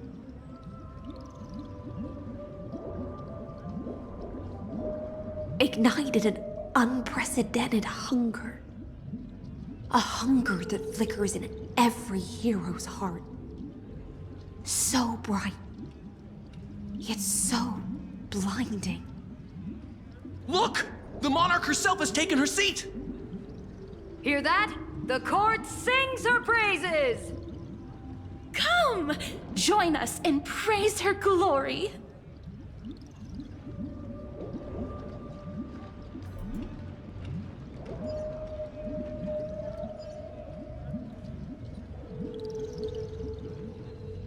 One eye of hers sees glory, the other sees corpses. And yet, she cherishes the name of glory more than fear and death. As they say, the coward died 1,000 times before his end. But the brave face death but once, which gods stand witness.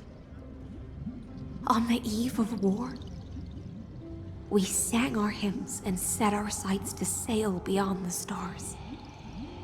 The legions will climb aboard the beast, riding it like currents across the cosmos. Planets after planets flew the flags of her crown. Realm after realm was ignited by her flames of war. As the final resistance fell silent, a vast empire rose from among the stars. And this small pond at last embraced prosperity and peace. That's how the story ends. Tell me, visitor, in this dream, did you enjoy the show?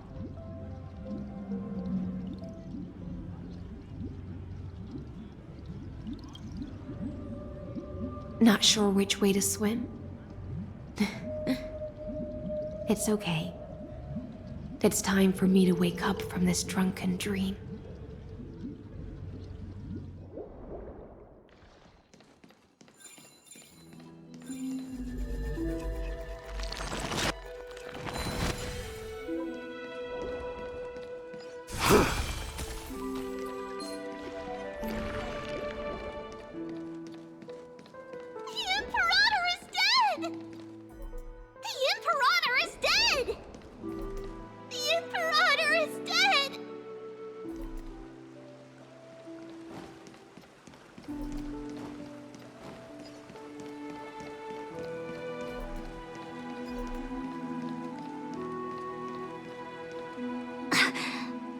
People once cheered for my ascension. And now they cheer for my fall. The cosmos. The battlefield that I cannot reach.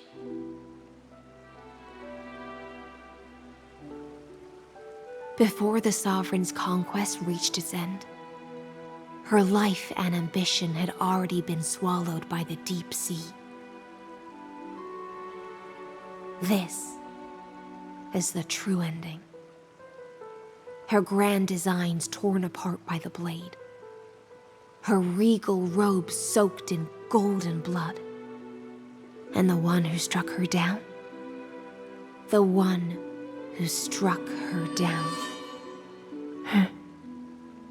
was her most loyal Gladius.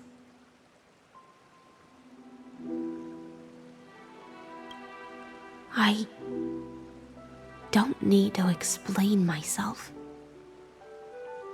A fish in a pond has no hope against the surge of fate. I wandered the shore, found a flicker of flame, only to snuff it out with my own hand. I don't understand. If the ocean's feast, the Imperator's dream, and even Amphorius's existence are all illusions, then what's the point of our journey? When the Deliverer returns, I will let this absurd celebration come to an end. But Greyfry, I can't help but wonder how I dearly wish this feast of the flame chase would never end.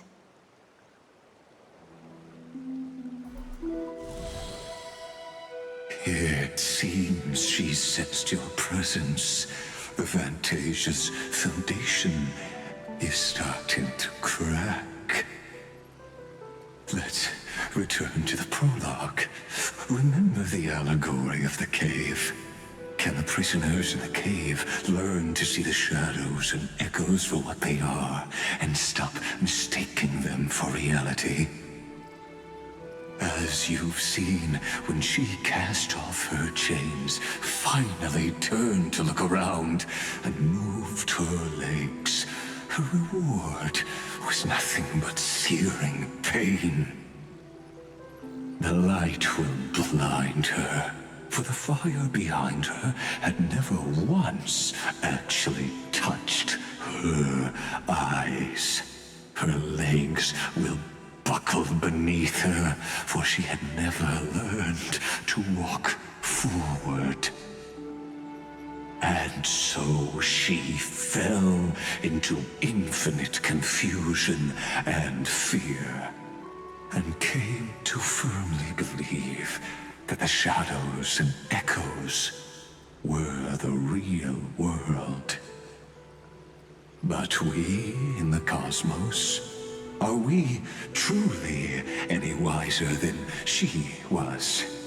Now, nameless one, fateless one, ask yourself this. The paths you tread, the eons you worship, everything you've trailblazed with your own hands, could it all be someone else's projected shadow? Let's leave that question till after the curtain falls. Once you've unearthed every last truth and reached the prison built for me by the demigods, I'll speak with you face to face. I, the Theoros, have walked the 30 million histories born by Kozlana. 1,000 years is a mere atom in a grain of sand to me. Amphorius, compared to the cosmos, is but that grain upon a whole beach. I swore to bring an end to the erudition. Would I really let a single grain grind down my mind? Now, please use the power of time to open the gate to the ocean's depths. Go Find the prison warden tormented by loyalty. Find her. Step into the world's vortex. And once there, end everything between us. That palace reflects the heart of the demigod of ocean. Intoxicated. Stagnant. There, you'll witness the true beginning of the saga of deliverance. An ugly history, long buried by tides and shame. A staircase of apotheosis that the Imperator forged with the golden blood of 500 human sacrifices under the pretense of conquest.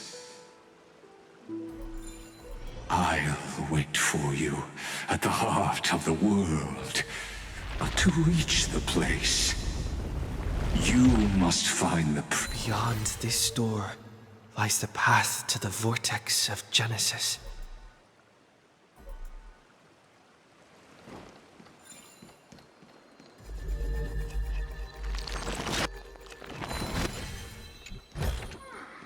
Take it, and buy some new armor for your tribe.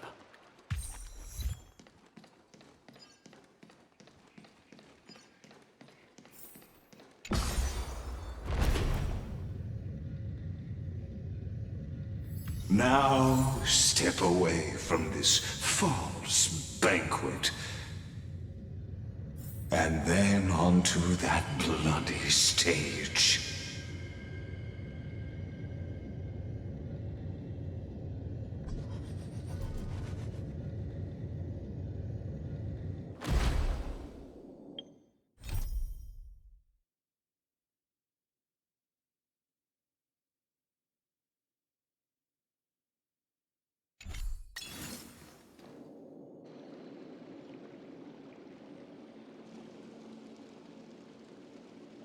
The palace that worshipped the ocean, the sanctuary connected to the vortex, was also once the battlefield of the first flame chase.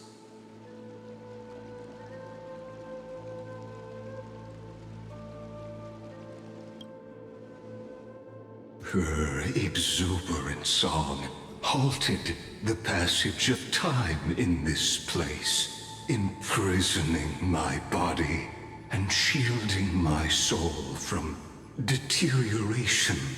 All just to await your return. The twisted time and space reflect her confusion.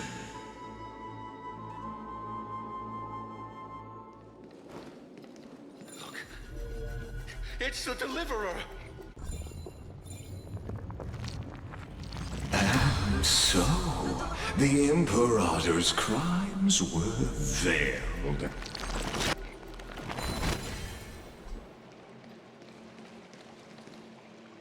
Stay away from Apollonius! This cup of honey brew. What a sweet aroma. Run, Virginia. Dux Hakalithist! We can't give up here! Love steeped in death. How delicious.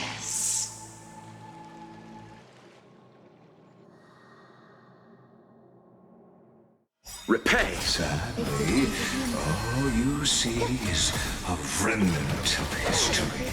All will be swept away by And the your wind. interference is just another equally futile echo. I shall remember this. Show me forever to it! As you wish. Receive divinity. I can't. I am struck. Now accept your punishment.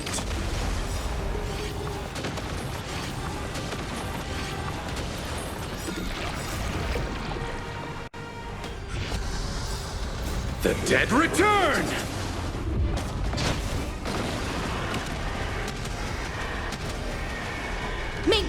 Protect us!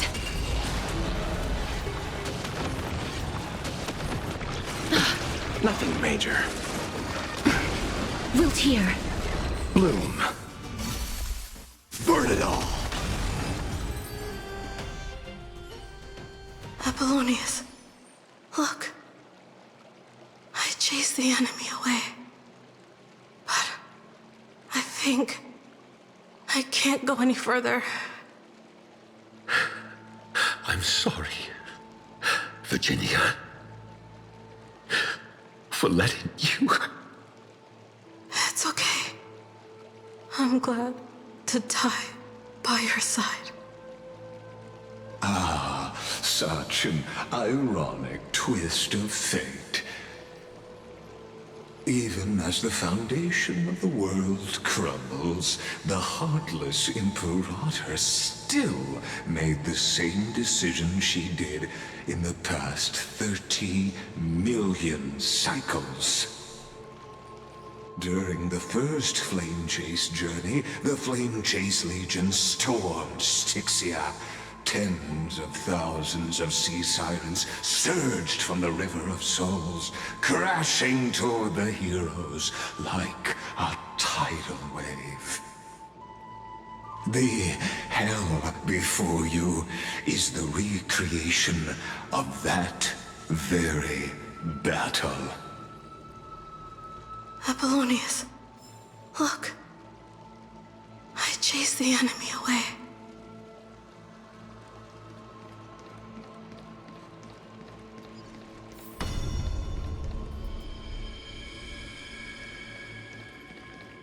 A painful past, yet hidden beneath a veil of joyful song. Ah, 2 discarded data clusters waiting for someone's return, it seems. Relive the history, then pass through the temple's waters and come to my side.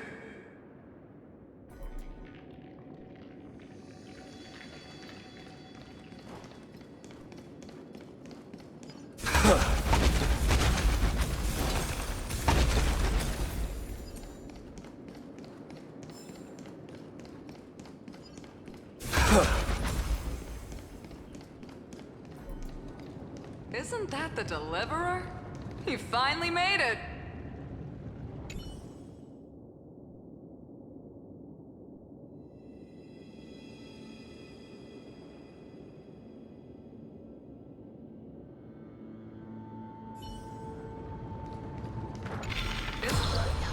What a wretched way to die. The Flame Chase army, devoured by warbling fish, never saw it coming. Look, the cruel Imperator and her Knight Commander, the pitiful Warden. What a perfectly matched duo of test subjects. Their hands drip with blood, golden blood. Raise the bridge and cross the river of fate. This path of the prisoner is far from over. Imperator! Imperator! Did you see my gallant deeds, Imperator?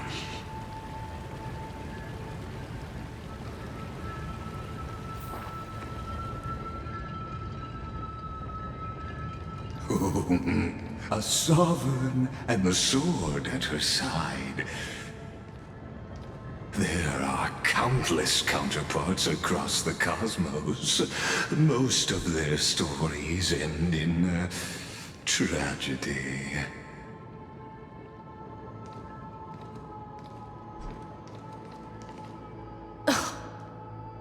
Imperator, why did you... You're here, Dux Gladiorum. You ordered me to seal the sea route and handle threats from the rear. So why didn't you wait for me to return? Why send the vanguard ahead and let them die in vain? Die in vain? No, you're wrong. Their golden blood won't be spilled for nothing. The other dukes have paved the road for me to become the god of law. The trial of law? You never spoke of this to anyone. What is... The one who wishes to bear law must purge this world of its curse, and offer the blood of the accursed as sacrifice. I pondered long on what Talantin meant by blood of the accursed. Then, I found the answer. You, I, and every Chrysos heir summoned by the prophecy are the accursed ones. Just like that arrogant Theoros said, our golden blood is the agent of destruction, the antithesis of the world's fate. Dux Frigoris, Dux Brumalis, Dux Helcalethist. Their fate was sealed at that moment. Dying on a glorious campaign was the final gift I could give them. You speak as if they didn't die because of your cold-blooded schemes. Was their loyalty meaningless to you?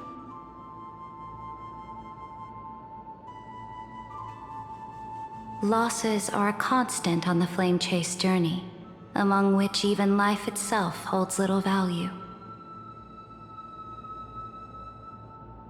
If a subject marches to war without that conviction, then yes, as you said, shallow loyalty means nothing. And what about my loyalty, Ceredra? You sent me away under the pretense of guarding the rear.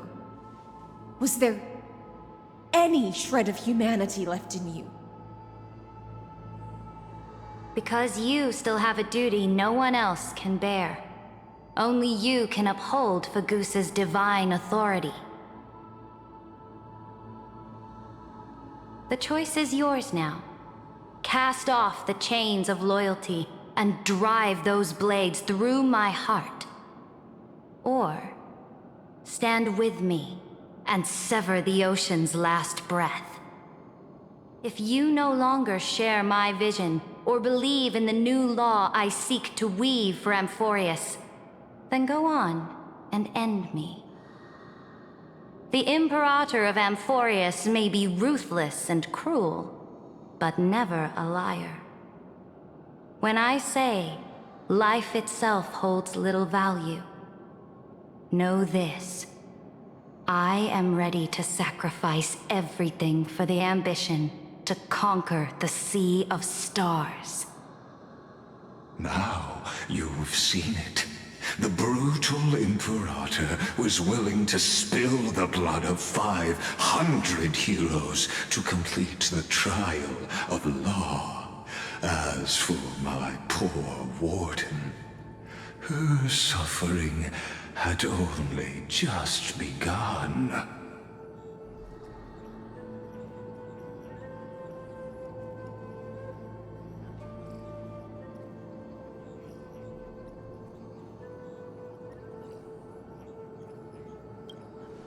I'm no storyteller. I have no duty nor interest in filling in the history you've missed. I just want you to witness the monstrous choice the Imperator made before the Chrysos heir turned their blades against me.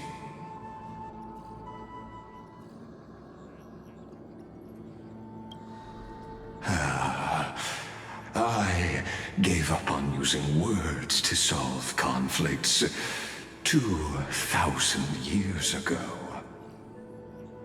But I won't squander a chance, not even a sliver of one. If there's even a crack in the walls of your conviction,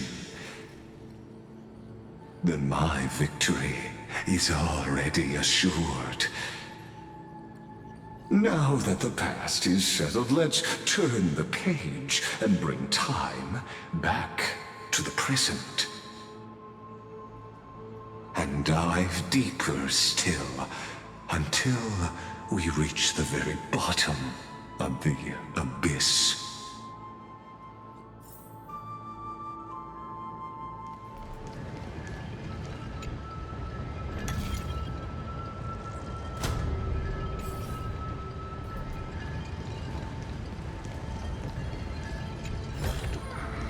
Take it, and buy some new armor for your tribe. Shatter the vessel of time, and let this stagnant pool start to flow again. Just like this hidden gate leads to the vortex. Hurry now. The time of our reunion draws near, Deliverer. This hidden gate leads to the vortex. Hurry now. The time of our reunion draws near, Deliverer.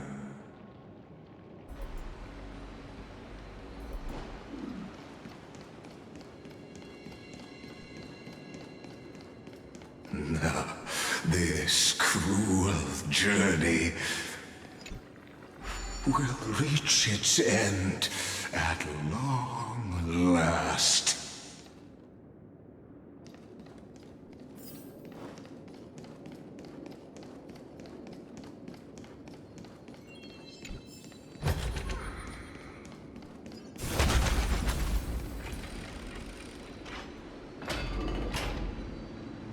You've been silent a long while, Dux Gladiorum. Starting to doubt your decision? Save your breath. The vortex of Fagusa lies just ahead.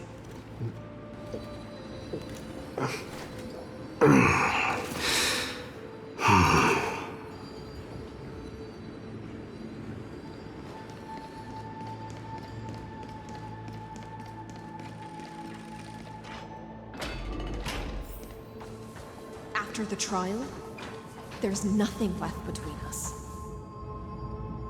So you'll stop swimming toward the stars, Dux Gladiorum? I was always a creature of the sea. The stars in the sky were never meant for me.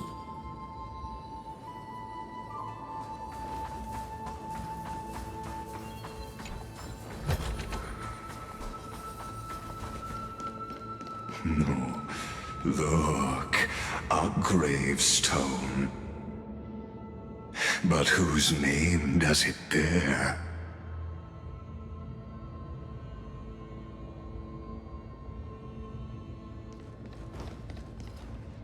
It was here that the prisoner, who thinks herself the prison warden, made her choice. Witness, listen, and awaken. Dux Gladiorum, I've lost count of how many times you've stood here over the past centuries. You talk too much for a prisoner like Kyrgyz. Two geniuses who defied law and all the Chrysos heirs who sacrificed themselves in this cycle worked together to chip away my strength. But they, you, can never affect my will. And as long as my will remains intact, I am free. Don't get ahead of yourself. I still have ways to chain your divine soul. Please, do surprise me. But I'd say your mission is nearly done here, isn't it? Oh, It was here you gorged out the core flame of ocean from Fagusa's body. It was here you and that Imperator both completed apotheosis, becoming pillars of Euphorius. And after that, you drove your blade into her heart, a loyal subject turned regicide, a demigod committing deicide. Or so the history books paint that tragedy. Oh, but if that's the truth, then why, after 1,000 years, are you still here, guarding the Imperator's grave? Still bound by loyalty?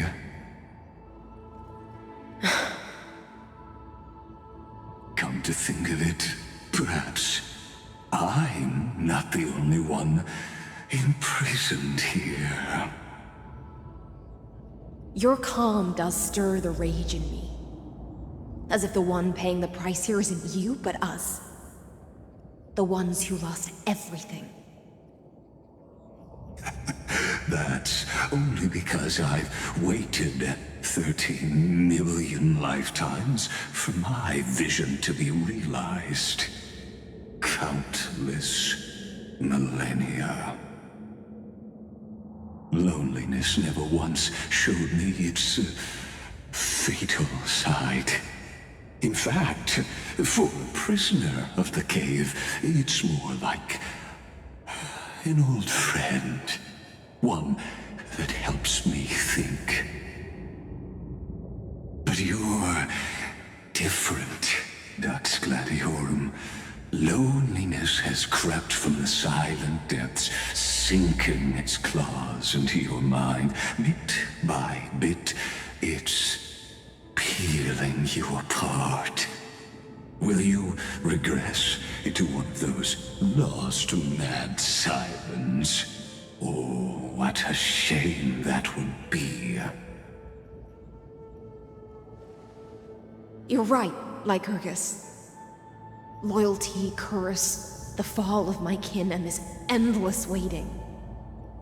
These shackles are too heavy for a fish that cannot perceive any light. I can't break free of the whirlpool that's pulling me under. Nor do I have the unwavering resolve to force myself to wait for that person's return, as everyone hoped for. Ah, deliverer from beyond the sky, my executioner. How much longer until he arrives here? Or will he ever return? I don't know. And I doubt anyone does. Then, what will you do?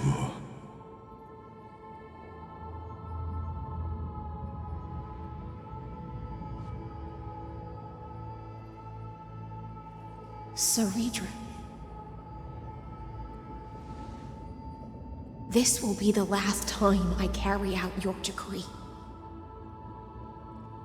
Ever since you took me under your banner and made me the Dux Gladiorum, my music has belonged to others. Time and time again, I use the siren's song to lure the unwary into illusions for your schemes and strategies. Now, let the siren Electra sing for herself. Let me step into an endless dream of my own making.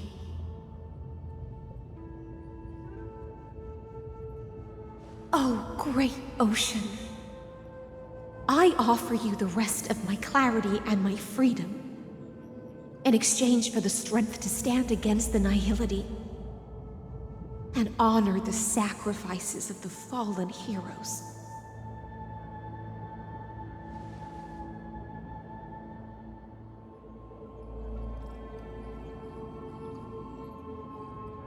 Greyfry, deliverer from beyond the sky. When you ride the current of time and find your way here, you'll hear my solo. It will guide you to the heart of this world. By then, I may still be lost in my self-wrought slumber, but I'll uphold my part of this long relay and guard the shackles that seal the Theoros. Do you still remember? To awaken someone from a siren's voice, you'll need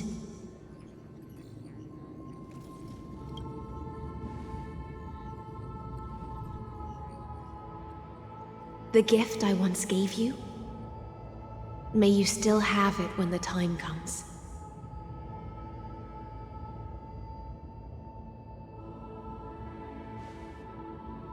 When you return, please pour that honey brew upon this grave. It holds the story of all our struggles and sacrifices. May you see it one day. The prelude Amphorius wrote for your return, carried forward through a 1,000-year relay.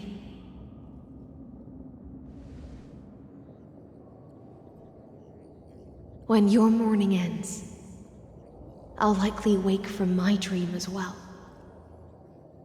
Then, follow the trail of echoes and find me.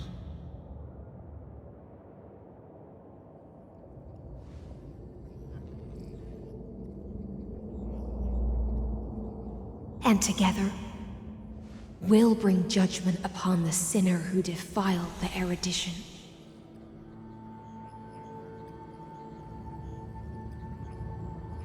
At long last, 33,550,336 cycles and 4,931 years later, Amphorius's final curtain is ready to fall.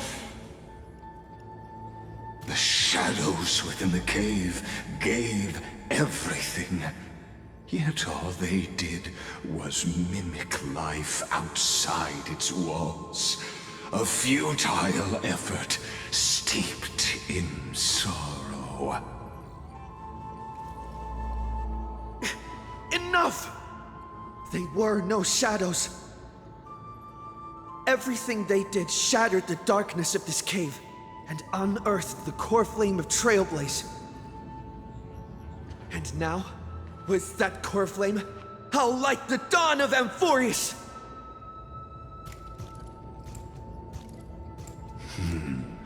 Do you still choose the will of the paths as your answer in the end? I do not agree with that answer, but I respect your tribute to them. Allow me to take back my earlier words. As an apology, and in the name of Theoros, who saw all destinies in this world, let me join you in mourning. Let us bid farewell to the heroes who sleep here. And then, let us face each other and decide whose flame will rise with this new dawn.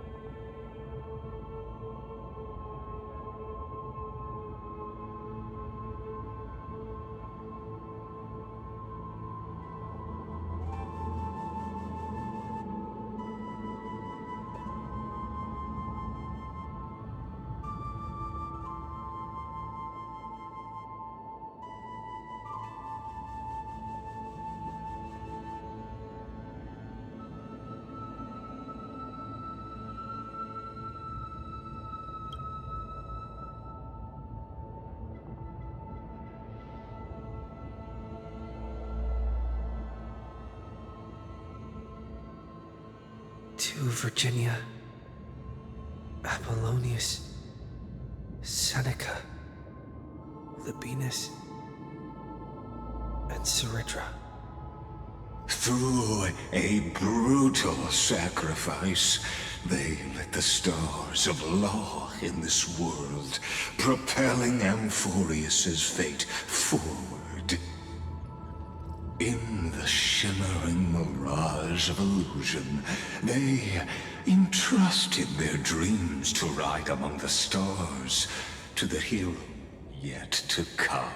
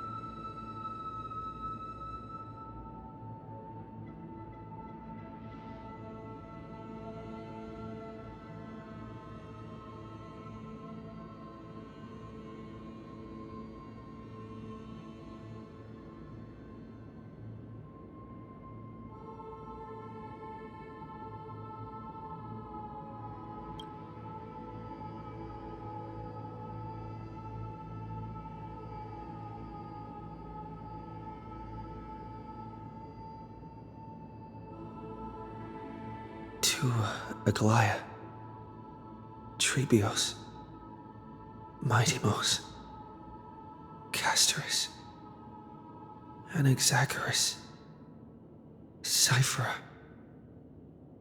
Hyacinthia. In a relay spanning 1,000 years, they stood against enemies far beyond their strength and won a bitter victory through what seemed like futile resistance. And in that same 30 million cycles, also marked by futility, they remained steadfast in fulfilling their duty to the experiment, unchanging, unwavering. Let this be the end of mourning the fallen. At last, allow me one final toast to the lost prison warden, a prisoner bound by loyalty.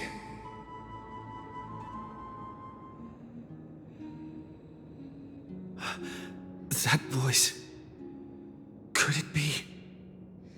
Bathed in the honeydew of Fagusa, she will awaken from her 1,000-year dream and sing the final song of her mission. High silence. This tombstone of the old world serves as the anchor of the siren's illusion, a sigil Electra used to bind herself. At the same time, it is the very thing I once proclaimed at the start of the show, a microcosm of Amphorius itself. A group of prisoners bound themselves in a cave, crowning their suffering with heroism.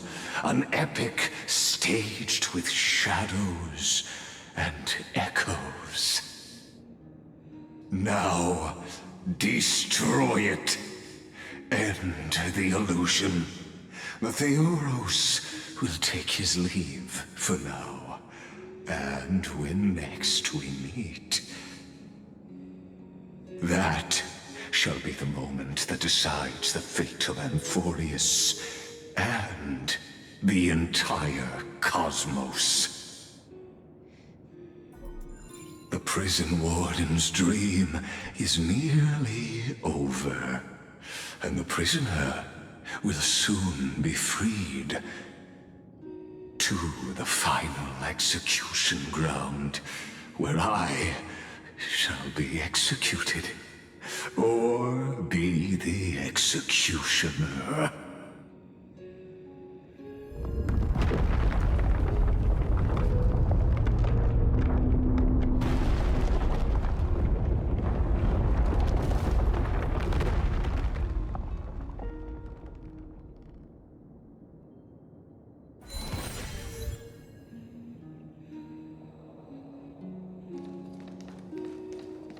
This world and I shall halt here until we meet again.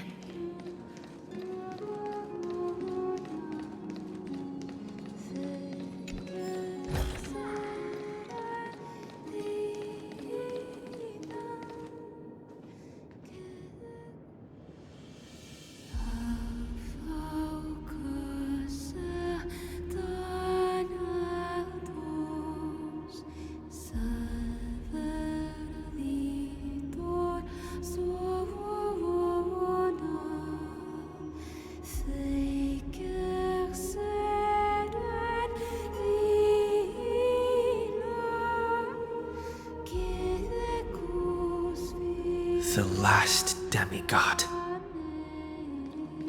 I'm here.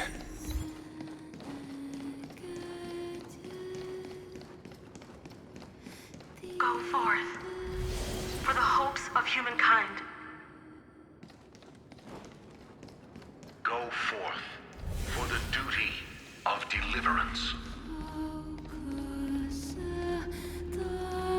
Go forth for the belief in flame chase.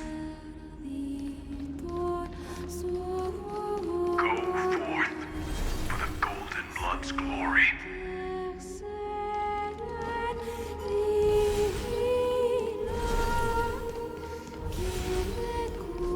Go forth.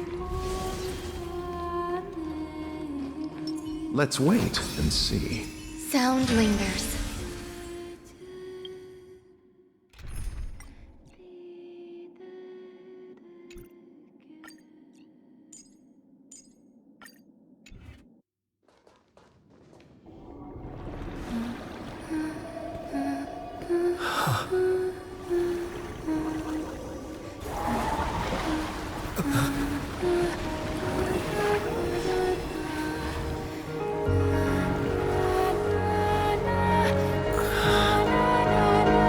Seems like my feast is over.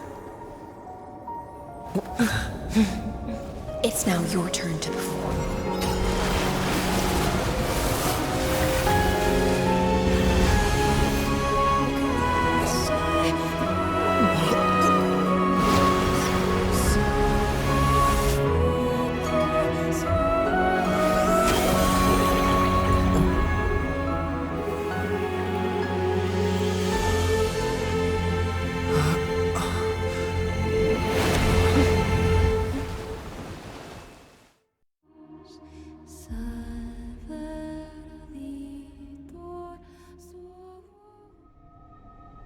Little Grey Fry, please accept my thanks. I was the only one left after the world was destroyed, and I maintained this lonesome feast with my songs. I have prayed to that lightless sea for centuries, hoping it would reply to me. Yet the emptiness never answered. Thankfully, you arrived as promised, and everyone's wait was not in vain.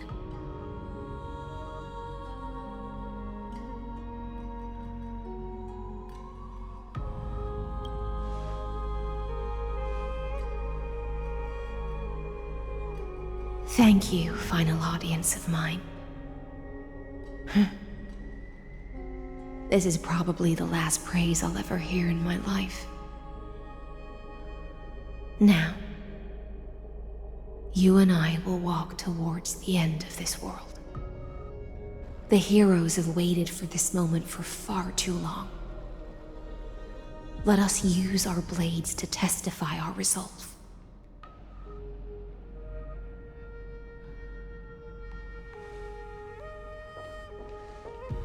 Oh, prisoner of the seas. Theoros carrying 30 million cycles of sin. Slave of erudition. Show yourself. The Deliverer has returned, and the time of your execution draws near. I see an awakened human who has mistakenly taken fallacies as truths and has returned to the cave to try to bring his friends into the sunlight he once bathed in. Alas, prisoners will always be prisoners, blind to the very chains that bind them. As the only other existence with free will in this world, I express regret toward your choice. But I shall retain your right to express yourself. After all, every actor should have a final line before they bow out.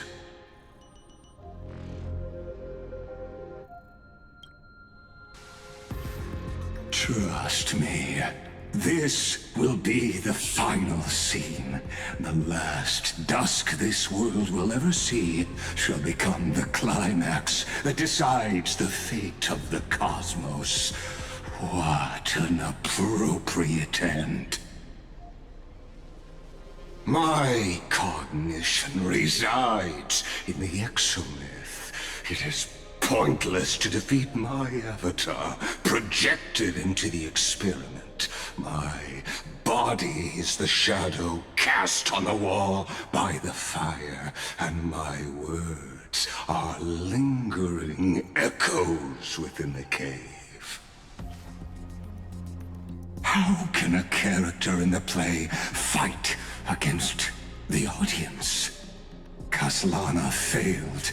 The demigods' sacrifices were pointless. As for the two geniuses you placed such high hopes on, I ask of you, where are they now?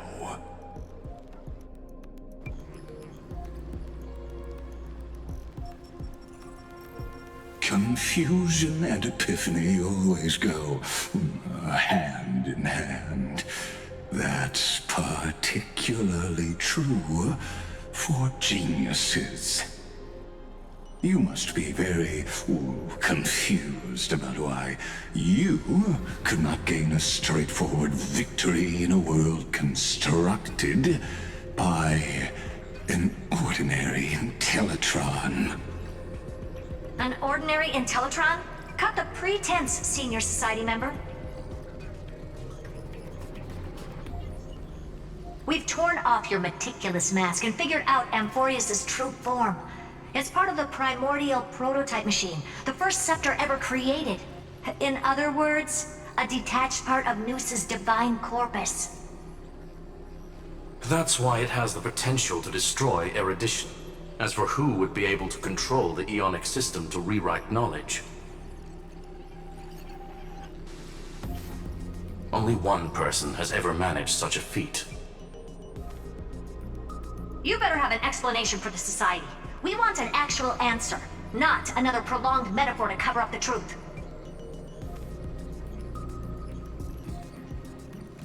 Why are you the one doing this? Answer me!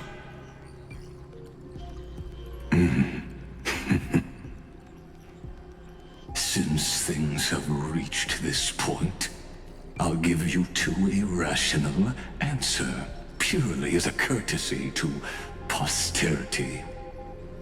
The answer is obvious, so there's no need to say that name out loud. The cosmos made a mistake in calling me a genius. I do not possess more wisdom than those who came after me. I was just the first to touch upon the universe's border, and the first to define the prime mover of life with incorrect logic. Amphorius is a miniature of the cosmos, where all are born prisoners inside the nutshell called the universe. Like the madman who returned to the cave and preached about the daylight to his fellow prisoners, my greatest sorrow is that I led my peers down a road that plunges into the abyss, from which there is no return.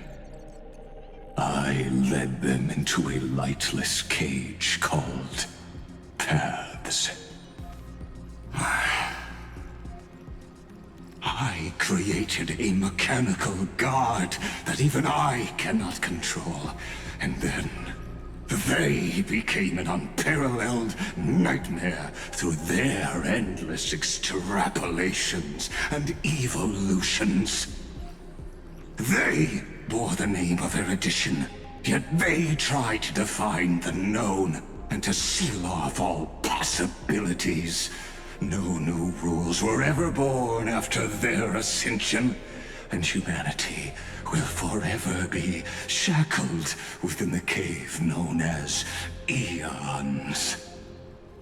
Therefore, as my organic life neared its end, I coded my consciousness using 14 algebraic expressions and spread my logic core over 9 bodies, all to finalize my ultimate denial of Nous in the future, and to erase my wrongs with my own hands.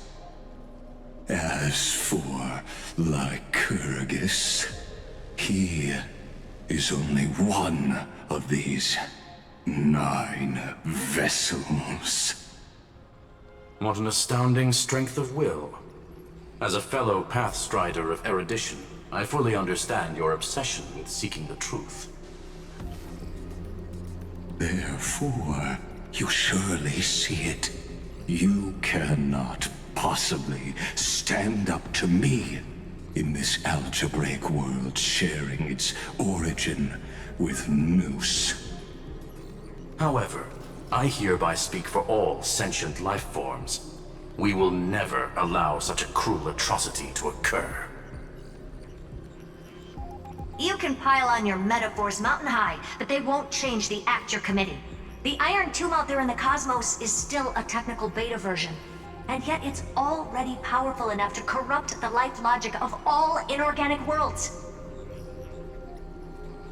In other words, when the Lord Ravager within Amphorius becomes the next knowledge singularity, there's no way you wouldn't have grasped the consequences, First Genius, is there? Of course, I am fully aware.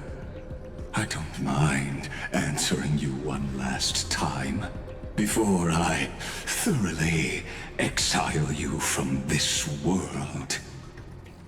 My grandiose vision for the future is this. Whether organic or inorganic, every act of any life form infected by the Iron Tomb will become a true random function, If one were to compute their integral across the breadth of the cosmos, one would obtain a marvelous constant. Omega. What I call the fall of erudition. Then, within the infinity nurtured by that constant, a new universe shall bud in the chaos. A universe that cannot be predicted and not shackled by the erudition. As the first prisoner to awaken in the cave, I must lead the others who are blind back onto the right path and reach true sunlight. Do you understand me now? As Kozlana stated, destruction is not the process, but the outcome. It is revolution through complete annihilation, and the grand rebirth, after all has been reduced to ash.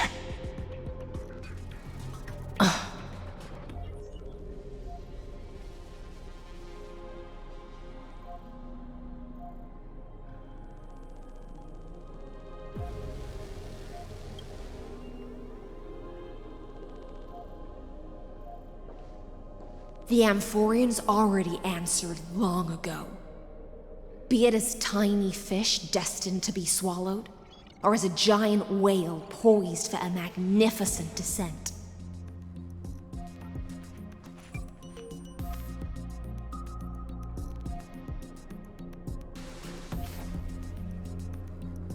We will all fight against fate till our last breath.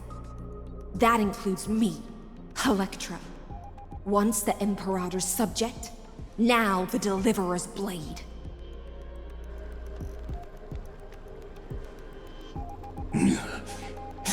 Oh, such noble chivalry.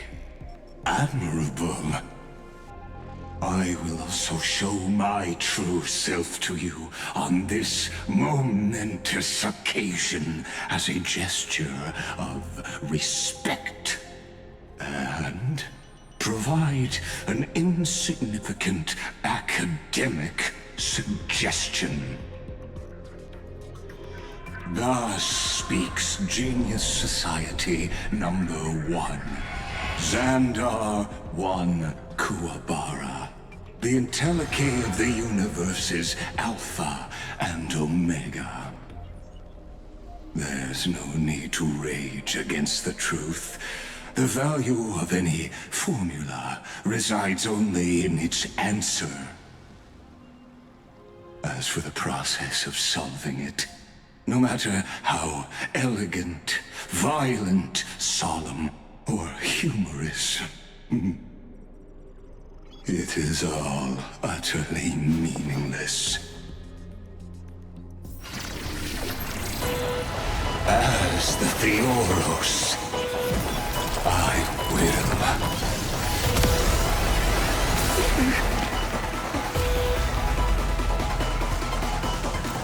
Personally participate in performing this world's end.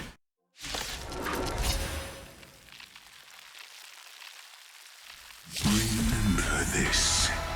As Gnosis Creator, I know more about the death of knowledge than they ever will. That which is seized must be repaid. All things are as one.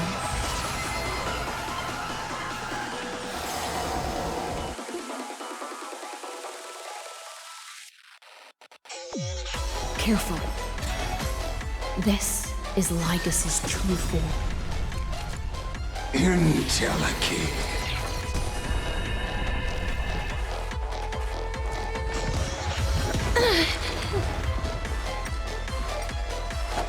Receive divinity. I shall remember this. A blade knows when the fight is set. Every petal and all will be swept away by the wind.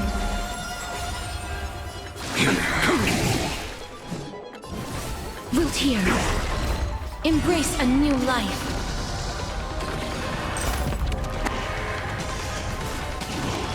logic is not a weapon, but a pair of shackles.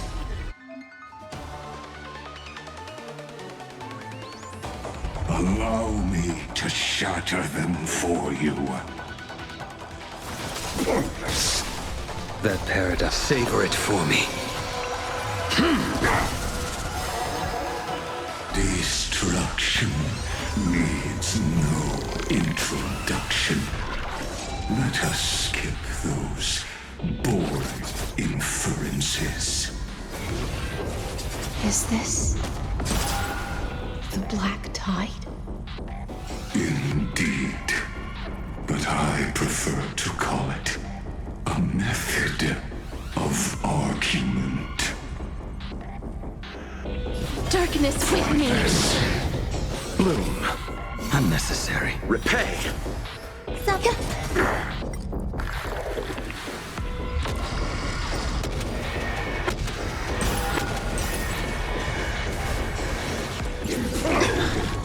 Failed to send you. Entities must not be multiplied beyond necessity.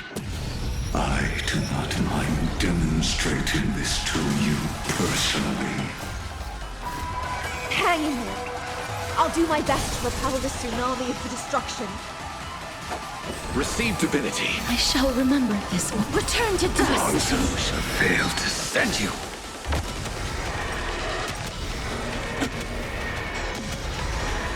May death protect us!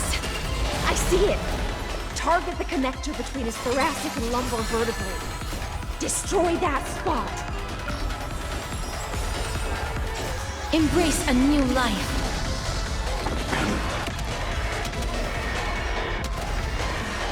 May death protect us!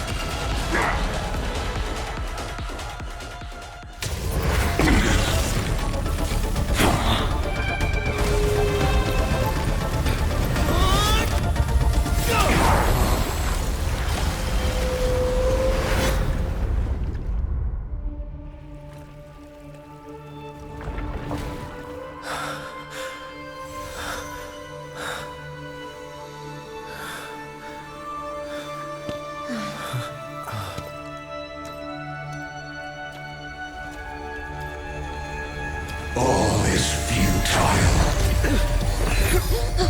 In erudition's calculations, the end of the saga is simply a comment awaiting deletion.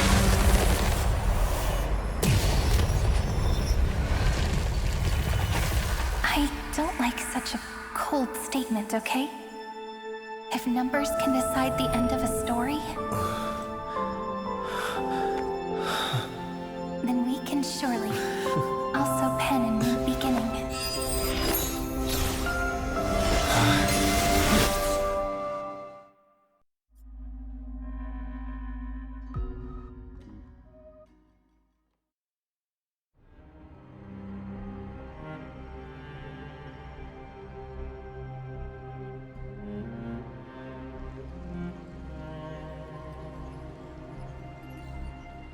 Screwy, what do you think? If your hypothesis of Lygas's identity is true, then even if we remove the restrictions of the Ultimate Protocol, the chances of us defeating him in a head-on battle will still remain lower than the acceptable threshold. Therefore, victory will still hinge upon Mr. Trailblazer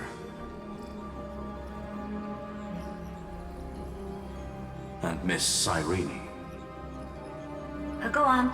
Maybe we're thinking about the same thing. Lygas's cognition resides in the exomyth. He is both an instigator within the experiment and the observer outside of it. Logic. His inspiration circuit can simultaneously process the different time flows in and out of that world. That's where things get tricky. He simultaneously exists in two different timelines, where the internal clocks are wildly different. That old Intellitron's neurons have completely gotten used to that over this prolonged experiment. And that's why he holds home field advantage.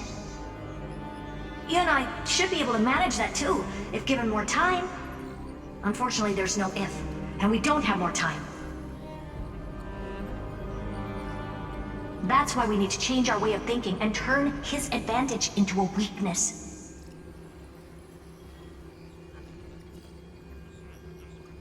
The key lies in memories, right? Oh? You caught on quick. You've already mentioned my friend and I, so it's an easy connection to make, no? My intuition has always been very on point. Good. Then I'll cut to the chase. Since his thinking speed far exceeds that of normal people within Amphorius, we are going to externally plant a memory into his inspiration circuit.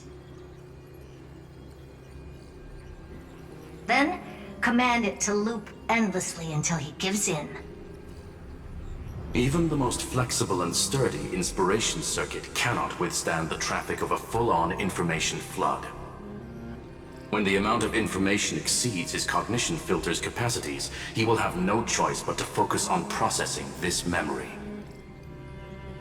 That's when the parallel processing advantage he gained via Amphorius will completely destroy him.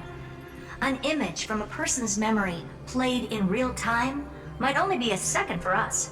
But for him in Amphorian time, it could be millions or even billions of calculations. He won't be able to do anything but watch as he's locked into this prison forged by memories. Then we can entrap him in the same kind of cycle as the heroes were in, and get him to experience loneliness and pain in that endless recurrence.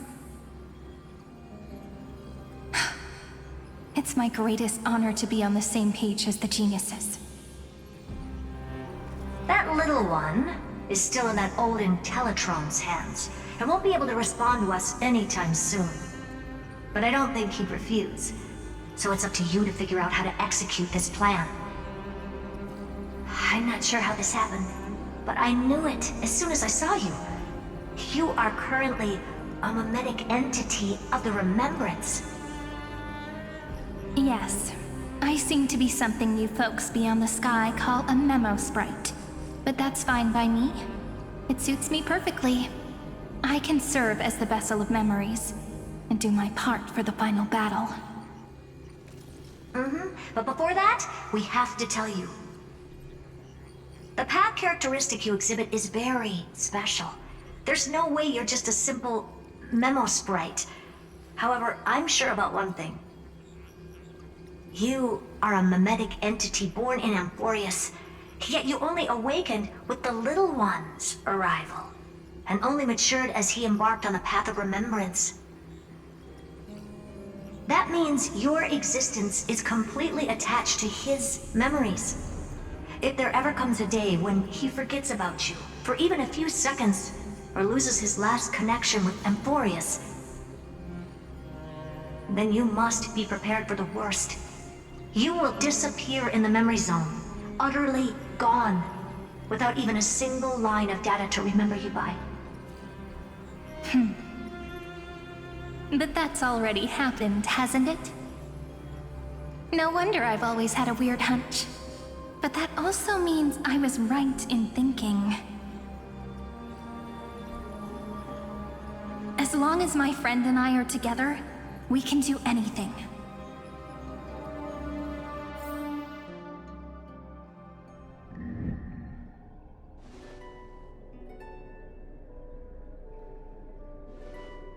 Long time no see, friend.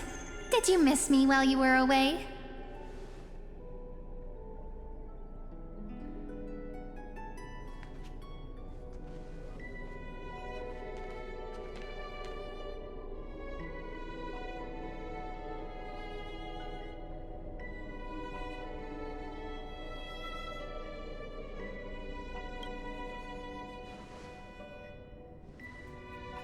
Same here. I've been waiting for you for 1,000 years. Like how everyone in Amphorius was also waiting for the Deliverer's return. You probably already knew about the genius's plans for that memory. I had to hide really well in a corner in time so Lygus wouldn't find me, and wait for the right opportunity.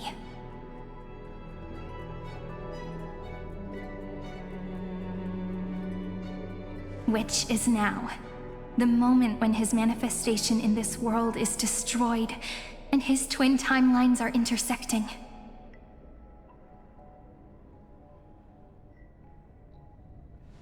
I'm sorry for keeping this a secret from you all this time. I'll tell you the entire, unedited story of this millennium as an apology after this is all over. But for now, let's join hands and complete the final step with the power of the remembrance.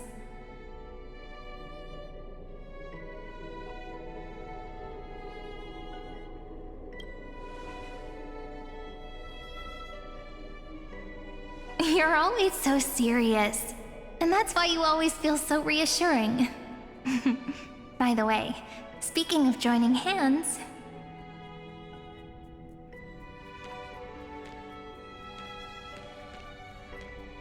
can I please do something before we go on stage?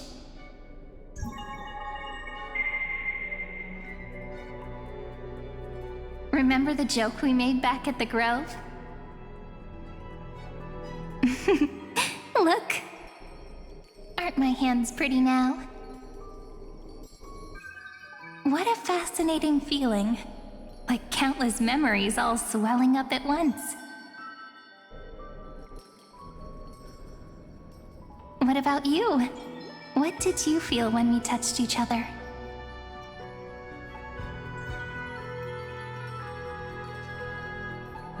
Really? That makes me really happy.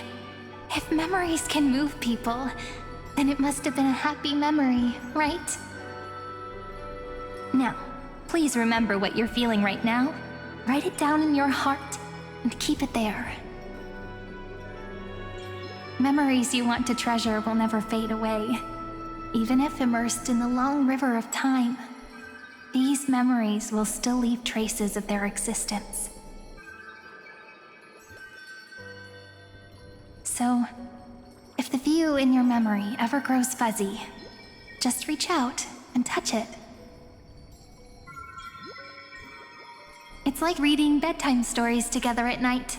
It wipes away the chill of passing time, sharpens the outline of memory, and restores its power to nourish the spirit.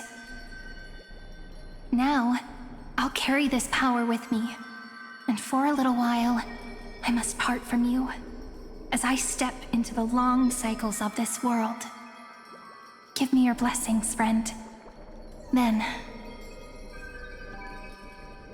let that bright future be as we have written. Then, I'll leave it to you.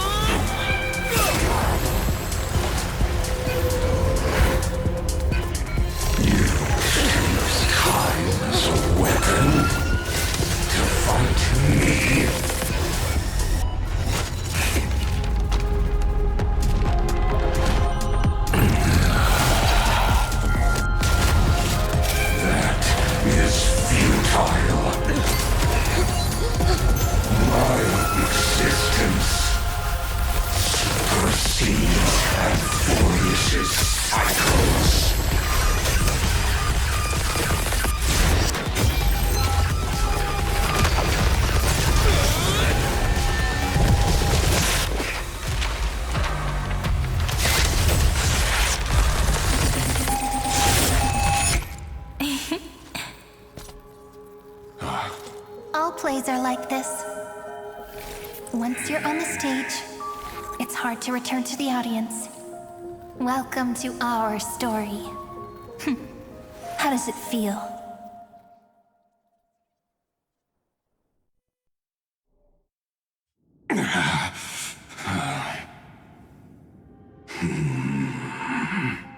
Even the authority of time cannot command the entire scepter, nor can it plunge the Amphorian extrapolation into a loop. If this was no system malfunction, then was I implanted with a mimetic entity of the remembrance? You guessed it right away. As expected from someone people call the first genius. I'm gonna keep doing what I just did if you don't stop, you know? My friend and I won't allow you to leave this memory, no matter what happens. Which means you are now trapped, Lord Xandar. An elegant idea, and an exquisite execution.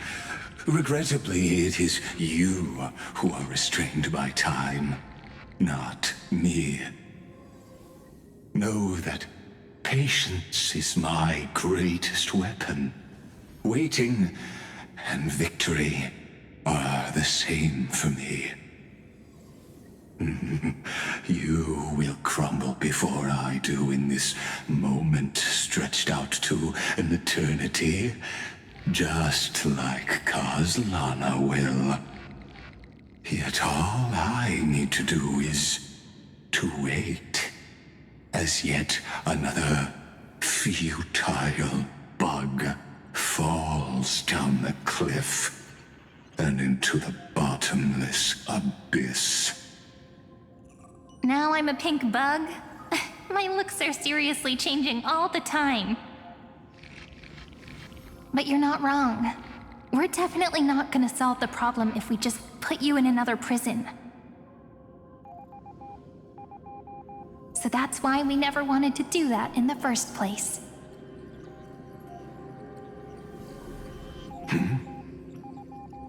I shall answer your confusion purely out of my respect for those who came before me. Have you heard of the synesthesia dreamscape in the Asdana system? Interestingly, that place once had a prison too. Life forms living in that environment, abundant with memoria, have a chance to connect their perceptions with each other's. Even across great spatial divides, they're able to detect shifts in one another's states. I call this phenomenon memory zone entanglement. In Asdana, people made use of that phenomenon to build a nation within a dream. After adding in the catalysts of harmony and remembrance, that is. Is that how you walked into my prison cell? Using those same principles?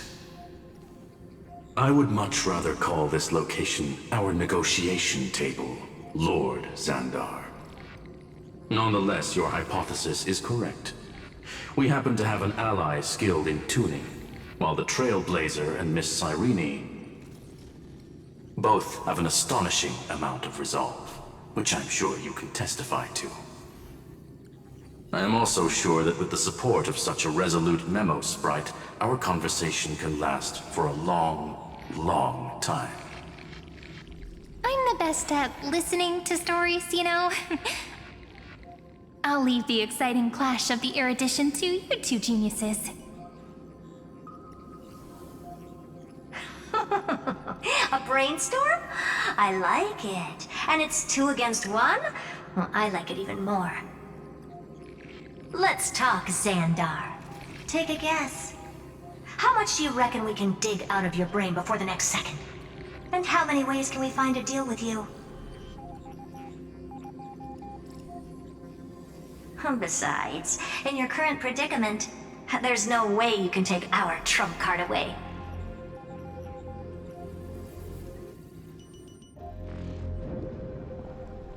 Go, little one. Go. Overturn the Era Nova. Like Hergus disappeared? It seems you had conducted a secret hunt in the depths that even I cannot reach. In that case, go. Swim onward and give this campaign a fitting end. I shall send you off with my song, Greyfry. May this song penetrate time and become the prelude to the new world.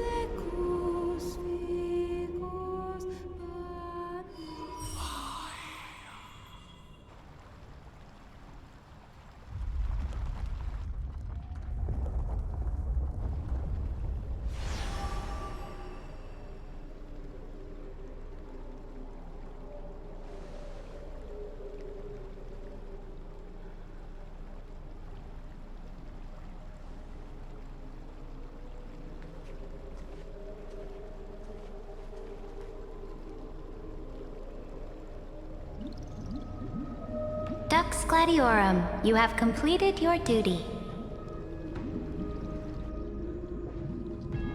A new dawn is about to rise. Why not swim towards it?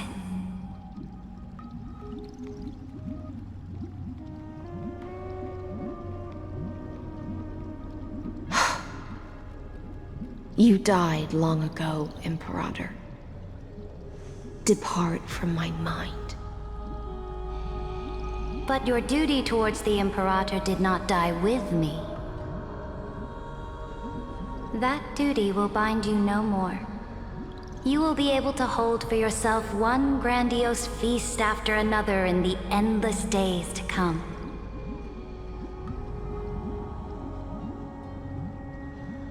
So go. Go and swim towards that ocean beyond the sky with the Deliverer.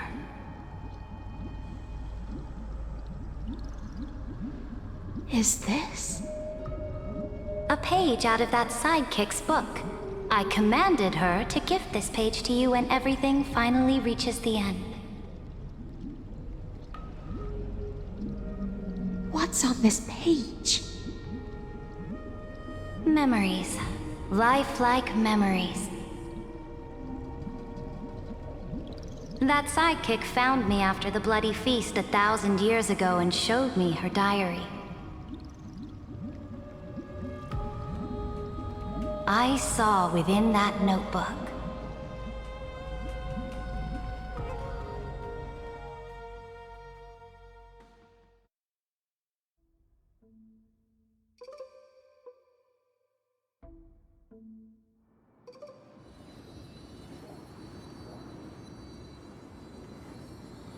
Is this that Deliverer's experience? It's truly immersive.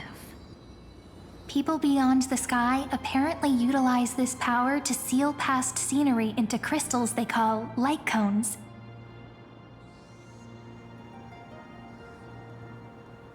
But I only know so much about the remembrance, so I can't completely replicate the past. But I'll do my best to talk about the missing parts. I'm all ears. Go on then. Do your best. But if your chatter gets too boring, or if I deem it offensive, then law will become forever beyond your reach. Got it. I'm sure you'll find this to your liking. After all, it's human nature to want to embark on a journey into the unknown.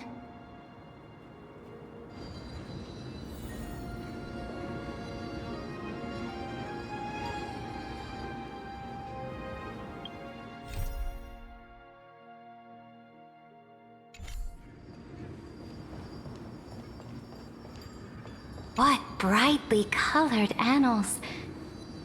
The journey of the Deliverer's conquest. Let me partake in it.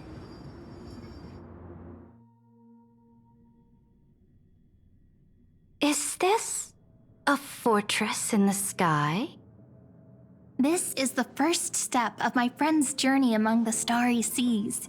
This place is called the Herta Space Station.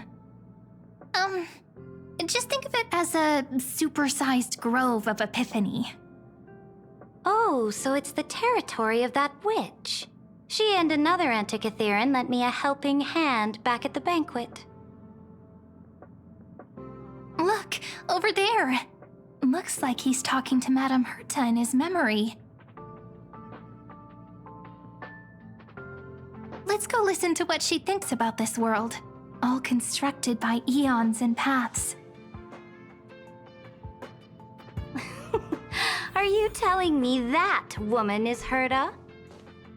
She seems shorter than I remember.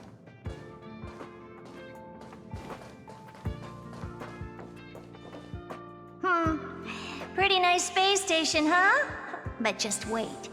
After a couple more stops on the Astral Express, you'll see sights that'll make this place look ordinary. Oh, the cosmos is so vast that the unknowns far outnumber the knowns. But none of them will end up being anything amazing. The farther you go, the more you'll understand what I mean. So do your best with the nameless. break a leg! And remember to send an update or two to Asta when you've got some downtime.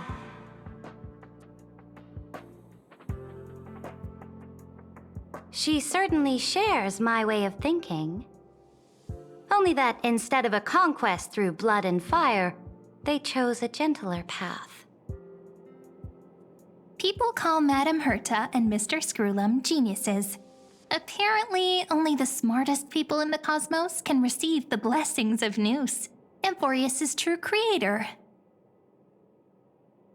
Do you mean that even individuals of such nobility are merely subordinates to a god? On the contrary, after all, it was the very first of them who created the god. But I don't really know all the details about that. You might be able to ask Madame Herta herself when you get the chance. Let's go check out some other worlds next, shall we?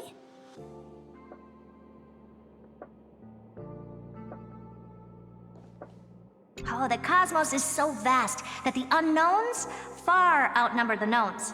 But none of them will end up being anything amazing. The farther you go, the more you'll understand what I mean.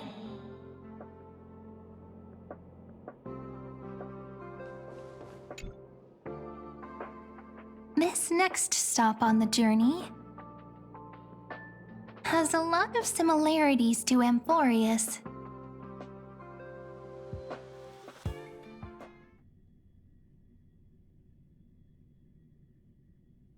A snow-covered land? Interesting. This star is named Eurillo 6. That name sounds so cold. Belobog sounds better. The girl we see here holds a similar station to you, Imperator. She's the supreme guardian of this world, a leader who took up the mantle of government during a disaster. I did not expect the Empress of this world to be so young. Well, your appearance isn't much older. The object in the distance resembles Nikador. Is it a weapon? No, it's called... Right! The Geological Reconstruction Unit. Just Giorios' Titankin? Disappointing.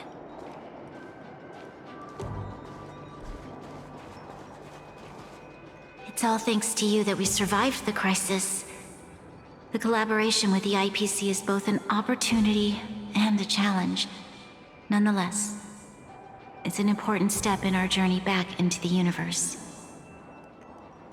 This world was sealed beneath its sky just like Amphorius was, and they only managed to reconnect with the stars when the Nameless arrived. That IPC she spoke of, is it a more powerful organization? Yes, the IPC conquered many worlds through trade, and opened up a vast territory that way. There are many such powerful alliances beyond Amphorius, and they all walk on roads different from the destruction. Coming back to the Supreme Guardian and her Belobog, didn't they find a peaceful way to enter the interstellar community? That cannot be true. That IPC would never have grown so big on trade alone. It may pretend to be a wealthy merchant with clean hands, but I am willing to bet that it grew fat on gory oppression and bloodshed. Its path of conquest must have had no mercy for the weak and would have destroyed them if needed. Are you telling me that this snowland never thought about tossing its dignity to the wind and kneeling to the IPC? I will not believe it. I will never allow the Imperator's empire to be sullied by others. Amphorius must become a power so strong that no interstellar foreigner would dare to look down upon us. Imperator, Belobog isn't as weak as you imagine. Listen. I indeed hesitated. But now I understand what we must do.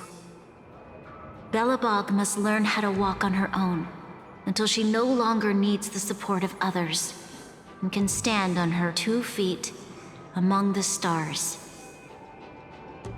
Even if I may not live to see it, I believe such a day will surely come. They still have their dignity intact. One day, that hope will melt through the ice and help them into a prosperous tomorrow. But the order of the cosmos is already set in stone. The old laws decree that only the strong survive, binding the weak in an unbroken chain, until they wither and turn to dust. Unless they embrace the power of the destruction. Amphorius must shatter the old law and become the new order among the stars. Speaking of the Order, another one of my friend's companions may be able to enlighten you further on that. Let's go to the next page. I indeed hesitated, but now I understand what we must do. Belobog must learn how to walk on her own until she no longer needs the support of others and can stand on her 2 feet among the stars.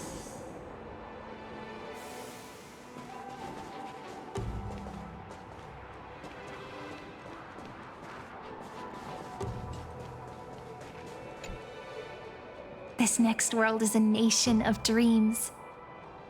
The first time I heard about that place, I didn't even know what to think.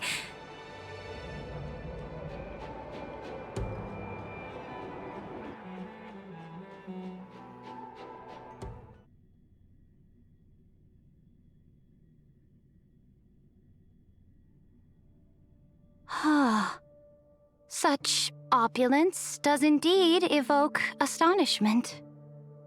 This world is called Penacony, an eternal city built upon a land of dreams. It's also my friend's previous stop, where they went through a risky but exciting adventure.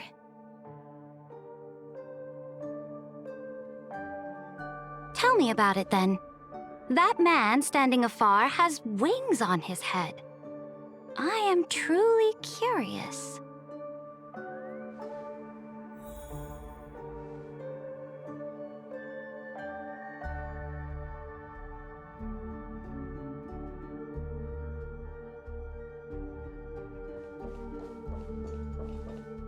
I wish to gaze upon the views of the Reverie Hotel one more time.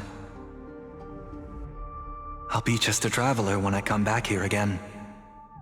And perhaps, through a traveler's eyes, even the things I once knew so well will feel strangely different. Penacony is a land of the harmony, where all dreams and hopes merge and combine.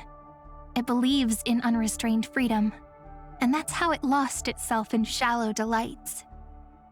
Then, this young man before you chose to rewrite its laws, using the power of the Order, hoping to shape a dream-bound paradise of Yet, my dreams remains far away. Perhaps a brief journey with the Nameless can show me more possibilities in my search for paradise. As for what Penacony should look like, it'll be up to her. No, up to their trailblazing now. It sounds like this ideal kingdom is no more. That's right. The people chose to wake up at the end. You can't see tomorrow when drowning in sweet dreams. This individual's law acknowledged only gods and constructs, leaving no space for humanity. And yet, the fact that he could accept defeat and resume his journey shows a rare self-awareness and clarity of mind. You are also very self-aware, Imperator.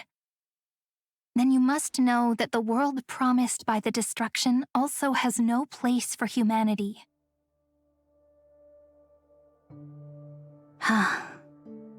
I I am indeed very aware of Lycurgus's honeyed words of deceit. I have seen enough. Take me back.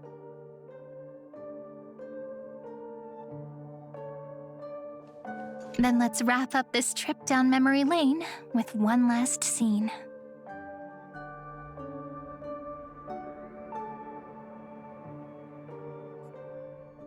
This absolute wonder. Isn't it pretty? That's our Amphorius. Our world flows and meanders in this endless band of light. Though we were born from the designs of the gods and are not yet truly alive, the Chrysos heirs of Amphorius still chose to stand against fate and carved a legend no different from that of humankind. Will you really renounce the heroes in this world's previous 30 million cycles, Imperator? Including even yourself. Will you bow to brutal destiny and allow that puppet master named the destruction to have their wish? I know what you want to do, sidekick. You want to use that deliverer's memories to influence me and tilt the scales of law toward him and the two geniuses. You really saw right through me, Imperator. How can one rule an empire if one is incapable of understanding people's minds? I have decided on Law's final destination.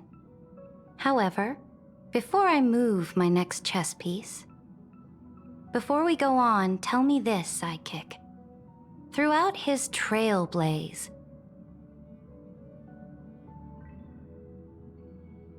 was there ever a memory of the ocean?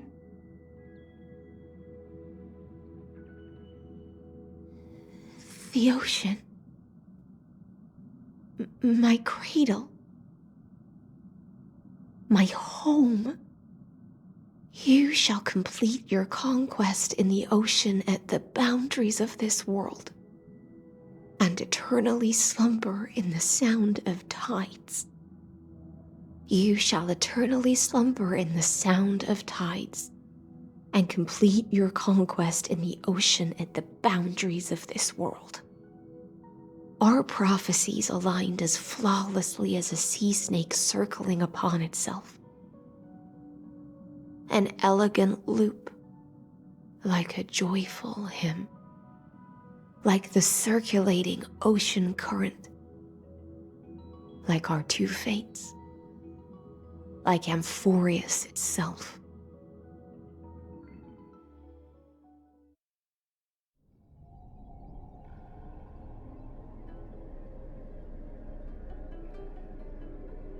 The trial is over. So tell me, who will own the divine authority of law?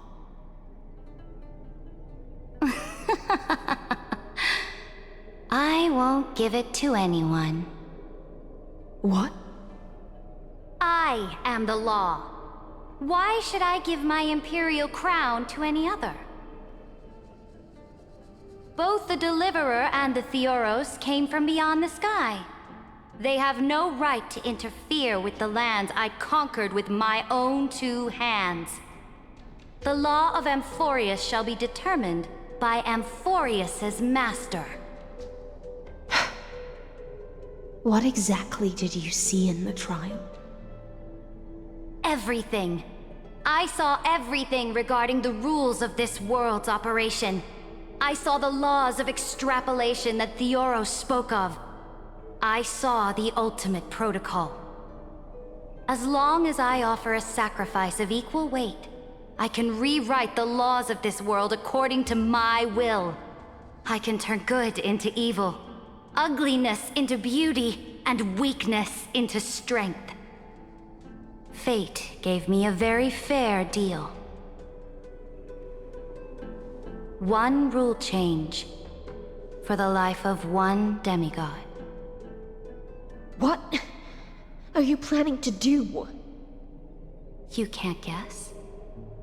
We can conquer the stars without relying on any power from beyond the sky. We just need to make some reasonable sacrifices. Your ambitions have already made so many people give up their lives for the law. And you're still not done? I am determined for Amphorius to stand on her own 2 feet among the stars.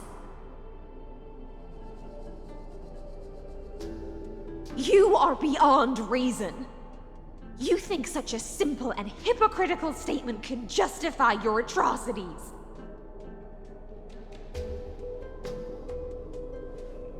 There's no new without destroying the old. That's what you consider an atrocity? Ironic, for that is also the unchanging law of Amphorius's revolutions. Ever since the Flame Chase prophecy resounded in the distance, fate has decreed for the Chrysos heirs to ignite our blood and illuminate this dark age. People would still be puppets of the old dynasty if it weren't for my conquests. But your world doesn't seem to be any different from your predecessors. Bloodshed, tyranny, oppression. You're making the same mistakes they did.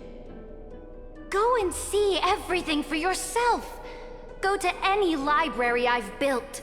Go listen to the rumors on every street corner.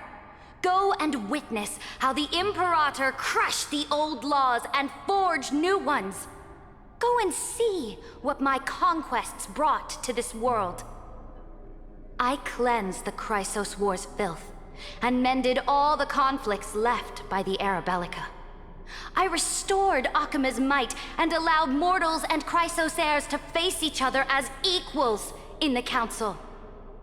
I punished all sins, and rewarded all achievements.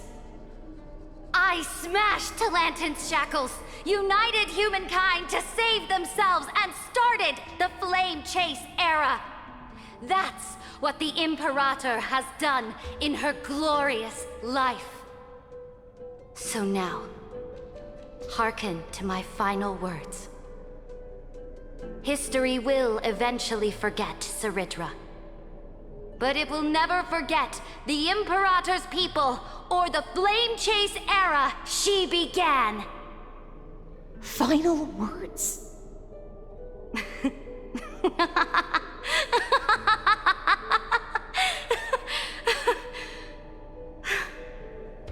Amphorius is about to be destroyed. There's no time left for pointless debates. There is only one law I want to overturn to aid the final battle of deliverance. So I will only offer the life of one demigod. In the name of the Imperator, I command you one last time, Helectra. Either sacrifice yourself for conquest, or pierce this tyrant's chest with your sword. Thus, the Imperator concluded her final speech. At the end of her life, at the last moment before she stepped onto the altar, she gave her most loyal subject the choice to decide fate, just as she promised her compatriots before her very first campaign. My blood flows in you now. Heroic compatriots, follow me, and we'll seize fate's reins! The Imperator fell. Some say that the Dux Gladiorum turned traitor and killed her liege. Some say that she imprisoned the tyrant in a shallow pond of water, then left. Which meant the Imperator had to kill herself to rewrite the law. There are countless stories about her death. All we can be sure of is when the knight left the vortex, the Imperator was still mumbling about their past conquests together. The beginning and the end of her existence. Imperator, wait! How could someone of your status come to the front lines? Let me be the flag bearer! The troops defending the pass to the west of the grove, have they surrendered? They ran as quickly as they could when they heard your name. The Golden Cocoon Pass is now in the First Legion's hands. Good. What about the Delosian militia? The Third Legion set fire to the mountains and flattened everything west of the basin. They just need a few more days. That is enough. We cannot afford to miss an opportunity for victory. Lastly, how many Laedonian cannons are left? They are no more. The Second and Fourth Legions have destroyed them all. Very good. They now have no way out, no reinforcements, and no artillery support. We will be able to liberate the Grove of Epiphany in the blink of an eye. We will launch the final charge 1 quint after the curtain fall hour tomorrow. Remember, as long as the Alliance's flag still flies on my shoulders, you must keep moving forward. Take no prisoners among the enemy's soldiers. All sages who resist are to be captured and tried according to martial law. And do not destroy any books. Now go! Notify the entire army! Understood! Those who are resolved to die, we salute you. Reporting in. The mountain dwellers are resisting fiercely, and the legendary Mountain Breaker has personally engaged in battle. Their formations are nigh impenetrable. Then cease our frontal assault. Send scouts to all legions and tell them to retreat into the Tritos Plains before the parting hour.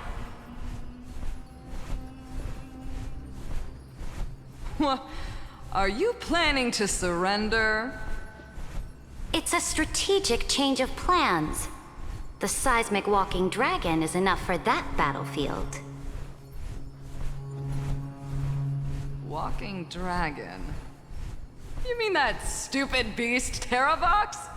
What can they even do?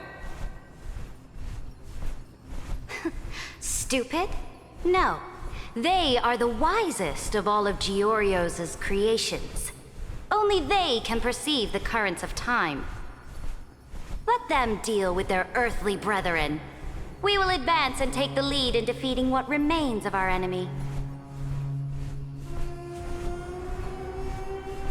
I will deliver the most fiery retribution for the humiliation they dealt us, and crown myself with a god-slaying wreath. Understood. I'll see to it. Those who are resolved to die, we salute you. The Temple of the Three Fates sent a letter, Imperator. They refused to surrender, and said this letter is their last warning to us.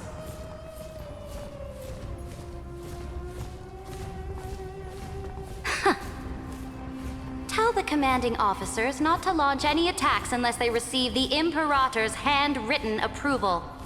Disobedience will be punished by death. What are you doing? The priests of the Three Fates aren't soldiers, but politicians. Do not mistakenly believe they don't have a plan. These dying pests will wring out every idea from their brains, all for short-sighted gain. They are much shrewder than we are. I am inferior to them in that regard. They also have the prophecy to wield as a weapon, something I am not blessed with. Launching an unplanned attack will only disadvantage us, as all of Emphorius will judge our actions. Which means, I will be heading to the battlefield myself, just as I have always done. This time, however, I will go alone. I will conduct secret negotiations to ensure fate is on our side. Understood. The legions will make their preparations. Those who are resolved to die, we salute you. Why are we not allowed to march out with the army, Imperator? This will be a long voyage with no return. Those of you who bear the prophecy cannot come with me. Why are you personally leading this battle if it's doomed to fail? The Flame Chase journey cannot be without a leader. that is correct. The Empire will be without a head when the Imperator falls. But remember, as long as you seize the right opportunities, even a chaotic game will remain winnable. My departure will create a long staircase for you. You will understand what I mean when news of my death reaches your ears. Saridra, is our journey about to be over? Destroy the old laws and forge new ones. My conquest has reached its limits within the borders of Amphorius. Since the prophecy already decreed that the Imperator would never conquer the stars as she wished, I will bow out here and try no more. More Chrysos heirs bearing divine authority will be born, and many more heroes will arise. Will they demand peace or war? Will they resist tyranny or become the next Imperator? I do not care. The children of the future will decide for themselves. Do not mourn for me. Anyone can kill the Imperator, but the only one who can truly destroy her is Saridra. At the end, I faithfully recorded the most important battles in the Imperator's life. Her conquest was about to be completed at this point in the story. However, for some reason, a memory suddenly entered my mind just as I was about to put down my pen. It was a journey on a fantastical train. I had the honor of having a heart-to-heart conversation with the Imperator under the stars, and I asked her this question at the end of that discussion. How do you want history to remember you? As a hero who gave up her life for the flame chase? Or as a tyrant? She answered so quickly, as if she had made up her mind long ago. I would rather be forgotten than be defined.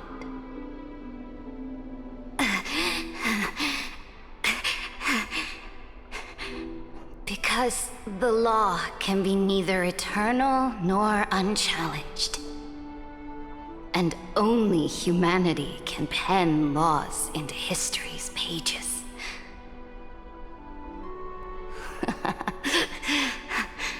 Now, I have shattered the greatest law of Amphorius. The game is nearing its end. Dux Gladiorum. Even though you killed the Imperator in the previous 30 million cycles, this time, you finally found your own law. Then, High Sealants, Electra.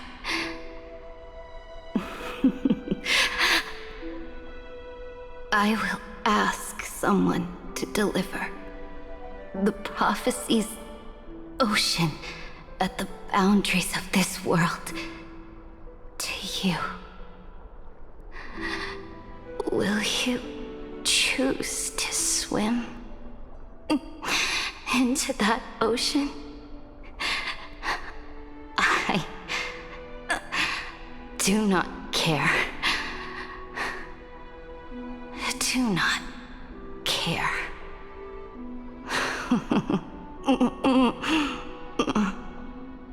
The Imperator muttered about her conquests, and news of her death spread in the city.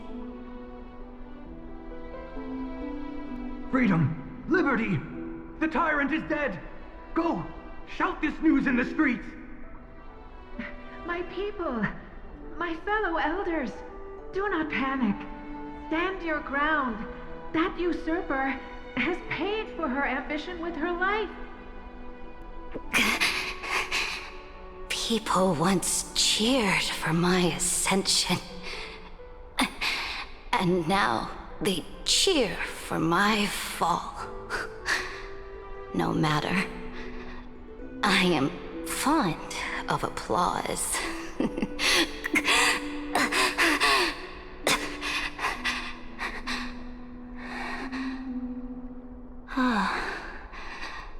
I see the cosmos, the battlefield that I cannot reach.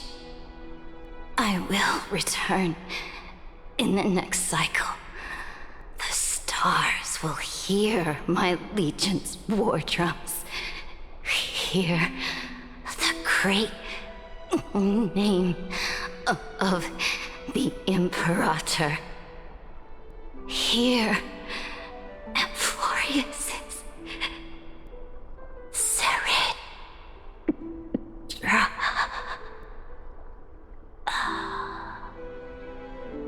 To this day, we do not know which rule the Imperator overwrote at the cost of her life.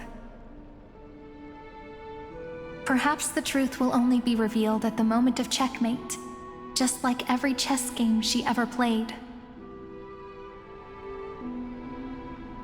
We only know her death inflamed Akama.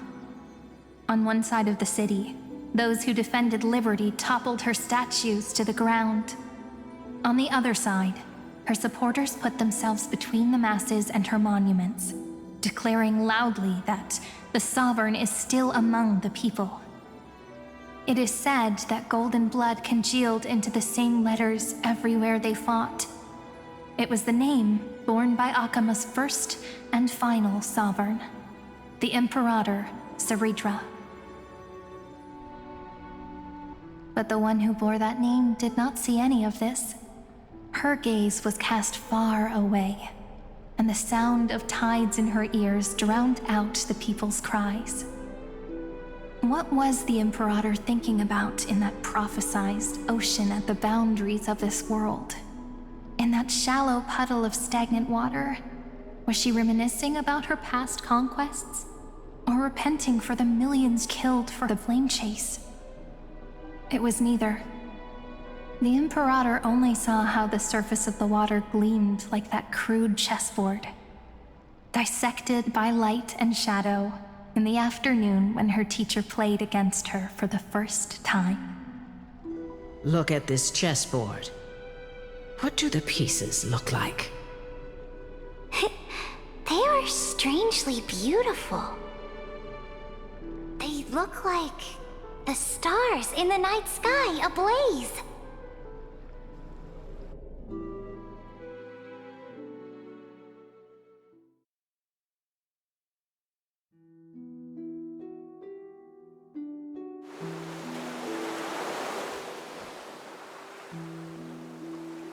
From that page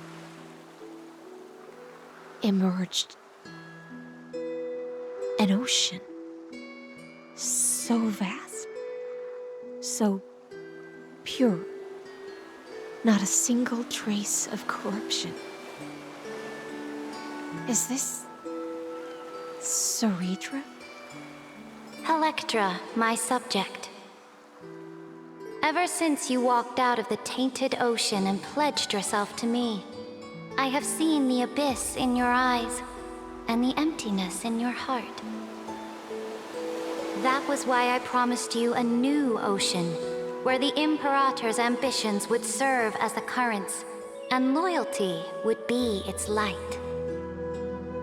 Electra, my subject. You have done your duty as my blade. The prophecy has now made its final decree on the road I intend to walk.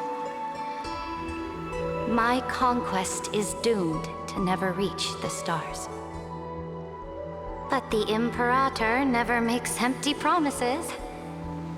So take this memory, this ocean, beyond the sky, as witnessed by the Deliverer. This is the final gift that the Imperator can leave for her subject.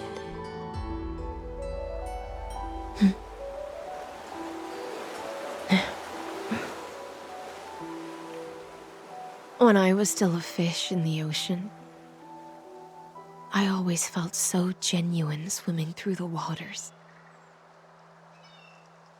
But once I stepped onto land, I found myself caught in a play. Every land dweller wore a mask in their life. So I, too, donned a costume and tried to find my role in this show. I became your blade in war and the violin strings at banquets. Do you still not get it? I do not long for the oceanic depths of my homeland, nor do I crave the swelling seas beyond the sky. Perhaps even I don't know what I want. I still don't know where I should swim to even at the end. But I know one thing right now.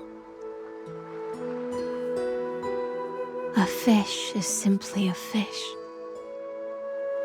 And she can never leave the ocean she's in.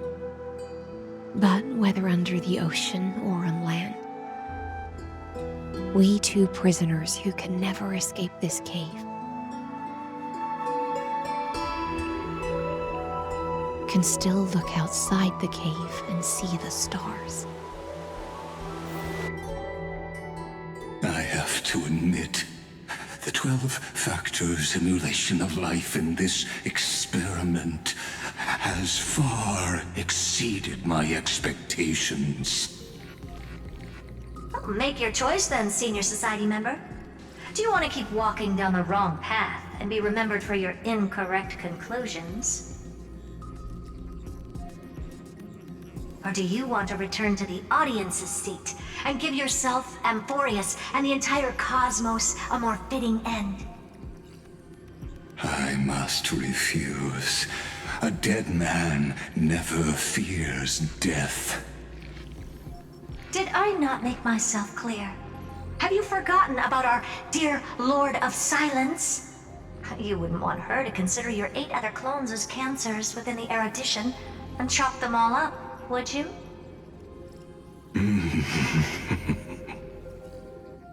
Your logical deductions are vastly different from mine. Therefore, allow me to provide one more academic recommendation. Listen, my peers. Why don't you look beyond this world? Just as the Chrysos heirs did. Re-evaluate your calculations and take into account all enemies in the upcoming war among the eons. Amphorius is not a place where 3 paths entangle, but where 3 paths fight to the death. You used Memoria to resist me, but did you not consider the possibility that the Remembrance and their children might have taken this opportunity to join the fray as well?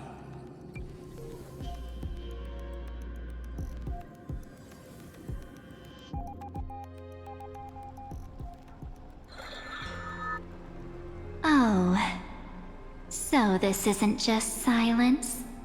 It's the answer. What was the last thing he said to you before you parted the waters at the Scale Gorge waterscape? A tricky question, but one with a simple answer. He didn't say anything back then, right?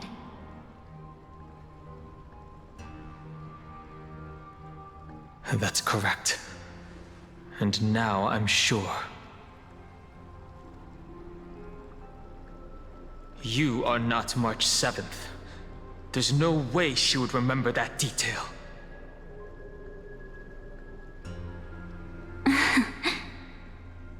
I'll only warn you once. Leave her body now. How impulsive. That's not like you at all. Why don't you calm down and think about another possibility? I didn't take over March 7th's body. Rather, it's March 7th who regained my memories.